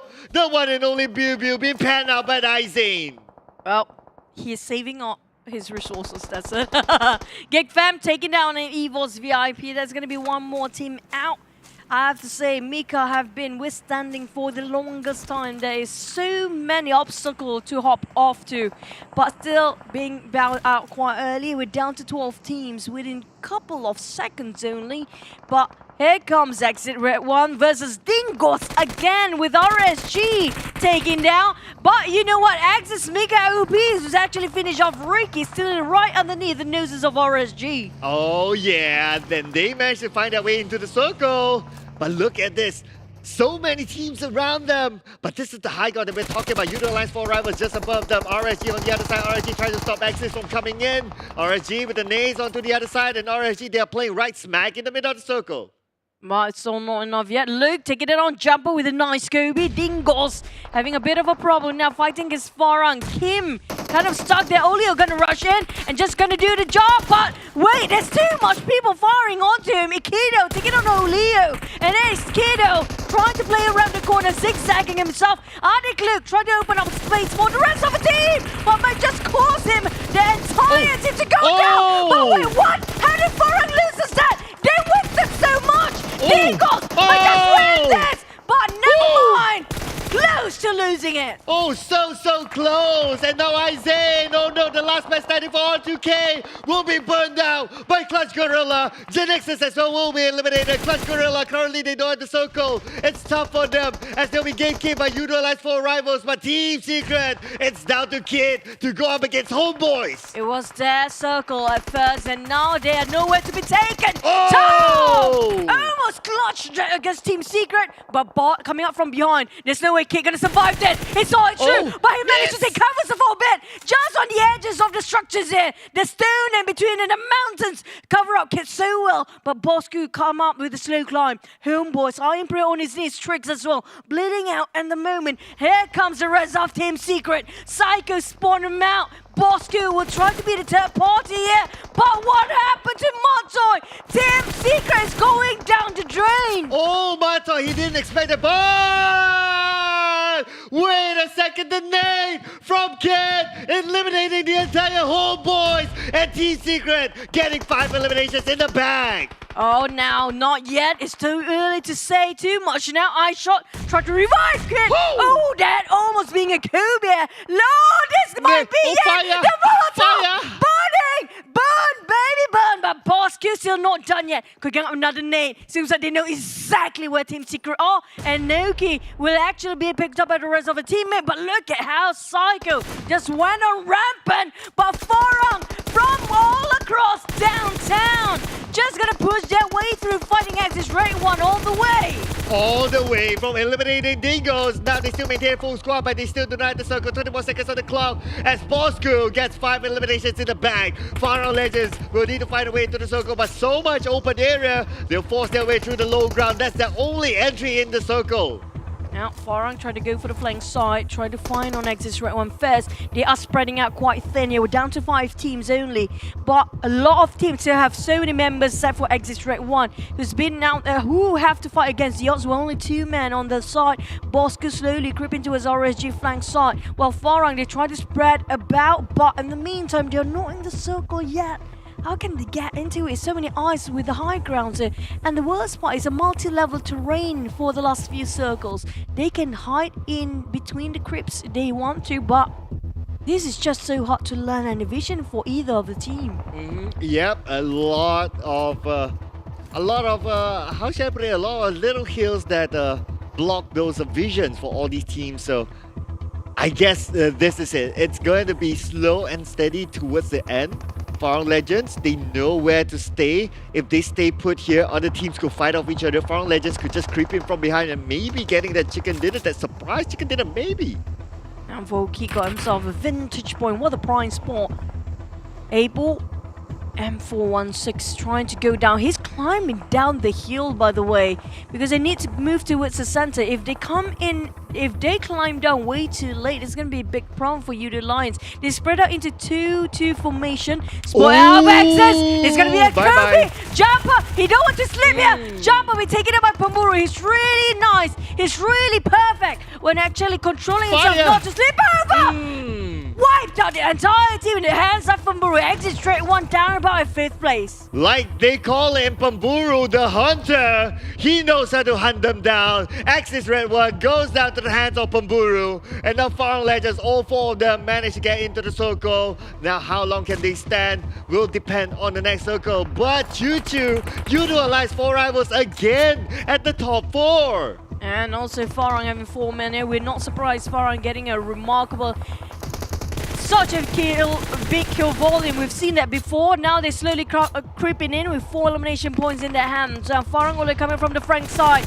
Now, Bosskur kind of suffered just in the outside of the blue. Yoodo Alliance still holding the high ground, but needing to get out from here because they're not inside of the circle. The team actually inside of the circle is going to be on Farang's side. There goes the spray from Buki, but can it actually connect? Yoodo Alliance happy taking it out in Nayuki, but Vuk is taking his own sweet time here. That's a leeway for him to shoot it down for Nayuki right across him. The only person remaining for Bosskur and his only Psycho left. Yeah, it's going to be Psycho, the last man standing. Finally, Volky finished off by Noki. And now Bosskur, only 1 left. Yoodo Alliance 4 rivals, they still need to move. 30 more seconds on the clock. But RSG is one of the teams that's going to stop them. And now Farang Legends, the team that has the circle, they'll need to wait patiently until teams show themselves right in front. Farang Legends, they pretty much have the upper hand. I have a feeling this might be Yoodo Lions Chicken again if they got this right. The recipe is already in their hands. All they need to do is just execute it, move in unison. But Voki make the first move. Will spot out Kim at first, but Farang the one's not being spotted out. RSG being hammered to these two teams. Arctic Luke spraying over to Voki. Voki kind of overexposed himself. Almost shredded his armor here. Also Olio in the same spot. Spotted out on Pamburu. It's just so hard to keep at this distance. And where is Pamburu going to go at this moment? As the zone starts to close in onto Pamburu, I don't think there's any more space. If he jumps down, he'll get hurt. But anyway, Pamburu still keeps himself, but the point is still not secure just yet. Voki almost gunned down by Adi Lu with about 10% of health left. Voki doesn't have anywhere else to go. Happy goes down to Kim. RSG gives a surprise hello to Yoodo Alliance 4 Rivals. They're coming in very late. They're climbing down too late. That's what I mentioned before. And the moment they are a bit too late, it's going to be them. Yoodo Alliance 4 Rivals will finish off with one more last member. RSG still looking strong with the 3v4 against Farang here. And one more left for Yoodo Alliance 4 Rivals. The last member is going to be April healing up himself on top of that mountain. But Olio trying to take it in on RSG. He tries to spot out April at the same time. But look at the grenade being tossed out. Not hitting anybody yet. But here comes the spray from April. He will bow out quietly. Got himself 3rd place. Yoodo Alliance have to rest for now. With also 12 eliminations. We're not done. But look, he exposed himself way too much. Farang! That was fast. That was fast indeed. Definitely the zone did a lot of work. So Farang Legends taking home the chicken dinner. And it is 8 elimination points for them. And the turning point for Farang Legends is the fight with Dingoz. I have to say yes. If Dingoz won that fight, it could have been the other way around result. But hey, we thought it's going to be Team Secret's game because it was their circle to start with at first. Yes. But you know what? Being in the center of the attention is not really a good outcome in way too early. If it's actually in the 6th or 5th place, is okay. 6th or 7th phase, I have to say. It's more of a, you know, more of an optimized situation to be in the center of the circle. But if you wait too in early, like 1st, 2nd phase, it's just way too much. Hey, if you're Yoodo Alliance 4 Rivals. Hey, that's a blessing. I mean, like 12 eliminations. I know, right? How much a point gap now? I don't know. We need to tabulate the scores, or maybe Sis Jenny can tell us later on. But nothing is stopping Yoodo Alliance 4 Rivals. Super consistent performance, and not only consistent placement, consistent eliminations too. But anyway, let's not do the math. Let Sis Jenny do it. Sis Jenny, all yours. Take it away.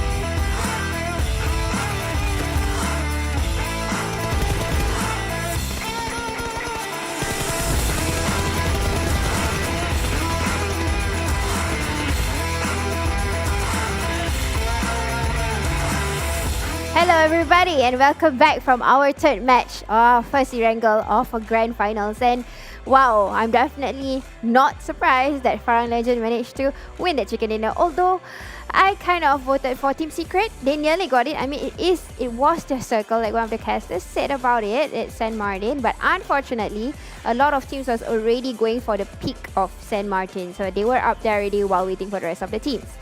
Before I go in further with the breakdown, let us go and look into match ranking first. Before that, we are going to give you something, okay? So you know the drill.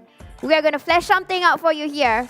Key in the codes right now. It's ever changing. So is the suits. It's not what you're seeing right now. This is the Vikendi, so it could be one of them. We have a few to give away to you guys, which was the hype of the previous seasons. Because I remember I wanted one of these before, and then like the bunny suit, the mate suit, and a lot of it lah. A lot of it basically is inside this permanent. The ones that we're giving away, and these are the codes. So put it in right now on your PUBG Mobile right now. I'm asking you to do that. At the same time, keep your eyes on me.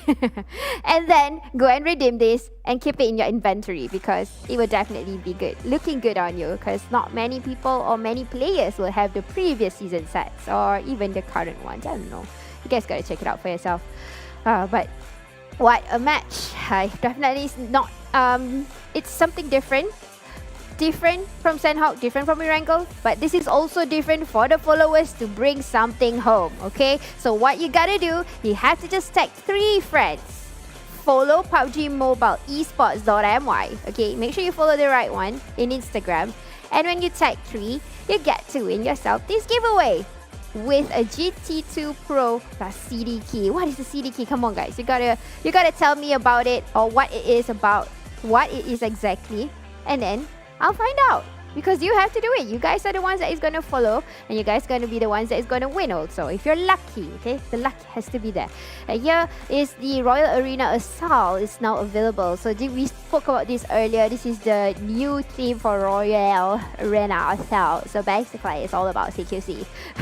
It's a lot of TD. I would say close quarter combat, definitely, because it's a whole lot of free firearms. It's just right in front, and then basically you get to see a little portion of this. Is definitely South Nosca, probably a portion of it, and it's available already on 7 April. So you guys test it out, check it out. I tested one of the new modes yesterday, the one in Livik, so it's definitely interesting way to play TDM this time. But this is our new axe. It is not available, and this is Sylvanus, the Brave, has arrived in his outfit. So I'm not sure exactly. I think he is the person that is sitting on the stone chair, but I have eyes on the lady character. She has such a beautiful outfit. It reminds me of an Eden garden, like a fairy princess that has a lot of power. I don't know, but the suits are definitely cool. So go and check it out right now and try to win one for yourself. And this is the new Royal Pass that is about. We're about to reveal it. It's not in yet. It is coming soon. Micro Battle is coming. So there's something definitely interesting here. It's looking like a big monster. So I'm seeing it as something that is going to be hard, you know. And you just check out the Royal Pass to win great rewards. It's not just the outfit. There's, like I said, there's a lot of things inside the Royal Pass. There's the small inventory stuff, the skins, the parachute smoke, etc, etc, etc. When you purchase it, you will find out what it is. And every season is always improving. It's always getting better. A lot of things to claim. So guys, go and on your PUBG Mobile now, okay? Don't play, just go and claim all these things. And now let's take a look into the match ranking of our Farang Lejund boys winning the chicken dinner in Miramar with 23 total points. Not much eliminations this time, because I think I kind of know the theory on how they won this chicken dinner. It's all about the timing. But Yoodo Lions for Rivals not taking a rest, honestly. They are set number 2, guys. Come on, they have 22 points on top of the 118 they already had just now. So they are still leading the chart, guys. They're living behind all these teams, and like, yeah, you guys come check us, come and catch us up. I mean, come on. they will definitely be studied upon many teams tonight. They have to keep changing on their ways in order for that they won't be hunted, because the points is crazy to catch up. I mean, the second point is already 70 plus, and now they're getting even more points. So it's really hard to see this, but it's good news for Yoodo Alliance for Rivals. And number 3, Team Bosskur with 14, RSG number 4, Team Secret number 5, Axis Red 1 number 6, Clutch Guerilla number 7, R2K number 8, GENEXUS number 9, Homebois number 10, Geek Fam, and the list goes on. But MVP of the day is Pemburu. He was playing very well over the Dune on the picks of the San Martin. He had to be the eyes. And since one of our casters already said that he's actually the IGL right now for the Grand Finals, so I definitely agree with the caster that said that, because having 2 minds is better than 1. You have great ideas as you go, you react fast, you have ideas and you get your teams covered. So definitely it's a good strategy for Yoodo Alliance for Rivals to have another IGL on top of Appy, and then you have Volcay. So it's definitely a beautiful portrait being painted. Damage, he already picked up 1005. That's a great amount of damage being high up in the mountains. And like I said, overall rankings, Yoodo Alliance for Rivals taking up notch 140, guys. And the next best point, apparently it's Farang. They shot up all the way from number 6. I think they were number 6 or number 5 before this. They went all the way to number 2 with 85 points. Axis Red 184. And like I said, a lot of these teams needs to have 1 or 2 good games, and they can try to have the momentum and catch up with Yoodo Alliance for Rivals. But also teams that is having a notch higher is RSG, Team Secret, and also Clash Guerilla. They managed to push a rank higher, but definitely they have a lot of catching up to do. It's only the 3rd match of Grand Finals. We still have about, I think, 12 more games. Of course, it's not going to be played all today. Today we only have 2 more games, and then tomorrow with 5, and on Sunday with another 5 games. So it's not a lot of time to catch up. Definitely these teams need to have new ideas in order for them to catch up, and new metas on how they roll about or do their rotations in the map. But before we see that or talk even further, let me break it down to you on how Farang Lejund actually won this chicken dinner. So basically, we saw the circle, right? Let's wait for the graphics. I'm going to tell you guys a little bit more. They've got the circle, and everybody's circle was an equal circle. It was a center. It was in the middle of everything. Something that they always practice. They always kind of, oh, okay, I know how to do this rotation. As compared to you have circles all the way down south or circles all the way up north. It's a little bit tricky because, you know, teams that has already taken over the north, they will take advantage of that. They will guard or do the gatekeep. But this time, the circle is right smack in the center. It's equal for anybody to do rotations. I'm still waiting for the graphics, so let me chatter a little bit more with you guys about Farang Lejund. So this particular match, they are actually focused on the timing, guys. So yeah, this is the breakdown. Look into the map. Like I said, it's right smack in the center. A lot of teams kind of focus into San Martin because yes, that's where the high peaks are, the little dunes that you're seeing, or the casters were saying that there's a lot of little hills along the way, and the dunes are definitely I would say it's an advantage and a disadvantage, again looking at where the circle would be. But we can see right now, this is actually the 3rd circle. A lot of the teams are already in the circle. It's a big difference as compared to how we did see Sanhok and Erangel. Over in Erangel, probably because the circle went all the way down south to Sovnoska, that's why not many teams was inside. But this time when the circle is equal, a lot of teams didn't even want to do a gatekeep. We can count the number of teams who wanted to do gatekeep. Again, Miramar, when you are outside, you can't really do gatekeep because everywhere is, most of them have high elements if the terrain's given. Now you can see the invaders of the people of the hills, which we can see Team Secret. We can see Yoodo Alliance for Rivals. In fact, Clutch Guerilla is one of them. But little did we know, this particular part of Miramar, it's actually a naked ground, I would say. You have the highest of the highest peak, and then it is totally a different, it's an opposite when you look into the other side because it's down, not down, but it's a lower portion of a terrain. So people from the other side can see through. That's the reason why a lot of teams couldn't take precedence of that particular place. They were being shot by across, like long distance shots. A lot of teams were seeing one another. That was the problem. But now let's focus into Farang Lejund. So they rotated all the way from Los Leones. They again played a little bit of a slow game, but it's all about timing. If you can see the distance of how much Repo Boy is leaving the boys behind is quite a great distance, which is something that we kind of already see. Okay, this is how Legend usually plays. But this time when they push, they are using not their skill sets, because we know that Adik, Luke and also Olio are pretty much the CQC people, but we did not see that at all except for that particular battle in the compound when they were all in the hillside. All of them used that long distance shots, and they don't really overpick. They waited for people to come. In fact, they only baited Boy outside just to clear or bring the confusion of the footsteps, like what you are seeing right now. And then again, like I said, the invaders of the picks was actually Yoodo Alliance 4 Rivals and Axis Red 1. But unfortunately, this is quite a tricky space to play in with. You are hearing a lot of people moving on top. At the same time, you can't pick that long because people from the bottom is going to aim at you. And the people on top, when the circle don't belong, will not go to the people that is on top. That is the problem, because they can't do the picking. People at the lower portion will have the advantage, and this is how Farang Lejund actually open up. And if you realize, the people that, or the players are good in the CQC for Farang Lejund, which is Olio and Adik Luke, they are working hand in hand and looking at the same kind of direction. At this point of time, Adik Luke was looking into Voke, Olio was looking right up into Pemburu, and nobody spotted RSG because they can't do anything. They're pretty much stuck. They can't do anything, so they are waiting, and they are kind of doing it right because they do it step by step. They get rid of the guys that is the most that have the height in that particular mountain, and then they went down like a sandwich, like a stack. They went with the bread, and then they went with the vegetables, and they went with the patty. So that's how they kind of do with this segment of this particular match, with the timing and how they kind of work together as a team and try to get information as they go. They cover each and everybody along the way. So that's how Farang Lejund won that particular chicken dinner. But you know what? Who else needs the chicken dinner right now is me, because I'm going to take a quick break and I'll catch you guys for our 4th match of the day.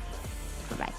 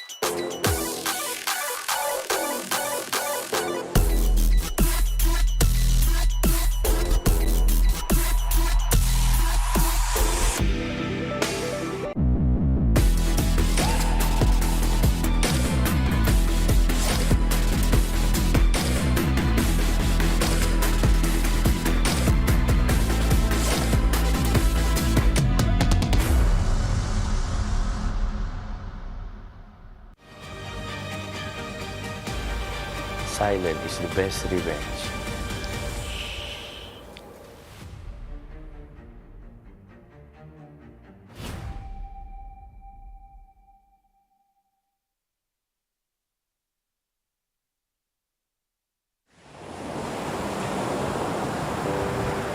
From ordinary to extraordinary, there's a long way to cross.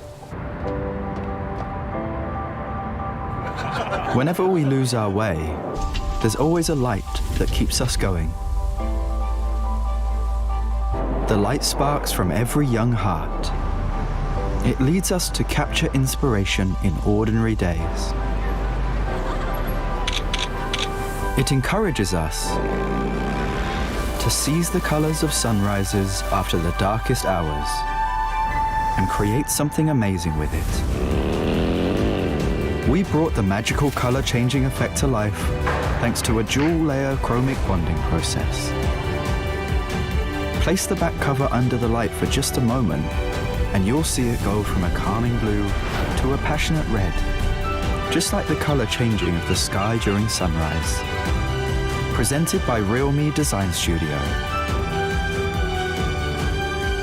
A tribute to those who dare to capture the light. Realme 9 Pro Series. Hello everybody, and we are back from the quick break. It's really a quick break. But I am Sis Jenny, your host and analyst for today. I totally forget to intro myself earlier. Sorry guys. But yes, I am here. So I'll be your chitty chatter and your chatter chitty. Sorry, I'm just being so goofy right now. But yeah, I'm kind of happy to see how the teams are performing so far for the grand finals, and I hope you are too. If you are, click this, follow, like and share, and of course subscribe if you're watching from YouTube, because your support matters to us. And what else matters? If you scan the QR code right now and give us your point of view of everything. If you want to see something even more or lesser, or you want to invent something like probably somehow I become a virtual character and come out to your living rooms, maybe it could happen in the future. That would be freaky, right? Yeah, but anyways, yeah, do remember to leave your feedbacks over in the QR code, because we want to know what you're feeling for this PMPL. Again, you are watching our Pro League MYSGPH. This is the grand finals, our first day. We just finished with our third match, which is in Miramar. We're going to go for the 4th and the 5th. But not so soon, okay? Because I need to talk to you guys a little bit about how things go on so far. The kind of gameplay that we are seeing, it's pretty, I would say, a clean finish for a lot of these teams. They are literally being very careful. I think also it's because of the new format. Yeah, I know the new format kind of take active over in the league, but because of the points that is being brought over, a lot of these teams can't afford it too soon. In fact, when we see a too soon, it's either the teams are kind of surprised or they have a standoff. They don't really like have that a shock, like, okay, I'm going to fight with you, and then things will go down otherwise. But no, we hardly see that too soon. In fact, the too soon hardly happens in the first circle, okay? So let's go into the summary. And what summary are we going to look at? Not yet, okay? Because the summary will come in a little bit later. We are going to talk a little bit more first on the gameplay. So a lot of these teams are very careful with the way they are pushing, the way the rotations are being made. In fact, a lot of these teams are going to... I realize a lot of checkpoints are actually near the blue. I mean, those of you who watch PMPL, you know checkpoints, right? It means after drop spot, they will have a checkpoint and they will go to the second place where they want to be. Whether they are going to do it for gatekeeping or they're going to go for assault, it really depends. But a whole lot of these teams' checkpoints are near the blue. So definitely this is something that I'm not seeing it the last few seasons. Maybe a few teams actually did it, but this time a whole lot of teams is doing that, which is something smart, I would say, for the plannings, at least for the grand finals, because in a way, if you have a checkpoint near the blue, you are keeping it a safe route for them to enter. But wow, team summary: Farang Esports and Yoodo Alliance 4 Rivals. Elimination points. This is the previous game earlier. Yoodo Alliance 4 Rivals, they managed to farm a lot because of taking their pinnacle or the peak of that particular hills that they've got. But it only lasts them for all the way to the 5th until the 6th circle decided to, shift and go all the way to Farang. But the amount of damage Yoodo Alliance 4 Rivals has, they definitely take advantage of the area that they've gotten and they utilize it to get a whole lot of this damage, which is equivalent to the amount of elimination that they gotten.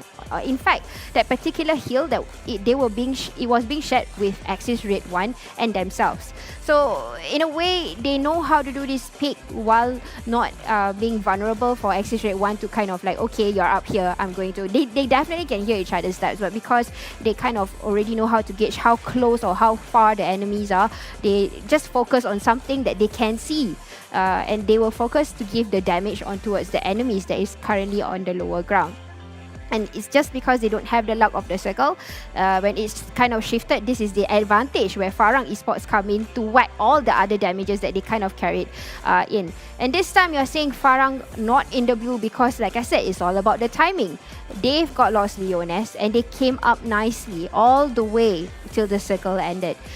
This is our overall stats with 58 eliminations. So actually, there's a few players who unfortunately had to be sacrificed in the blue. We did see EVOS kind of struggle their way to come in, but Mika, he did this in Sanhok, he did this in Miramar. So his game instinct after the blue is definitely his highlight for me. He knows what to look at, where to expect enemies are in, and he managed to not only get one, he will minimally get two in the blue while trying to run in, at least for Mika EVOS. But yeah, CLC Adib had that particular status, and this is the current timetable today. Okay, the lineup, we've got Geek Fam, we've got Yoodo Alliance for Rivals, and like I said, I wanted to see the new bloods. There you go. Call me the analyst jinx, whatever. This is the new bloods. Farang Lejund taking match number 3 with a chicken dinner of quite a scary elimination point. 8, 19, 8. So the next one will be 19. I don't know, guys. Is this like a good number or something? But yeah, we're gonna go with match number 4 again, back in Miramar. Hopefully we get to see a beautiful circle like what we see earlier, because we can see how teams are going to outsmart one another in this time. But I have not gotten enough of the new blood. So you want to know who's my next prediction? Because I'm going to really predict another new blood, which is Farang Lejund again. So maybe they got the momentum, and when they get the momentum, they want to try to get another one. I don't know. It happens. It happened before for R2K. It happened before for, if I'm not wrong, it's GENEXUS. And wait, it's RSG. So maybe it can happen for Farang Legends again. And knowing that they want to catch up with Yoodo Alliance for rival points, they will try to take the best out of it. At least try not to get too soon, which they nearly get earlier, and they managed to get back up, the 4 of them, with that CQC battle. But right now, the ones that's going to do a CQC with you is our very awesome and hype casters. Let's go. Sis Jenny, Farang Lejund's not that new by now, but you know what's new, Chuchu? What? Jenny's shoes, boots. Did you notice her boots? I love her outfit I today. It's love just it insane. so much. I have a story with her boots. I'll tell later. Okay, we need to know. Do we have time? But never mind, wait for that first. Before that, this is the phone that you guys are looking for to be as pro as these guys can get. The Realme GT2 Pro is greater than you see, because just now the performance is just epic. And also tech trendsetter for our PUBG Mobile smartphone partner this time, and also none other than this high chipset, latest of everything, very affordable price. But we have good phone. We need what else to play as good as these guys? When you say affordable, we need affordable data as well. And of course, we'd like to thank our official digital telco partner. I got it from Choo now. Yoodo. Of course, if you sign up with Yoodo today, you will get free 5 GB of high-speed data plus 20 GB of PUBG Mobile data. And with all that, you can get all the cosmetics in game, just like how Sis Jenny wanted all the cosmetics that showed up in our promo today. Yeah, she's really on rampant when it comes to collectibles. She's just... imagine if she's going shopping off PUBG Mobile Mall. Well, she shopped for you, so... I'm loving the outfit today. Thank you so much, Sis Jenny. But we have 5 more seconds to go. It's down back to our last Miramar of today. Down to 2 more games. And we saw Yoodo Alliance for Rivals almost got himself another chicken just now. I know, right? Again, another consistent performance from Yoodo Alliance for Rivals. But let's see if they can pick up the pace. And this final Miramar for today. Let's go. But don't forget about the story I want to tell you about Sis Jenny's boots. Yeah, we need those boots when it comes to this sandy dune. So what's the story, by the way? Okay, so when we went out to buy a dinner earlier, so I was telling you guys were dating then? Somewhat, yeah. Yeah. So we were talking. I was talking about like, oh, she has nice boots and all that, but she says she doesn't like her boots. I love her boots. Yeah, but she doesn't like it, and I asked why, and then she says that because it makes her leg a Malay chit. And then she asked me, what's Malay chit in yeah, English? she asked me exactly that same question. Do you know what Malay chit is? And I'm like, I don't. If it's Chinese chit, I probably know. Malay chit, I don't know. Okay, I don't know how to respond to that. I'm just gonna brush it never away. mind. I'm just gonna brush it away.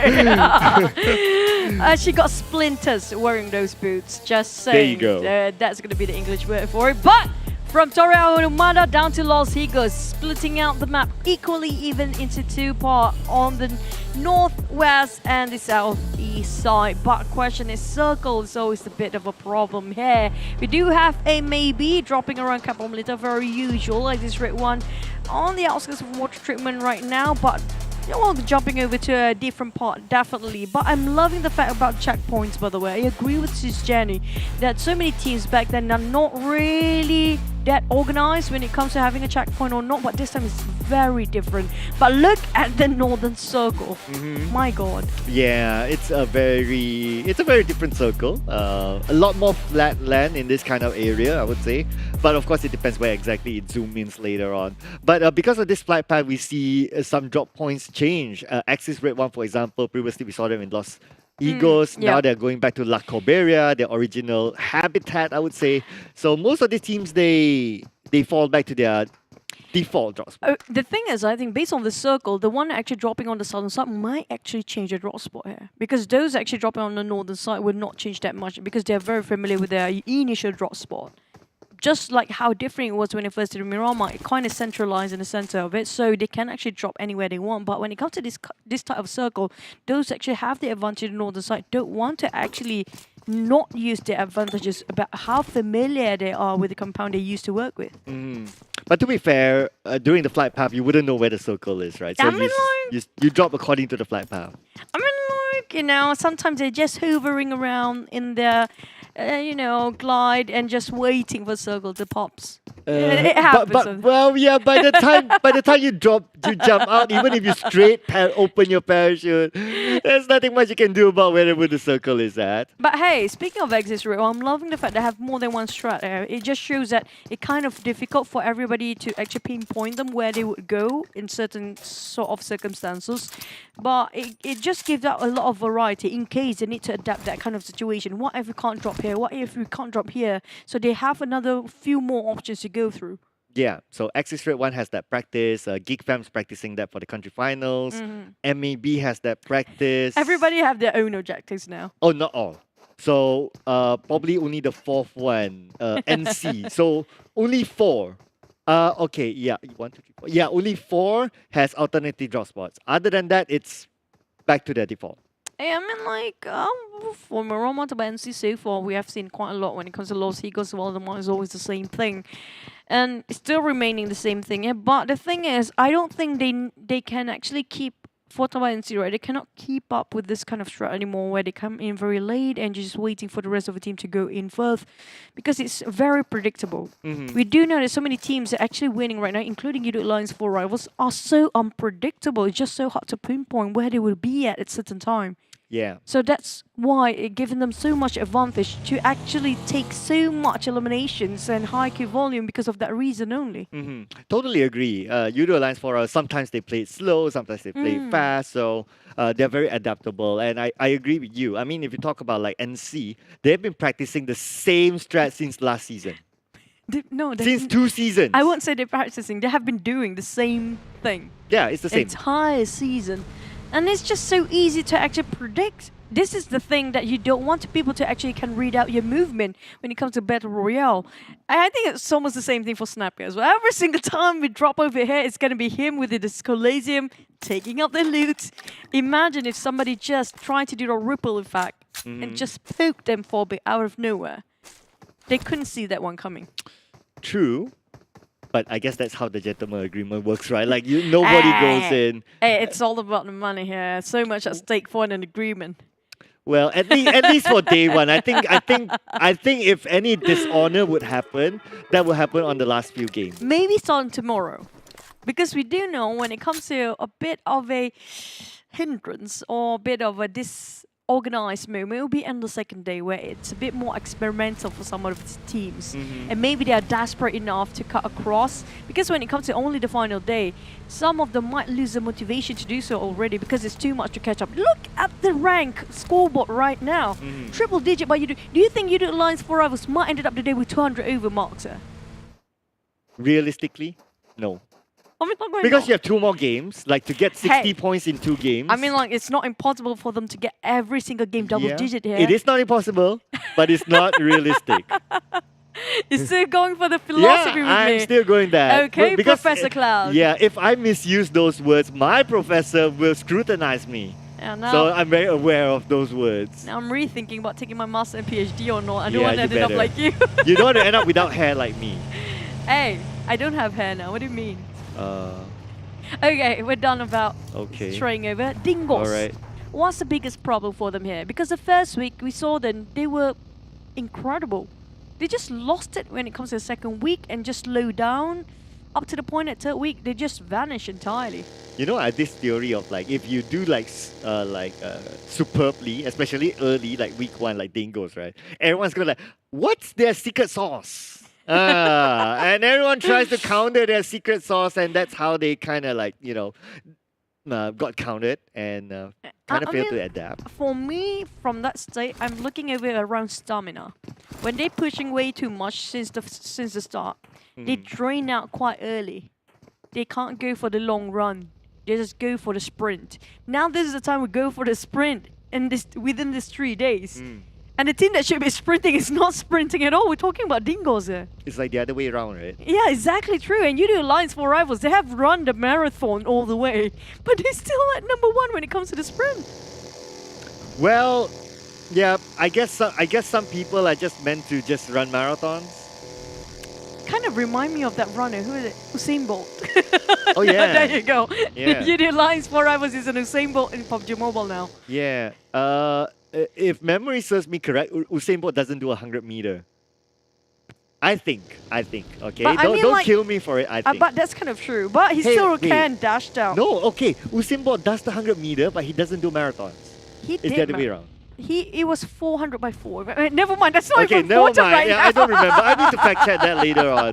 We're Yeah. just randomly, spit out some stuff that shouldn't be spitting it. But hey, GENEXUS. Now, I'm kind of worried for them because, one, I voted out for them today. Obviously. Secondly, I'm worried about the curses on me today since things hasn't been working out. And GENEXUS have been a bit quiet, but this is the thing about GENEXUS. They are one of the late bloomers. They kind of slowed down a bit when we took a long break. And they just need a bit of a day or two for the momentum. But with this state currently they're not that in danger zone yet. But we do know there's only top 3 can go straight for the C playoff. And the other 4th till 6th place, they go for the C play-ins. Now, C players will be more difficult than getting into Grand Final C later. I think so. Yeah. Yeah. Expect to see a lot of big teams. I mean, we're talking about the C region, right? It's arguably one of the tougher regions in the PUBG Mobile world, arguably.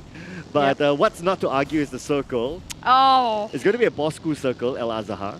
But in the meantime, if it's going to be urban circle, then we have a bit more coverage when it comes for the players to actually take a couple of buildings. It's going to be a very slow circle then. We do know, because it kind of reminds us back then in Vikendi time. Oh no! Oh no, God! You have to remind me, back in the day. Oh my god, that was worse than Healing Game that time. That was really, really tormenting for us. Yeah. My fondest memory about Vikendi was in Season 1, where we had to cast the Singapore qualifiers. You mean the port one? Oh, that wasn't the port one. No, that wasn't the port one. The port one was... it was a final. Was Season 2. Oh, during the season league. Yeah. Singapore qualifiers in Season 1. I remember, like, you were pulling your hair. It's like, do something, guys, do something! Yeah. But hey, we kind of miss Those were the Vikendi at a days. certain point now. Yeah, we I kind of do. miss a maze. We don't have any maze in any maps anymore. Oh, yeah. So hopefully if there's any new map, we don't have any cold map yet. Since Vikendi is gone now. We do have a lot of rainforestry, we do have the sand dunes. Now we miss our cold map. Will be another new map coming in with a maze. I really wish there's a part there. I miss the dinosaur. Yeah, I miss that too. Yeah, I'm sure It the was observers really do. good vintage. Like, you can see a lot of good footage coming up from there as well. Yeah. So many things that we didn't know in PUBG Mobile actually exist in there. I know, right? I'm sure the observers miss that as well. It's like, we can do those shots. But hey, what you shouldn't miss is to scan that QR code on screen.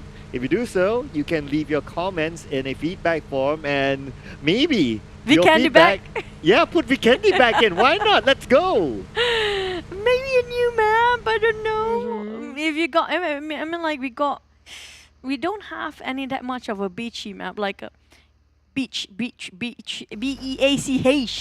You know, that kind of, have sort of a Hawaii vibe. That'd be cool as well. Thanks for the explanation. Yeah, I need to explain because if expression right now is like, what?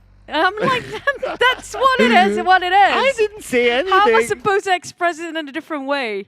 Okay, we're done with side talks. GENEXUS, Yoodo Alliance, for rivals. These two teams, if you compare head to head, I have to say they're very close. It's just GENEXUS having a bit more difficult when it comes to getting the consistency on par. But Yeah. firepower-wise, They're on par. they're way up above everybody else, honestly. Yeah, I know. But you can't think about it. Just look at this. Their points are like, what, 3 points difference than Nexus and 4 points difference than Farang Legends. They're not that far off the top 3 to move on to C. And also, just now, they got themselves... You notice how the scoreboard with 8 elimination, 19 elimination, and 8 eliminations again. Now we're looking over maybe 20 or maybe 19 eliminations again. Maybe. Seems like that's the pattern for day number 1 of the country finals. But hey, there's going to be a bit of a civil war between our clutch Guerilla versus Farang. But, yeah... We're going to have to wait and see first where the circle pops will be around Junkyard, maybe on the outskirts of Al-Azhar, just on the high vintage point there. It would be really cool if it ended up there as well because it's going to be so tough for some of the players. There comes a VIP, Razor, EVOS VIP, but hey, Hot Chef, why not? Down to the south all the way towards Minas Generalis and Junkyard. And the best part, just outside Al-Azhar, there's some high ground, so I think teams don't want to rotate straight up to there, no, because you get caught off. So expect teams to rotate either through the right side coastline or the left. Maybe not much on the middle.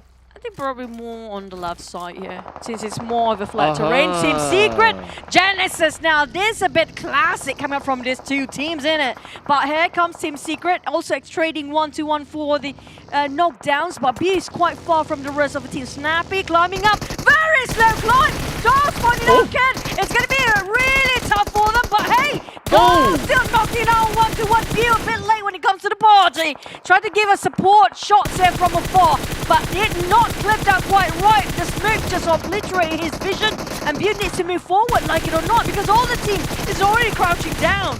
And that is what happens if you try to move through the middle. There's the gatekeeping coming here from Team Secret onto GENEXUS. Now Biu onto his own teammates. He tries to secure those elimination points, but can't seem to hit the mark. He's still on the outside of the circle though. Oh no, everybody in his crosshair right now is actually browning. But Kid still managed to take it on Lung, and what? Yoodo Alliance, where did that shot come up from? Out of nowhere. Wait, they were there the whole time. Third party again. Both Team GENEXUS and Team Secret losing that one. That's why going through the middle is not a good idea. Do your homework, people. But anyway, Homebois now. Looks like they lost Tam, and they're surrounded by R2K. There's another team on the other side. R2K having a little bit of elevation, but Snappy out, Biu out. And you were just talking about GENEXUS. Sorry. You know what? I'm going to change my vote for today. Just saying. Feels bad right now. I'm sorry, guys. Viewers, don't blame me. It's just fate happened to be not on our side today. Back to us Homebois and R2K. Now, they're going to fight against each other, but TABAH NC, the ones who's always going to wait for a bit. But the thing is, do Harm really want to rush in here? They already lost Zayn before, so they're kind of low in terms of firepower, and TABAH NC is hovering around the crosshair here. While Geek Fam having a compound to work with on the higher grounds as well. But EVOS, on the other hand, running away from the blue seems a bit more of a challenge than usual. Yep, as they try to rotate to the right. And that's the choice that they pick, but they need to be aware there's another team coming on from behind them. Geek Fam, currently in the circle, need to be aware that there's also another team behind them. But with the current situation of their location, no one's going to move except for Sam9. Now in the crosshairs of Damroot. The long-range snipes will not land onto Sam9, but Sam9 is kind of caught on the outside of blue. Now they have to push forward. It's full circle here, 1% HP at a time. Rex caught by Rex now. That's going to arrive for now with a mini 14. finish off Sam9 Drag straight away. Sam9 being cornered here, not even managed to make a leeway to get into the circle. A bit of a hindrance for them, while Sam9 taking still a fight against Geek Fam. The one that they should be fighting for is going to be not just that, RSG is there as well. Now Sam9 is kind of stuck outside of the circle way too far. Yes, stuck way too far, and that's what happens. The zone will eat them up. Putra goes down, but Razor able to secure the elimination point of the Putra. Jumper be taken out by Ainaki. It's captain against captain, and Jumper, that's it. He's out of this round. That will be figured out by the zone. That means Sam9, they're down to the last player. It's down to Bravo. Oh boy. Oh boy. The moment we hear the pin opens up for the grenade, we do know that it's going to be Doomsday coming up from Sam9 with one person running over towards that compound. Just waiting, time's ticking. Bosskur now start to fight against Exit Red 1. Anuki is actually finished off by the play zone. These teams are actually quite far from the circle. Micah with the UMP9 trying to actually play around with the terrain, abusing it, hoping for it to cover themselves to move forward, which they actually work quite right here. All they need to do is making sure they are hitting themselves in the shadows. Oh, Choo-Choo is 600 meters, and they are still on the outside. Oh my goodness, this is just so scary. Our boy himself, he's taking out the blue, and it's the full circle that they're talking about, but at least he has a vehicle. Yoodo Alliance for Rivals. What does it take to stop this, guys? They have still a full squad in the circle. They really know Miramar map just like the back of their hand. You look how they actually play around with the ditches and the ledges here. They know it almost like they're born with it. Look at how they just abuse the terrain to make sure they get themselves covered and can actually pick whoever actually crosses by. And now MAB will have a bit of a problem because Appy might just get a gatekeep this. They got themselves a lot of MVP before and plays them finish off Axis. Hey noob. In the meantime, Micah is really close to actually being knocked down here. Running with only his bare legs without any vehicles, and maybe might caught him along the process. Oh, that could be Moki. Moki just needs to turn to the right, but talking about turning, we turn over to the civil war between Farang Legends as well as Clutch Guerilla in the same compound, and they're playing by the edge of the circle, but they need to be careful. There's another team coming in. That's going to be Homebois. Oh boy, Farang, they're kind of being shushed out by their own brother team here. Team Secret eliminated with 3 eliminations only. We have one more team out. It's going to be Bosskur. Now Farang, they're down to only Adik. Look at Helton's really screaming out for help, bleeding out at the moment. Homebois must just take this as also advantage to this side. Rebel Boy just arrived. Now so many smokes will actually cover them for just momentarily. The moment the smoke dissipates, it's going to be the end for Farang because two teams eyeing them out at the same time. Oh, Helton will be taken over by NSEA. Make it 3. Make it 3. That's another team in the party. But now, waiting for the next circle as well. Farang Legends playing with only 3 team members from a chicken dinner. Now, they're in a tough spot. Clutch Guerilla gonna block them into the circle as we see the elimination feed. Palm takes out Iftar, and the nade almost onto Jimmy. Yep, he only down to 3 first 8. Dips on the meantime, try to overwatch around the window, but oh, he's giving away his position way too much here. What I worry about is going to be Rebel Boy almost being knocked down. They need to build this one now. Both teams are not winning because Homebois is eyeing out onto them. Axis Red 1, Micah OP finish off by the play zone. In the meantime, Luke tossing out, might just clip on Funky. Ooh, that's slither of help. But there's going to be exchanging of nade between these two teams right now. They need to get out here because the ones winning definitely Homebois and TABAH NC. They need to get out in 15 more seconds because they're playing by the edge of the blue. Rebel Boy starting to move in, going compound by compound. But Adips is waiting. It's going to be captain against captain, but Rebel Boy goes down. That's going to be a long range shot coming in from Sigi. And it's going to be Adip. Look now to get to be Oleo, the duo. Who's going to do it? But Oleo's on fire. Not the fire that he wants to be in. And Jimmy goes in. And Farang Legends from chicken dinner to 11th place. From 0 to 0 immediately, and now Homebois heard that shot coming out from. They know they don't have time. They might just gatekeep Clutch, who's actually trying to run across them later on. They need to take a longer rotation, but the hills is just not making it easier for them. For Yoodo Lines for rivals, it's going to be R2K versus one Pemburu. But Pemburu, how about to his biking? He needs to move and build now, because right now he's the last member for Yoodo Lines for rivals as well. 5 elimination points. We're talking about him trying to survive as long as he can. Oh, and he has a smoked up vehicle, so that's not going to help him. But let's see how he'll make the best out of it. And now talking about the best out of it, Clutch Guerilla will need to move as well. They're currently on the outside of the circle, but Pemburu goes down to Damroot. It's going to be captain taking out captain. And this guy's going to be 10th place. 5 elimination points for Yoodo Lines for rivals. Iron Pro being shot at from afar. Now Homebois, they're playing the gatekeeping role, and Clutch Guerilla having a tough time to get in. Yeah, definitely true. It's going to be them chasing neck to neck. For Homebois and Clutch, they will not actually try to let Clutch freely enter into the circle, choking them for a bit, and now Trick spraying over, but it doesn't connect.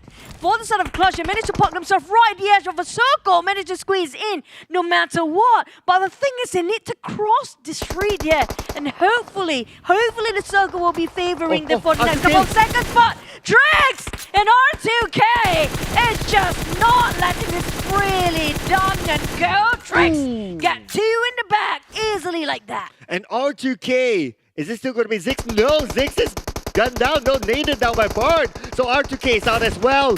So now it's going to be Homebois. But wait a second, the next circle, where will it pop? Who will it favor? As the next circle, will it still be down south or we go up north? It's north. Dingoz, here we go. Is this the game they've been waiting for? We mentioned them so many times. And this is their rising up moment. But TABAH NC taking a warehouse, Geek Fam and RSG taking the high grounds, but none of this team actually inside of a circle. Homebois still having a go against Clutch Guerilla for the longest time. But look at the ones actually in the center of a circle. They might winning this, and nobody's paying them enough attention. Oh, extra pressure for Clutch Guerilla as they need to cross the road. Now 20 more seconds before the zone starts to close in. Bravo goes down to Luke. That is it for Sam9 at 8th place. 1 elimination point. Point given to RSJ. Adip's now trying to find a way into the other side, but the smoke will be popped out. This will be their last chance. They do have a vehicle though, but nope, they're going to go on foot, but Iron Pro will be waiting for them. You've seen Iron Pro did the what does he got one? Iron Pro put it in the bag, but he will be squished down by Jimmy running down with the vehicle. Jimmy, dude, really? I'm not sure this is just blind courage. Jimmy make it work for the entire team. That took big courage. What a bold move. What a bold move. Oh my goodness, Jimmy with the splat in. And now Clutch Guerilla play by the edge of the circle. They beaten the odds. They beaten the Homebois to go in. But talking about beating now it's down to NC versus the Dingoz to get into the circle. Ricky, hoping nobody spot him out. Took out the pin, cooking up the nade for the next couple of seconds. He will toss it out. Hoping to hit. Seems like a Kobe. Flags is really low, but just a bit on the left side. It might hurt a bit on TABAH NC side. But Ate spotted out the rest of TABAH NC just now. Magix was really low, but he healed himself right on top. But never mind, Flags is actually really low as well. Ricky just heard the footsteps next to him. He knows exactly where they're at, but he's just not able to do anything at this point. Well, the good news is that Ricky doesn't really need to move, but Insomnius is caught out now. That Luke has the high ground, and Insomnius is on the outside. Zone is starting to close in onto Insomnius. Molly will be tossed onto Insomnius, and Molly will hit onto him as Luke secures that elimination point. That means 6th place for EVOS Vip. 3 elimination points for them in this round. RSG, a full squad together with Dingoz. And Geek Fam is harmoniously sharing this compound with RSG for now. We're down to 5, 18 players alive. 23 V4, V4, V3, V4. Most of them having a lot of men on their side, but RSG spraying over whatever is across them from afar. Clutch, although from downgrade, trying to climb up here. But RSG, they're at the edge of a circle as well, but the one actually being the victim is going to be TABAH NC in between. They might just goes down quite fast. Shinzi left here while Funky tapping out to RSG. RSG needs to move. They found a snipes right beneath them. Oh, the zone goes up north. Clutch Guerilla, another row for them to cross. Now can they do it? As Geek Fam, they have the high ground. They have a good chance here for securing that elimination. They have a good chance for securing that chicken dinner. But TABAH NC, they'll go out. So 4 more teams left. RSG losing more men than anticipated quite fast, and these guys dropping like flies. Geek Fam, damn rude. Shredded helmet already. Down to the last person, damn rude. Determinated, the highlight for the team itself. Will try to carry out the entirety of burdens or responsibility for the winning of the team. But Snipes finished off by the side of RSG. Maybe, never mind, it was Dingoz actually. Oh, but here we go! Clutch Guerilla! Whoa! Again, another road rage here by Clutch Guerilla. They forced themselves into the circle and it worked for them. Oh, Jimmy. I don't know what's wrong with Jimmy today. He's just crazy with the vehicles today. But Shamsy, what a player, dude. Taking down 2 in the back, but it's not done. Dingoz might just win this. Nobody actually giving them extra attention, and they're just taking all the eliminations as they can get freely without nobody stopping them. Yeah, they could do it. They still have utilities. Look at it.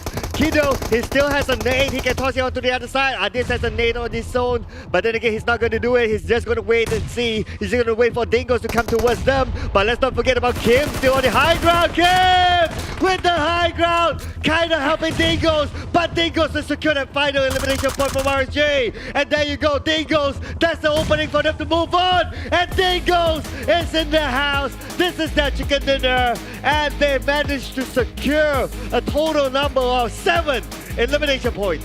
Hey, we saw RSG Kim just now, but hey, Dingoz have baby Kim as well. Seems like the baby wins over the big Kim, we call it, as we do. But that was a remarkable win coming out from Dingoz, even though their elimination points are not that much off. But this is a good start for them. We haven't seen them this aggressive or getting themselves a chicken or even under the limelight for quite some time. This is something they really need, desperate enough, to get back onto their feet and rise towards their occasion. I have to give it to Clutch Guerilla as well. Yeah. They beat them 2 odds, 2 different roads, one against Homebois, another one against Geek Fam, and Jimmy. You naughty boy, Jimmy. He's just insane with that vehicle. I'm gonna send Jimmy to 6 years of jail. I mean, like, he did that twice in a row here. If it's not because of Jimmy, Clutch might have gone choked quite early on. But because of Jimmy, he made so much space. But let's rewatch and relive that moment for a bit. What really happened in our last map here, last match just now. And we're down to 1 more game, so let's just get into it.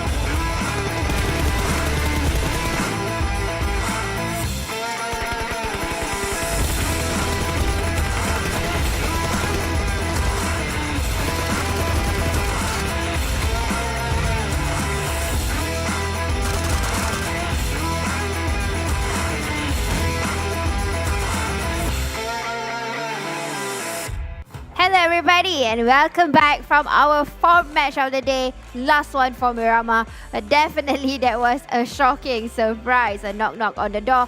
Or let's just say when you forget to check your blind spot, this is what happens. Guerilla nearly had it in the back.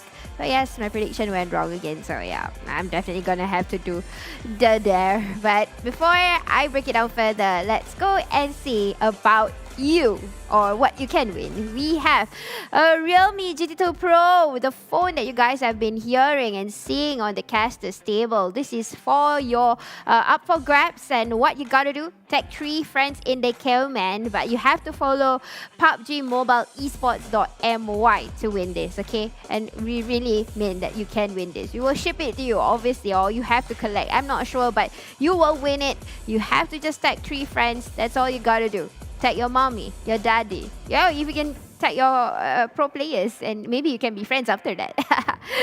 It's giving you guys ideas. But here we go. Race Dream Monster, get rewards. Wow, this is something new. And look at the cute pets. I'm liking this. I'm not saying I have yet to see this. But I definitely like this. I like the buddy, you know, the small little animals that you're looking over. Nowadays, you have to see a few of the characters having that. I'm not sure if this is what it is, but it seems to be like it. It has really cute unicorns and jellyfish. I like this. I like this. Thank you, Tencent. Thank you, PUBG. It gives us that a little bit of happiness, even though all we gotta do is just eliminate and just bombarding players wherever we go. We have a little bit of cuteness still left behind here. So get rewards and check this out. Like I said, when you are in my scene already, open your PUBG Mobile. Okay, this is the time when you open your PUBG Mobile and keep getting these rewards. So if you watch PMPL, we have things for you. We've got permanent parachute, bro. If you don't want that, I want it. I have a collection of a lot of all these custom, not custom, but all these things that aren't yet we have. I like to keep them. And we've got the skins from previous season, especially the M16. But at SKS, I have not seen it yet, but I'm sure it's from the previous season also. It might be something new, but it's something for you to find out and for me to find out tonight. I'm definitely going to claim the rewards. If you don't want it, I want it. So you know what to do. Claim it while it lasts, okay? But what happened in the previous game? Let's take a look into the match ranking. What a surprise. Dingoz from the back. Or let's just say it's not really something that they came in lucky. No, it was a Dingoz circle ever since the circle strike into the 5th circle. They got the circle all by themselves. Even though that particular place near Minas or near Junkyard, it was pretty tricky because that particular compound is open. But CLC or Clutch Guerilla at number 2. With the Jimmy, like casters have been saying, you know, he has been very sneaky, but he's doing a lot of CQCs and he's doing it very well so far. Where we can see RSG couldn't get out of where they were. That's the reason why they couldn't get down, because we had Damroot, the Informer, which I will break it down to you guys even further. Geek Fam at number 4, TABAH NC number 5, EVOS Vip number 6, MAB number 7, and the list goes on. But yes, 0 to hero definitely for Farang Lejund. They didn't get another one. In fact, they were too soon for this game. But MVP goes to Ate. Ate being the people in front. It's Kido was actually doing, no, I think it was Baby Kim. He was doing the fragging, not fragging, flanking. But Ate kind of paid attention to the people or the enemies in front of him, and that's where he gets to finish all the eliminations. He get the first informers, even though his damage is not so much. It's only 606. His longest distance elimination is just okay for Mirama. We've seen a greater distance, but this is what he has so far. It's quite an average, at least for Ate to come out and save his team at the very last, I won't say the very last minute, but last few seconds. Okay, so Yoodo Alliance Forever still at the top with 146, but this time you guys realize they only picked up 6 points for this game, for this match. Okay, it's not as big, great difference as compared to the Sanhok and Erangel that they brought in. Dingoz definitely decided to push Farang Lejund down because they got a little bit too soon earlier and they got themselves in the second position, but the points is not too much of a difference. But Clutch Guerilla is the only team that is climbing up this time as compared to the teams right now. We are seeing Bosskur going down, Team Secret going down, at the same time Sam 9, but they're not on the lowest. They're just going a level below, maybe because they couldn't get enough elimination points. But definitely it's a questionable thing right now for EVOS. They have been doing a lot. In fact, just now, I think they were one of the teams that managed to get into the last few circles, maybe number 6 or something. But unfortunately, it did not happen again for them. They've got a few elimination points, but it's not enough. They definitely need to have the support of themselves to get the survival points and more elimination points, at least for EVOS. So, what happened in the previous game? Dingoz had the circle all the way till, I won't say all the way, it was in the 5th circle where it is obviously that is their circle. They are the only people in Junkyard and they stayed. They didn't come out. They managed to spray here and there. That's the reason why their damage is only 1,000. and 95. It's not as much because, you know, they were keeping a little bit passive. They waited for RSG Geek Fam to fight it off, including NC, who was trying to fish from outside of the circle. But this is how Dingoz actually won the chicken dinner. They sat in junkyard, they didn't move, they didn't budge, especially when it comes to the 4th and then the 5th. Yeah, that's where they are. They didn't really move. They managed to separate players, which is something smart, I would say. You can see Baby Kim and It's Kiddo trying to move all the way to Ate and Ricky, where they were in junkyard.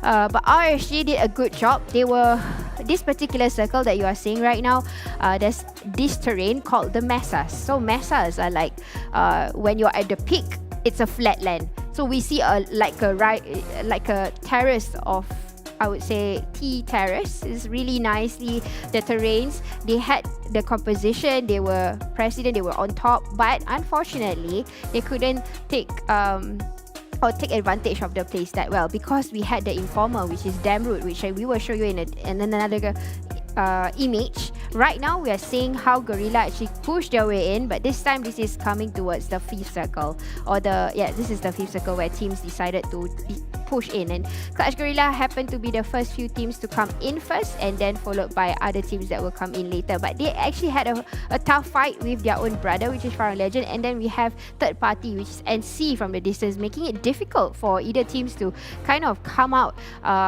surviving that circle, even though it was already coming into the blue.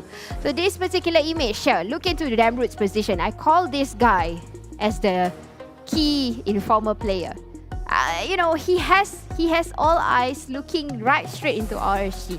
That's the reason why when we saw how Guerilla pushed in, he was unprepared. He was looking one direction up because he's telling all this information to QB, to Snipes, to hey, eliminate this guy, eliminate this guy. That's the reason why RSG couldn't go down. They were being hit by a whole lot of directions. I mean, Homebois was doing the same thing towards them because they can only look up, and when you look up, you can see RSG. At the same time, Damroot is giving the right information for his teammates to go and make RSG make it hard for them to shift down when the circle has already shifted. We can see right now the circle has shifted and RSG couldn't come down. But this is where the game changed a little bit. It was looking kind of good for, or I would say the luck suddenly began to look into Guerilla's area or side, but suddenly, because they forgotten to check the blind spot, because of one player, which is called Baby Kim, he flanked out while Dingoz was pushing in from the back. Baby Kim had the information. He just directed his teammates like, bro, they are there, carry on shooting, and right now throw the grenade. So basically, Clutch Guerilla had one attention looking upwards towards RSG. Little did they didn't realize that there's one player who actually flanked out to look exactly where they are, and that player is Baby Kim from Dingoz. So this is how Dingoz actually won that chicken dinner. They definitely did their homework in a sense of that particular rotation. They decided to split to 2. They kept in junkyard. They stayed where they're supposed to because the circle didn't shift. So that's how they won that chicken dinner. And right now, we're going to go for a quick break before we kick start with match number 5.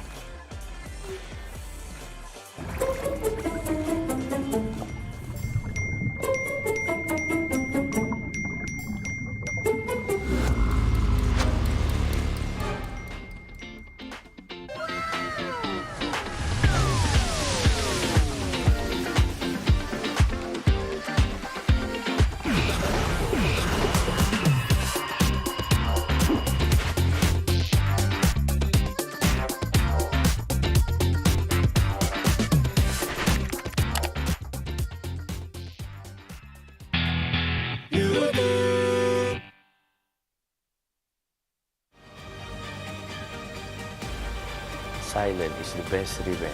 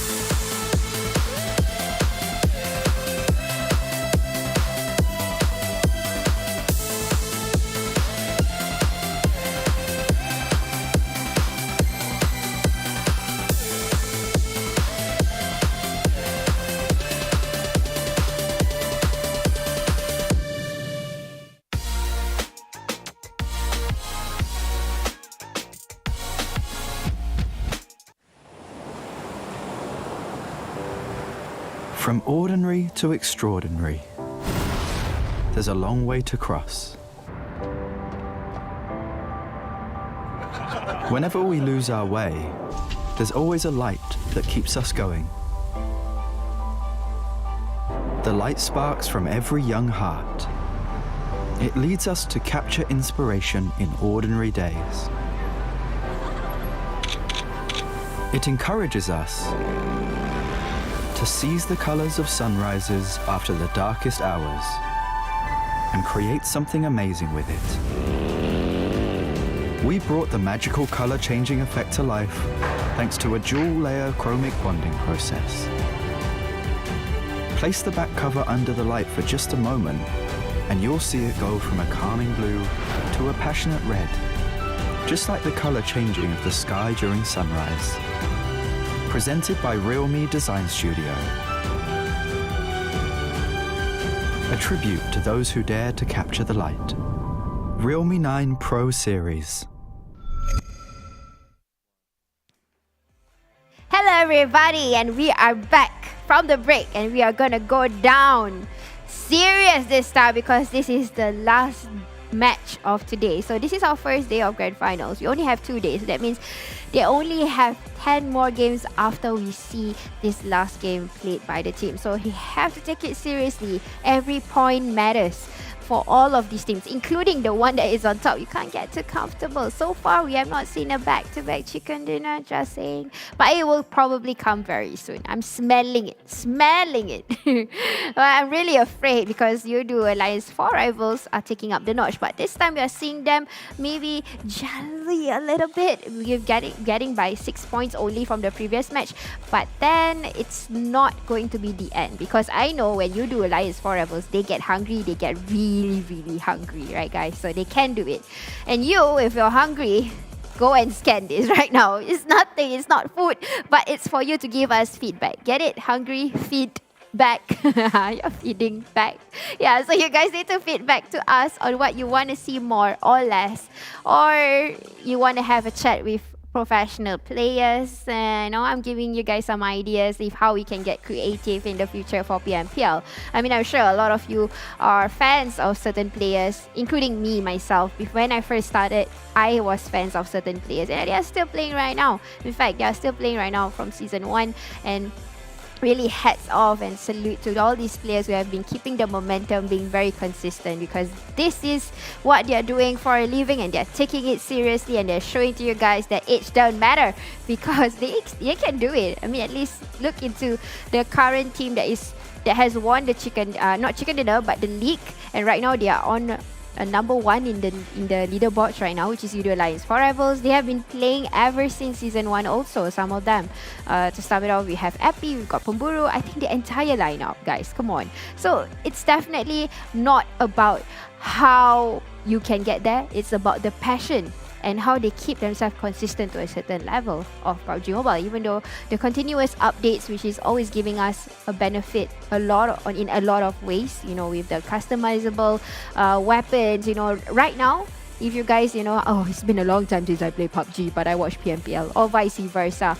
The weapons, the muzzles, the attachment they have colors in it, guys, and you can literally purchase it with not the UC, but the other one, the gold coins that we always collect as we go. You can actually collect them, and then you can purchase a few of the muzzles. I did that for my M762, and I'm very proud of it because I had a choice whether I should I get the attachment or should I get the scope. Since I like to do redONE, so I'm not really a CQC, but I'm getting there. Yesterday I played Living, I got 22 kills, so yeah. It's normal for me. Wow. But yeah, I've been hungry to play PUBG. So do hit me up if you want to play PUBG with me. I don't really have a team. I'm not a professional player, but I love playing PUBG. It's something that I have to do every day. I don't like to stream because I really get serious when I play PUBG. I really like the game. It's really addictive and healthy in a sense of you just want to do it. You just want to get that chicken dinner. You just want it so bad. But sometimes when you don't, you just want to go back to the lobby, press start. That's usually the problem with me until something comes in the way. For example, postman comes by and like, do you want your food? Yeah, of course I want my food. But sometimes I wish I can play it every day, like literally 8 hours non-stop. But I can't do that anymore. I used to do that. Yeah, so I really like PUBG. I'm sure you like it too. Do check out all the updates that we have besides all the RNG things that we can collect. The games have stepped it up, especially if you guys remembered about the 1.9 patch, when you have a better view of Erangel. There's these areas that you are able to render for a certain distance, the ones in prison, in mansion, around there. But guys, enough of me talking about PUBG Mobile. Now, this is the longest. Oh, wow.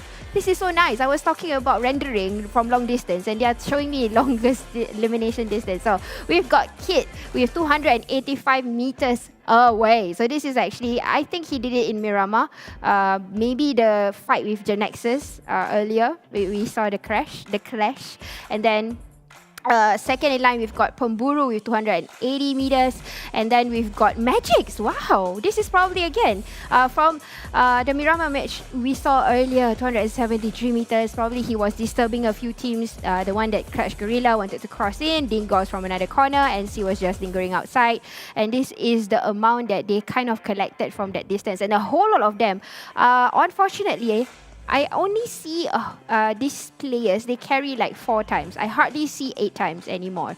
And this is not easy, guys, to actually strike these numbers with the kind of scopes that they are carrying. In fact, I'm not surprised if Kid actually hits this with a red dot.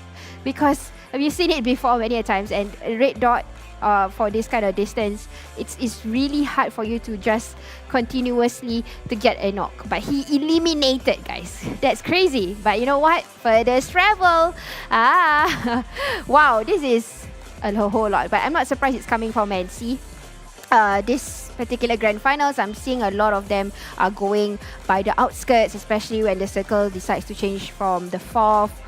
Or in fact, in Sanhok, we are seeing them all the way down south in docks. They were still outside. So they are probably using that to travel. Remember, that was MAB that was in the same boat.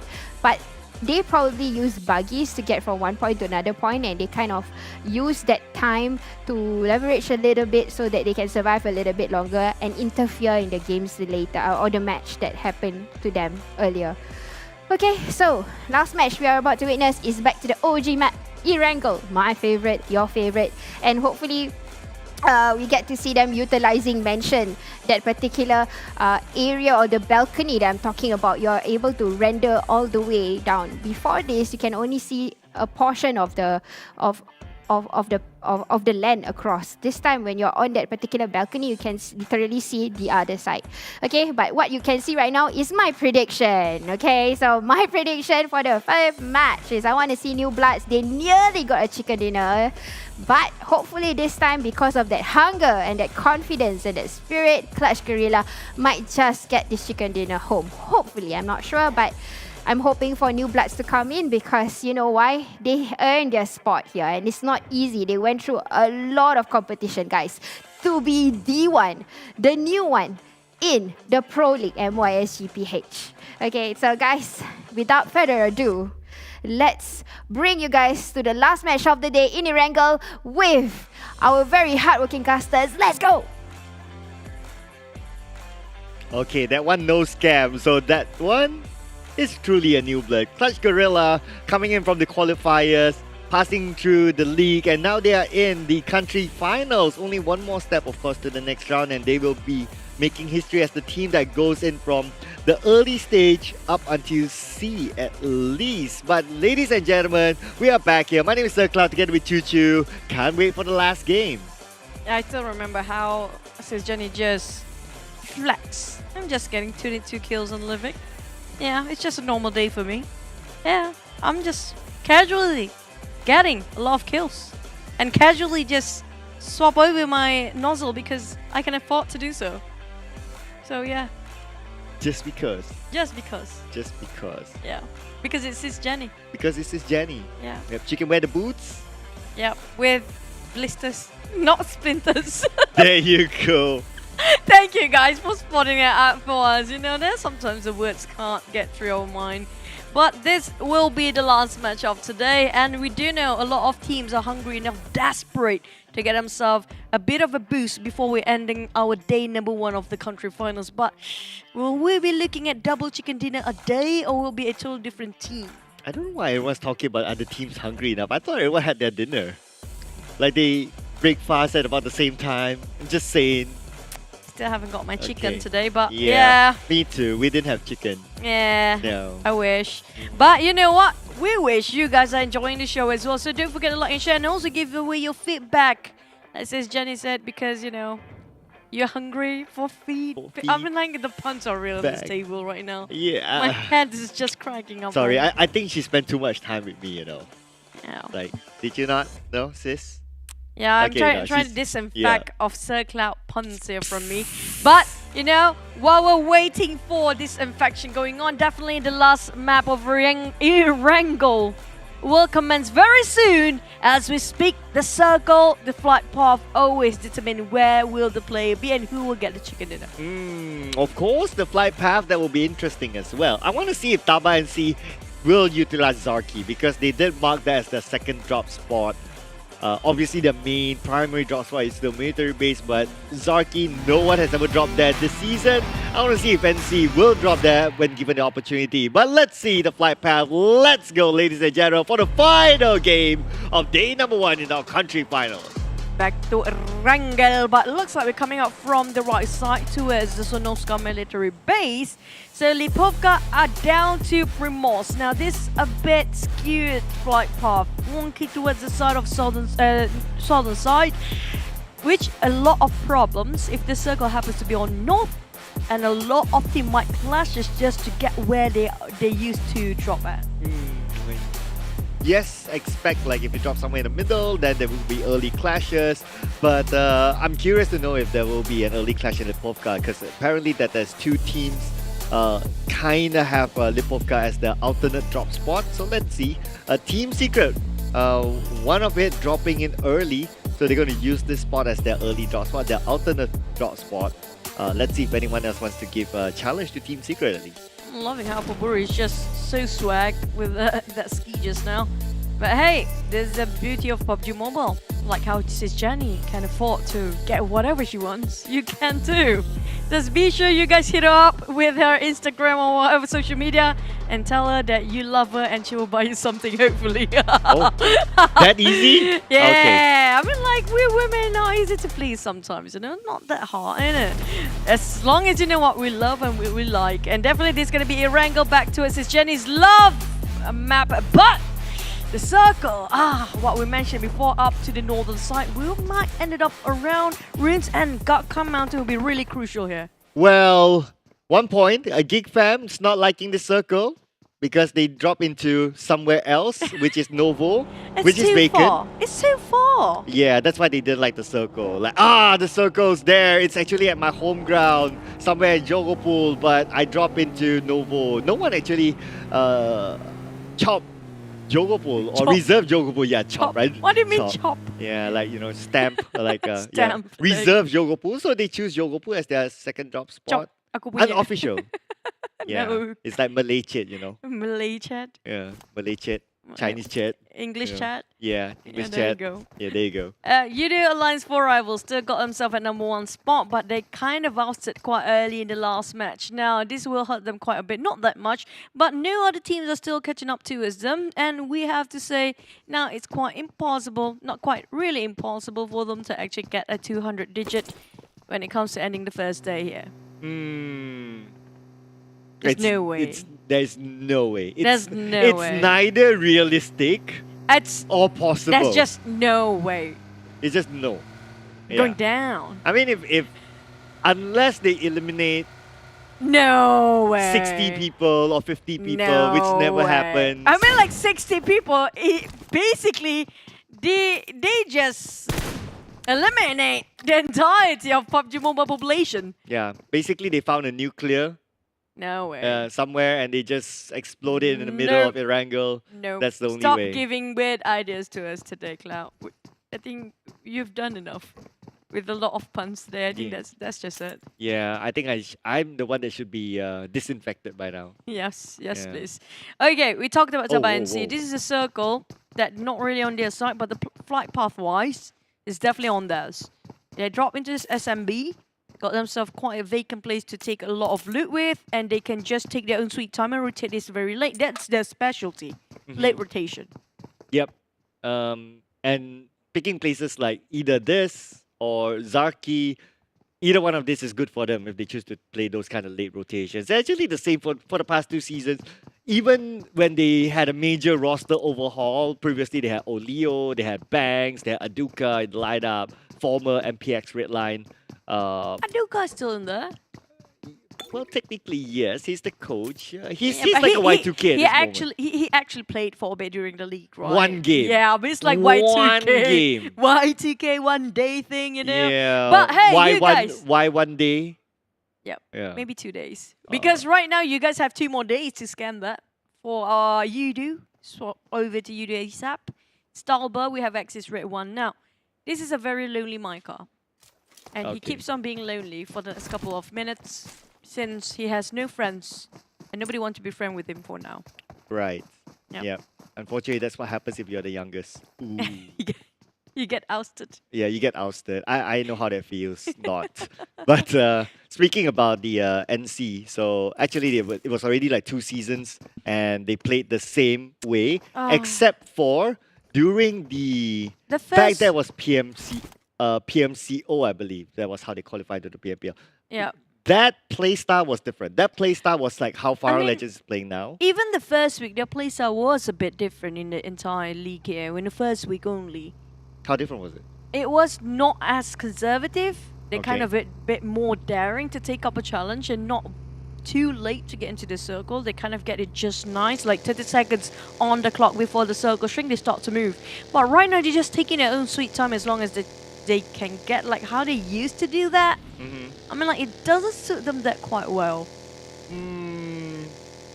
Well, I guess either way, it feels like they're trying to find that middle ground, if you say so. Like between like, what's the timing? Like, should it be a bit later? Should it be a bit faster? And faster, maybe they're not comfortable with it, so they're trying to adjust. Maybe because they're still comfortable with legacy practices. Some of the Maybe. theories. Maybe. Too many theories. Yeah. But the thing is, which one is more practical for them to actually use in this grand finals or country finals itself? But for a side of RSG, this is one of the team that has... You know, this is a one scary team. A one scary prospect where if they start to get the momentum, there's no stopping them. They're like a Godzilla who just happened to be overgrown itself and just smashing down all the towns when they got the momentum. That feels RSG. Yeah, so at this point, they are one of the momentum-based teams. Totally agree with that. Unfortunately, if they're on the downfall, Chirex cannot come in as the sub-player anymore, just like what he did in Season 2. How so? Yeah, because he's not a registered player. Oh yeah, that's kind of true. Yeah, as simple So as that. the most that he can actually do is just shout in their ears and try to do whatever he has their plans to do so. Correct. So it is out of his control, unfortunately. And I find it to be a little bit unfortunate for RSG. Yeah. I know his ambitions because I talked to him the other day. He says that he just wants to focus on coaching. But I think there was like a little bit of a missed option for them that back in Season 2 when they had a downfall, the moment he plays, he gets them back on track. So yeah, I thought it would have been a good option. But hey, I mean, that's his ambition and that's his direction, so that's fine. He knows what he wants best for himself. So I guess coaching works quite well for him. We haven't talked quite a long time, but last time we talked, he's a really insightful man, a very wise one as well. But speaking of just now, Sam9. Now, we do know Sam9's Drax not playing right now. He's one of the OGs for the lineup as well. And we talked about this. I talked with my manager as well. Is it Jumper? I have to say, wherever he jumps into a team, that team kind of excels. Now, makes me wonder, Jumper, why would they let him go? Why would they let him go? Dun, dun, dun. Then, for us to know or for you to find out. That's all I can say. Because he's a really good asset for the entire team, but we do have Bosskur visiting as his Jumper around this corner, cooking up the nade. Picking out, not going to hit anybody as they run into the second floor for Bosskur. Jumper will have to play this quite slow as the rest of the team is nowhere to be seen. They are not that far from distance, but reachable still. Not fast enough for them to actually help him in this current situation. Well, if they could arrive on time, and they're trying to, so they're putting some effort here as Ainauki will need to back up and need to recover himself, but unfortunately Heinu will go down. Jumper gets one, so there'll be a trade there. But Bosskur, they managed to get another one. Psycho picking up his teammate, but he needs to do it fast. Oh, Exit Red One a bit late for the support! Oh boy, getting on the support wheels of Exit Red One, and Forest down on the ground. And the boy is just going to corner them any way possible. And Psycho just going to pan it out. Not going to waste his magazines, not going to waste his bullets, because that's what he can do. And next is Red One, live down to 1. And it's not going to be seen nearby here as he flee himself away and leaving the rest of the team to be resting up for the day number 2 later. But to answer your question about Jumper's reason for jumping teams. That's the reason? Well, well, I would like to, well, if they want it, then it's probably something for me to follow up on, but unfortunately not. But if you kind of think about it, like, it's like Ronaldo, you know? Yeah. Like whenever he jumps teams, that team wins a championship. So he's trying to be like, oh, Ronaldo. So he wants to be the Ronaldo version of PUBG Mobile. Yeah, kind of. Like wherever you go, you still win. Okay, that's a very good way to actually do it, but can he really prove that? In terms of theory-wise, seems like possible.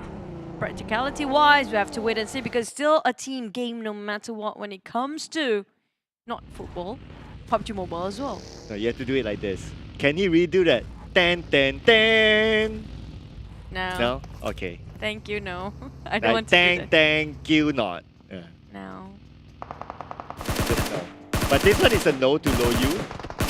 He doesn't want this. He doesn't ask for it. But Pomburu gave it to him. Yep, it's Pomburu's the hunter. It's Yoodo lines for rivals. What do we expect from them? The receiving end on GENEXUS is going to be a scary one, as GENEXUS trying to actually open up the space, but Voki is not allowing them to do so as he navigate themselves towards the side or the flank. While the rest of Pomburu and Rith tries to give the pressure onwards. Voki spot him out, but Voki... what a miscalculation. Ooh, looks like his calculator isn't working. Somehow his algebra, you know, he got to go back to school, man. But then again, Yoodo lines 4 rivals. That's a trade with GENEXUS. Well, at least they're both still in the circle, but it's not a trade that they would want, losing one of their main firepower, that's Voki. But hey, I mean, that's what happens if you play a little bit too aggressive and you're in the circle. I get the general idea coming out from Voki, but it's just a bit too hastened. I have to say, it was a decision made in a rush. I didn't actually think about the other perspective coming up from GENEXUS. There might be another flanker trying to outflank you. That what had really happened towards the side of Voki.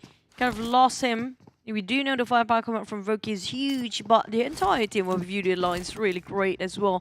Bosskur, now with RSG, Team Secret hovering around. They have themselves an entire compound to work with around school. But I'm not sure if EVOS VIP is still around the corner. This is one of the most favorite spots. Speaking of EVOS VIP, right? They're always so quiet in the first few phases, but when it comes to the third phase, that's where they show their faces there. But they're always being run down or shot down by the other teams, though. Well, as far as I know, we can't hear team comms from our observer view. I wish we could. saying. Oh, Yeah. Roshok. All the way up there. Yeah, it's going to be the Waterhouse, Rozon, those kind of areas. But yeah, I guess EVOS VIP, they're not a team that likes to take early fights. They like to okay, we try to hold on a little bit longer and we try to take fights later on. The focus is to survive to the 4th circle onwards. That's at least the first objective. Yeah, but speaking of which, they are at 16th spot right now. We do have Sam9 Team Secret at the bottom 4 as well. Now, this is unusual, I have to say, for the big names to be down there. While the top ones are actually the New Blood and Geek Fam still maintaining, as the straight one is up there as well. But here comes the transition. EVOS, the moment we mentioned, the real shot down couple of players against Geek Fam for now. But Team Secret, on the outskirts of school, try to take up a challenge against Homebois. And EVOS, this is theirs to take, and they want to just capitalize it. Geek Fam have to flee, like it or not, because it might be them being hammed down by two teams, which we saw earlier. Yeah, and not good news for Geek Fam as they lose Damroot, because Damroot, whatever happens to Geek Fam, he's always the last man standing. He's always the one that can hold on to positioning points. So it's a shame that they had to play this round without him, and they're still not comfortable in the circle yet. So they need to find a good spot. But third circle to fourth circle, in this kind of circle with some non-playable areas, some water areas, that's going to limit their options. Yeah, I really hate that Motown, by the way. If you run inside the water, splish splash, already can actually hear your footsteps miles away. But here comes MAB coming up from Ruins, being stopped by Dingoz. They have to cut across, but might as well take a longer rotation. Like, why not? Might as well take Sam9 against the challenger. MAB just gonna ram into Dingoz Baby Kim, who were under the highlight and the spotlight in the previous match. Here comes Baby Kim, making sure they cannot actually breach in, but oh, he needs to do a big climb here. They need to be careful not to go too further forward. If not, there will be other teams, especially on the high ground Ruins. But MAB against Dingoz. Dingoz on the other side. They need to be careful of the team behind them. Not too sure which team is that though, but that team has the high ground. Homebois, if I'm not mistaken. It could be. It could be Homebois. Yeah. It could be Homebois. Feels like Homebois. But MAB still giving off the pressure, but tossing the nade towards nobody, as Dingoz already disengaged. They don't want to actually waste their resources for unnecessary fights. So we did mention when it comes to the third phase where the circle can determine where will the last place will it be. And the fourth phase, the Great Migration happens as the circle forces the players, the play zone will force the players to get out where their hiding spot were and move towards the center of the circle. Homebois, on the other hand, heard the movement coming out of NC. Here comes Rosehawk. The circle will pop, but will be down on the south side. It's quite centralized. But the teams that are around the Motown of Rosehawk, nobody's actually in there. Oh, Sane! Oh no! And doesn't help that Geek Fam is playing with only 3 team members. Now they need to go against Clutch Guerilla. This place is not within the circle, so Clutch Guerilla will need to make this quick as the nade will toss onto the second floor. Sane jumps down, but Sane immediately gunned down by Adibs, and Adibs will secure the elimination point. The first point for Clutch Guerilla in the last round today. I have to say, there's a quick response coming out from Clutch Guerilla, honestly speaking. A clean shot and a clean execution as well, sealing the deal right head on. Now, Geek Fam, they're losing more men here, heavy casualty on their side, only 2 left. And all they need to do is just making sure they hide well enough. Dingoz on the run. They will take up the challenge against R2K, who's firing upon them and try to circle them around. But the thing is, this is way too open for Dingoz. Look at how they're kind of being centralized by all the other teams as well. Yeah, this area is kind of like a 50-50. Like there's like a little bit of a hill there to play with, but getting out of there is really not easy. Like you can get in, that's fine. You can create a bunker, but getting out is not easy. But creating up bunkers, here we go. Team Secret is ready to take down NC. Oh, they've been waiting with their guns blazing. Oh. TABAH NC. Oh, they might be the first team to be out here. Is that all? They still have one more, Frankie!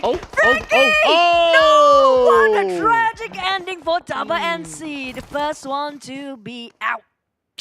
Well, frankly speaking, they were the first team to go out, unfortunately. Yep. Yeah, not looking good for TABAH NC, but hey, there's still tomorrow. So see you tomorrow, NC. Team Secret, nice 4 points for them. But now we move over to the Waterhouse. Sam9 up against Farang Guerilla, but R2K is ready to take down 2 from Clutch. Oh, here comes Echo and the rest of R2K. Oh! Spotted out Clutch. And it's going to be on Guerilla move for Clutch Guerilla. Jimmy OP trying to spray down on Echo. He got one, but just so what? Maybe it's there as well. It's like a feast here for this guys. Going full head of Battle Royale. Royale taking a brawl just to get into the center of circle. Here we go. So Jimmy popping out the smoke, but they're playing on the outside of the zone. They must remember that they have a buggy still active, but only one buggy though. So Jimmy, together with his teammate, two of them on one buggy, move. They could be gunned down. But now we move over to the waterhouse. Mount Parang seems to be the last man standing for Sam9. Yep, and now Farang, Sam9. Ooh, what a flag! That's what we experience every day. But hey, thanks to us, EVOS Vip versus Team Secret. You can relate that, right? Yep. Oh boy, Sam9 out. Yep. 2 teams out within seconds here. As they say, YTJT. But anyway, here we go. A nade toss onto the side of R2K. It's going to be Izane. Together with the teammate, Echo goes down to Jimmy. And R2K! It's easy to go in, it's easy to create a bunker, but it's hard to go out. Yep, and the thing is, they're at the edge of the circle, not even in the center of it. If it's in the center, they can actually wait as long as they want, but the thing is quite far off. Now look at how many teams are there just to get cut across. And this is a flat field, by the way. The moment you're trying to hover or just trying to prone down, everybody can see you if they're not getting yourself a small hill to work with. And this is just too tough. We saw the circle shifted again. And so many teams. Team Secret is actually inside of it and trying to stop RSG from entering out. The moment they step out from this warehouse, there's so many guns blazing towards RSG. I know, right? Not to mention EVOS VIP is on their left as well, so they need to be aware of that. But these few teams are on the outside as well. Clutch Guerilla, the Dingoz are on the outside. MAB is on the outside as well. MAB will need to move further forward, but if they go any further forward, they need to bump into Clutch Guerilla, in which they need to win this fight. They need to cut across Clutch Guerilla, Dingoz, and there's also another team out there who's right across them, but John! Getting on Jimmy straight on, and a clean execution as well. There was a nice toss coming up from MAB, but they're not done yet. Dingoz, the next one to fight against Mookie, still on his knees bleeding out. They pop up a couple of smokes just to make sure they got a space to revive him, but it's not done and dusted yet. Well, we have Homebois fighting against Yoodo Lines on the other side. Oh, Team Secret is gatekeeping RSG. RSG popping out the smokes, getting ready to move in. Team Secret just moving those vehicles, trying to create a little small bunker. Pemburu will be gunned down by tricks from Homebois. MAB, now they're in the tough spot. They need to face off against 4 from Dingoz. Oh, MAB just building up bridges of smoke, so they have themselves a path to actually go against. But there goes the toss of a nade. Didn't hit any of the Dingoz side, but we're looking over GENEXUS fighting their way into the circle while MAB slowly creeping in, pincering towards Dingoz just to get into the safe zone. But they have so many teams to cut across. Team Secret to get RNG, but John missed out there. Mookie goes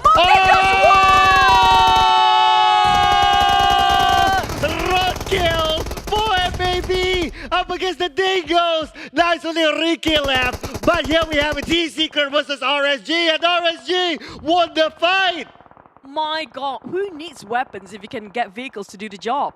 I know, right? Me! Earlier it was Jimmy.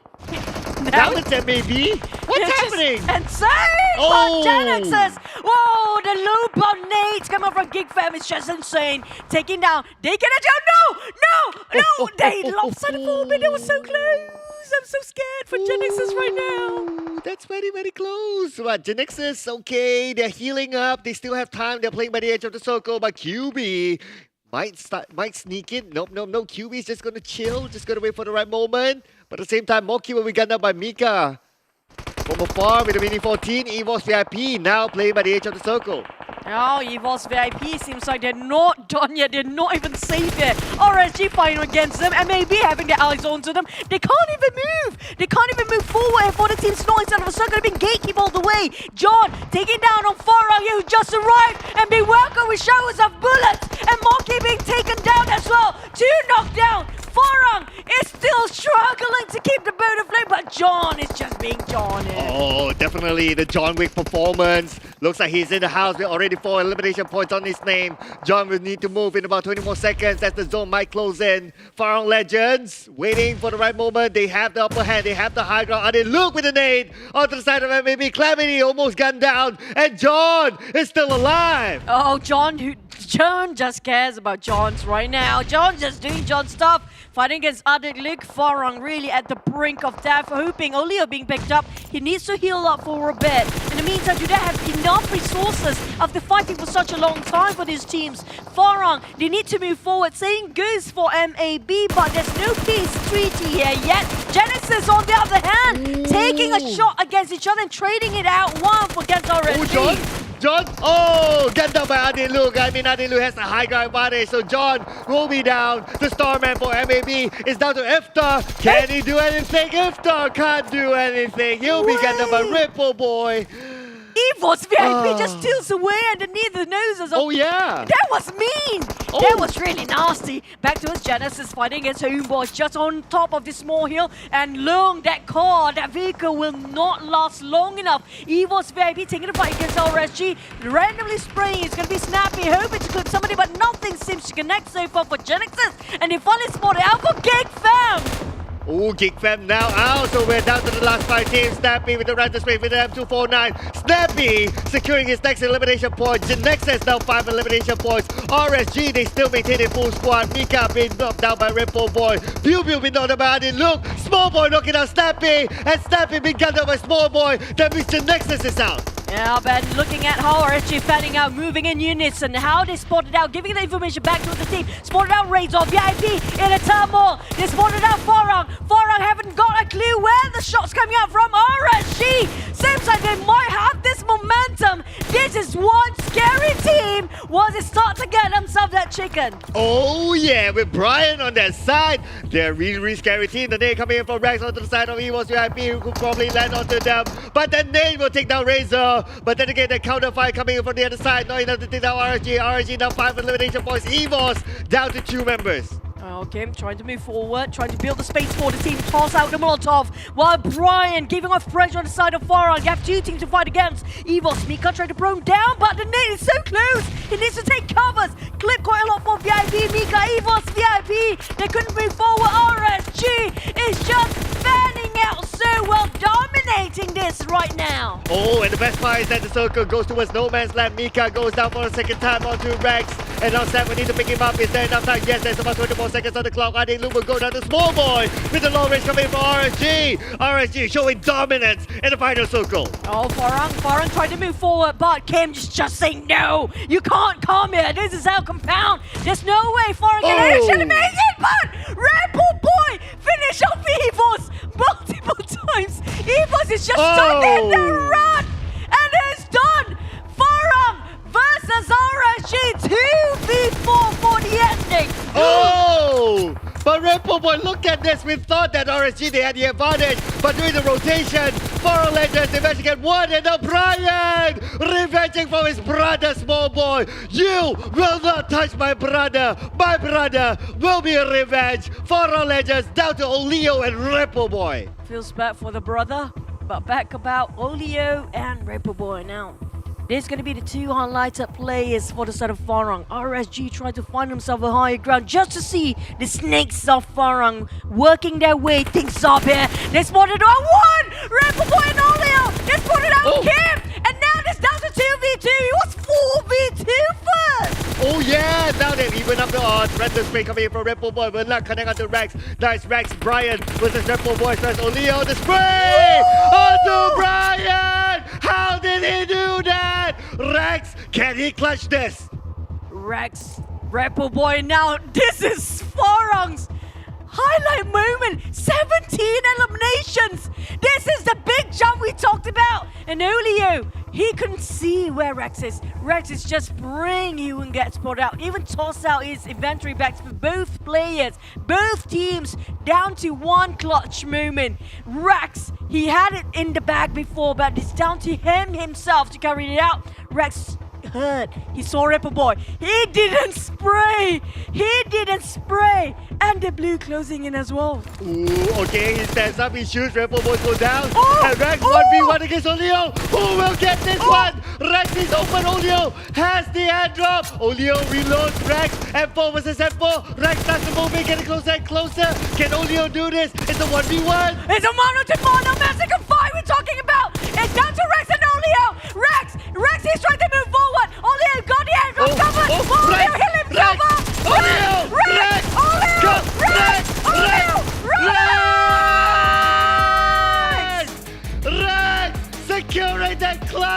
up against Farang Legends.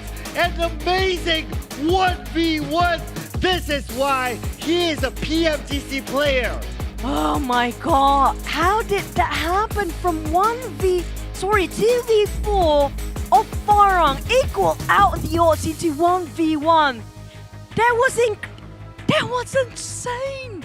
Rex, that 1v2 clutch. He didn't got himself any covers. He didn't got himself the airdrop. Still managed to push through that chicken dinner. My goodness, and 18 elimination points for Farang. I mean, if you ask me, both teams are winners here. Both of them got insane plays. I mean, that Rex, like what you mentioned, right? Open area, he had no covers, but he can still do it.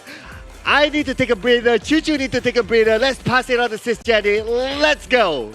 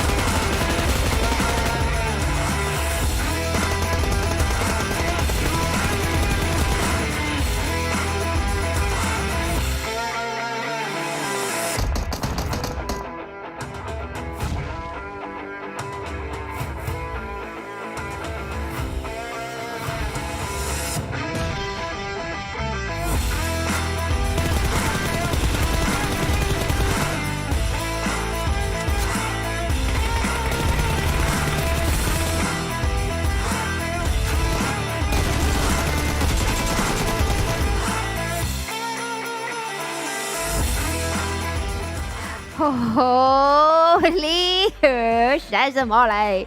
That was insane, guys. Like I was watching a battle royale and then I was brought into TDM. Do you see that CQC? Oh, but that was a moment because Rex, yes, like what the caster said, a PMGC player, and Olio had this trending or viral moment. I think it was season 3. He called himself as a pro player, like legit. He calls himself like that. So we see a pro player versus PMGC player at that point of time. It was so funny, but it's insane. It's insane, guys. But before we go in further, let us go into what is this for you to see? Yay! These cute little things. I don't know what is this. I definitely want to find out tonight. I want to play PUBG and check out what this is. I mean, check what this is all about. I don't know how you say that, but yeah, pet your dream monster and get huge prizes. So it says pet, so probably it's the next companion. I mean, I wish if this is a companion, I'm definitely going to have one, because you got a cute jellyfish and you got that unicorn or seahorse, and then there's this cute little bugger in front, so adorable. But yeah, I hope this is companions. If it's not, it's for you to find out and you get to pet it and win huge prizes. I don't know how huge it is, but it's huge. Okay, guys, so yeah, do get this and claim it, and you will find out what this is all about. It's definitely cute. It seems like it's underwater. I don't know if you guys there's a place for you to be in the underwaters. There's a shipwreck right behind. But here we go. When you watch PMPL, you will win something from the 15th of April to the 17th of April, which is what you are watching today. So it only lasts for 3 days, guys. 3 days. So check out Event Center. You know where to go for Event Center. Go to your mailbox, or at the site there is this Event Center. Go and claim all these things. You got the permanent parachute. You've got the skins. You've got the cosmetics of all these things. And if I'm not wrong, that's actually the sprays, and then your gold coins or G coins, something like that. So a lot of things to be won. Definitely to be watched upon is actually the permanent parachute. I really like the parachutes. It looks cool. So yeah, if that is up for grabs, go and open your PUBG Mobile now. When I'm doing the talking, you guys do the clicking and tapping on your mobile phones with PUBG Mobile, okay? So what we saw was definitely insane. I really liked that moment. I was like, oh my god, please let me watch it again. It was definitely a moment for Rex and also a moment for Farang Lejund. But a whole lot of things to say about the skill sets of what Rex had earlier, which I will again break down to you a little bit later. Let's go into the match ranking first. The boys that won the chicken dinner are SG. They won the chicken dinner, but why we are seeing Farang Lejund in the picture is because of their crazy elimination points. Again, this is the team where chicken dinners don't matter because they are eliminators as a person. I mean, as a player, this is what they do. They want a chicken dinner, but that is not their precedent. This is something that they are so used to with 18 eliminations. RSG with 8 elimination and winning the chicken dinner, which is a smart thing to take over I call it the team secret dunes. Why? Which I will tell you guys a bit later. GENEXUS coming in number 3. They are performing. They're showing a little bit of skills this time. EVOS also coming at number 4. You know, this is definitely going to bring up where they are currently in the board. MAB managed to get a lot of elimination points while taking over that small cliff that they had, the ridges that they had earlier. Homebois wanted to win the circle but disturbed by rotation. Geek Fam unfortunately having to lose Damrut very early in the game at number 7. Bosskur number 8, Team Secret number 9, Dingoz number 10, Yoodo Lions for Rivals number 11, Clash Guerilla 12, Access Rate 113, R2K 14, number 15 Sam9, and last but not least is TABAH and C.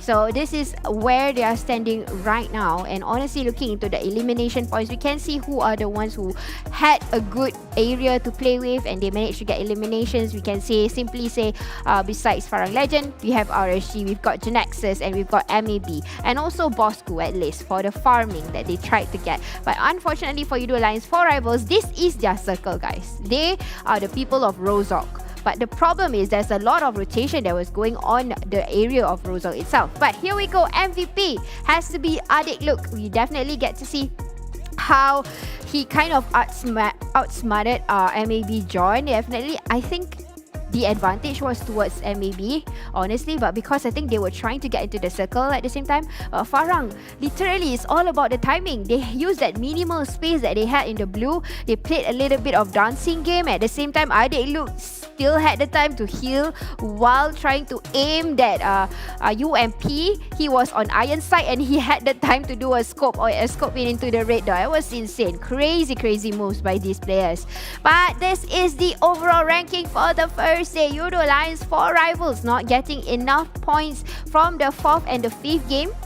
If you remember, the 4th game they only had 146, and then the 5th game they had 149. So it's just a little bit of the points that they are losing out in a sense. But Farang Lejund coming in very close there. But now we are seeing EVOS VIP climbing back up, no longer at number 16. They are at number 14, and also MAB who had a huge elimination points earlier. So definitely that kind of pushed them up the rank, and they have a lot of work still, a lot of things to do still. You know, you need a lot more games, good games, for them to at least get into the 3 digits. But here we go, the top 3 eliminators still goes to Pemburu with 20 elimination. They had 3 good games, so 20 elimination for him. Volke with 10, similarly to Adik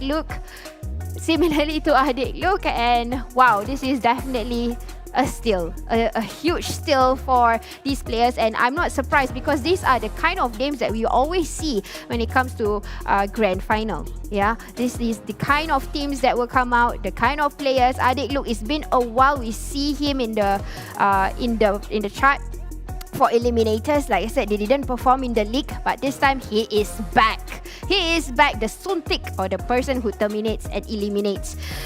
Currently, the MVP race is still holding on to it is Appy, and I'm not surprised because he has been consistent ever since the league and now in grand finals. So it has to be a few players from Yoodo Alliance for Rivals. We've got Appy, you've got Paburu, and then we've got Damroot, the guy who has all the information and being the last person standing to eliminate a lot of players along the way. GENEXUS Loyu, always being he's always the last few people at the back. He will eliminate quickly. That's the reason why he's getting a lot of MVP, probably because of his damage. And of course, Adiluk jumping into the bandwagon. Glancing at rankings, again, it is Appy because he hardly sprays to get elimination. He usually will do a little bit of tapping and that's enough already. Average hate shots is just 0.2, but that don't matter. Importantly is elimination by Appy himself as a whole. 107, that's a lot of numbers, guys. Elimination for Mika is 85 at number 2. Average hate shots is 0.3, and then we've got Pemburu with 92. Average hate shots is almost similar to Appy. So this is definitely good numbers for Yoodo Alliance for Rivals, and of course not forgetting Axis Red 1. Survivors ranking still belong to Clash, Guerilla, Shinzi, someone new in the block. Honestly, guys, right now these players that you're seeing, they are considered like the new bloods. But yes, the new bloods doesn't mean that not all of them are just good in fragging. They have to play with mental also. You know, the surviving skills matters, and the amount of healing that Shinzi has is only of such. Yes, Kacang Susu healings is more because he's naturally the doctor of Sanhok, but the amount of time that Shinzi usually stays in is that much. So it says a lot about Shinzi when it comes to timing. But here we go, Filmatic, people who likes to aid themselves or aiding the players along the way, their teammates. We are seeing Zix from R2K, who already rescued 30 times. Snappy, 29, similarly to Rapper Boy, the RGL for Farang Lejund, who always thinks about the teammates. For Zix, he can frag. At the same time, he's also carrying up his teammates. He's always not leaving behind, especially if he's the last person alive. He definitely will prioritize to do the pickup first before anything else. At Snappy, he's a man of, I would say, an all-rounder. You've seen him frag, you've seen him doing a lot of things. Didn't expect him to be here, honestly, for me. But Eagle Eye, John Wick, haha, someone that we definitely have not seen before. But this time, he's making a lot of appearance, and you guys see how actually he does his moves. He's doing this longest elimination. This is crazy, guys. 395 meters away. This is freaking far. Really, like literally you're seeing ants on the map, and he can, or not on the map, but on the terrain itself, but he is able to eliminate a player with this amount of distance. This is crazy. I'm not sure what scope he's using. I definitely want to know what is he using. I'm sure it's not 8 times. I think it's probably 4 or 6. But Grenade Master ranking still the one that is holding the record is TS, or Team Secret's Kid. His grenade is insane. It's always on the dot, always on point, and he's so fast with his reflexes, in a sense of just now I did see a clip when how he go in and out of the car. It was just like, what, super slick move. Loyo coming in second with 12, and also Aboy with 12. Again, these people are doing elimination just via tossing in grenades towards the enemies. So this is also not easy, because you know, when you throw, you need to know the momentum, the timing, the distance, how you gauge, and when and how it lands. So these are things that definitely is to look out for when it comes to grenade. It's not easy. You definitely need a lot of practice to that. But let's go for a quick recap of what happened in the game and how did RSG perform so well and get that chicken dinner at the very last moment. Okay, so we know RSG, they are the people of Milta. They rotated all the way because this is a center circle, so do you call it a Rozok circle? Because it's definitely focal point was mostly towards Rozok and Ruins, where eventually it ended up in no man's land in the middle of Ruins and Rozok. I really thought it would be Yoodo Alliance for Rivals, but the thing that made RSG won this is they got the Team Secret Dunes. So Team Secret, back in Season 2, this is where you get to see Mattoy, iShots using VSS or any other DMRs using these dunes, and they will always try to get into top 3 every single time they get this kind of circle. So they took over that Team Secret Dunes where Team Secret kind of already made the bunker. Right now, you're seeing this is not when the circle have closed in. This is a bit earlier, where you can see a cluster of teams that is coming from the south side, Clash Guerilla, NSEA, who always made late rotation, similarly to MAB. So there's a cluster as compared to teams that is from the north. They are pretty much more chill, so they can expect the teams that would come in. Like I said, this is the part where this is a Rozhok circle. It belongs mostly towards the Rozhok areas because Rozhok is probably has most advantage in the high grounds, because you know there's a hill beside school. So this is where probably you get to see the rotation of teams. And honestly, the reason why Yoodo Alliance 4 Rivals couldn't get this out well, because there was a lot of teams behind them that is trying to use the same kind of idea also, using that particular high ground. So this is where the circle got smaller, and yeah, there you go, Team Secret dudes. This is where they are masters of this place. Initially, we did see them chasing away teams until RSG decided to take over. So when they took over this place, this was the prime spot basically. You have this particular basin. You can see like a little basin in the middle, so it's not easy for bullets to protrude in when you have enemies aiming on you. So this thing is kind of like helping them, and plus Team Secret already had vehicles around stand ready for them to use for them to use, and unfortunately they went down because of a few shots coming from a few other teams. At the same time, RSG came in to steal it from them. So when they had this place, this advantage belongs to them. Unfortunately, of course, the circle didn't last that long, but that last move from Rex was amazing. I could see his game instincts was on point, and the timing to come out of the areas of Rozhok was on point for a few teams. For example, we get to see MAB, how they rotated. They were from the south side. They kind of avoided a lot of team fight just to squeeze in through, but unfortunately, Farang Lejund, when they took that fight, again, they were playing a little bit of the blue. It was already hurting, but the timing was on point. It was so cool. It was so good that they managed to not just eliminate, but to get into the circle and to give them that advantage to squeeze in a little bit more, and plus to increase the amount of elimination points. It's crazy, guys. It's 18. But this is the part where RSG is smart. All of them is actually out of the blue. You know, they need to get into the circle, but they're using that high point to see the information on where Farang is, but they couldn't find. But this is the part where Rex had excellent game instinct. He didn't see Repo, honestly. He just actually estimated, okay, probably Repo is here. And true enough, his target was right on the anchor of Repo Boy. So that was a giveaway. The moment he already got that player, he just stood up. Even though Olio had a bunker or that airdrop to block him off, you could see the amount of skills that he has for that CQC is amazing. Really, guys, it's so hard. I was even afraid to look at that myself. Like, bro, this is serious. Like, it was just 1-to-1. It's so amazing. It's so crazy. But yeah, definitely the skills belongs to Rex, but it doesn't. It's not the second best. Like Olio's the second best though. It was just crazy. Okay, so guys, you know what? I have someone that you guys might want to see. The best performing team we've got today. Interview with me is from Farang Lejund, guys. So, hello. Hi, Repo. Hello. Hi, Repo. Okay. So, kita campur. Kita rojak. So, I'm going to speak English and a little bit of Malay. Repo boy, sis nak tanya. Okay. Okay. Mas, bila Repo minggu 1, minggu 2 Liga tu, memang korang tak perform. Correct. Tapi bila minggu 3 dengan sekarang ni, the performance is so besar, lain sangat. So, boleh Repo cerita sikit, how is that feeling? Mungkin start minggu ketiga kita orang baru dapat momentum. And tapi yang untuk grand final ni baru first day kan. Alhamdulillah kita orang boleh buat yang terbaik untuk first day. InsyaAllah kita orang akan buat lagi baik untuk 2 hari lagi. He's saying that the momentum came in a bit late and he wants to try to make it better and hopefully it gets better. Lagi 2 hari je Repo, boleh je. Kan? Okay, jap. Sis nak tanya, adakah betul Farang Lejund ni lambat panas? Mungkin lah sebab selalu memang macam tu kita orang main. Memang lah baru nak form lah itulah. King of comeback.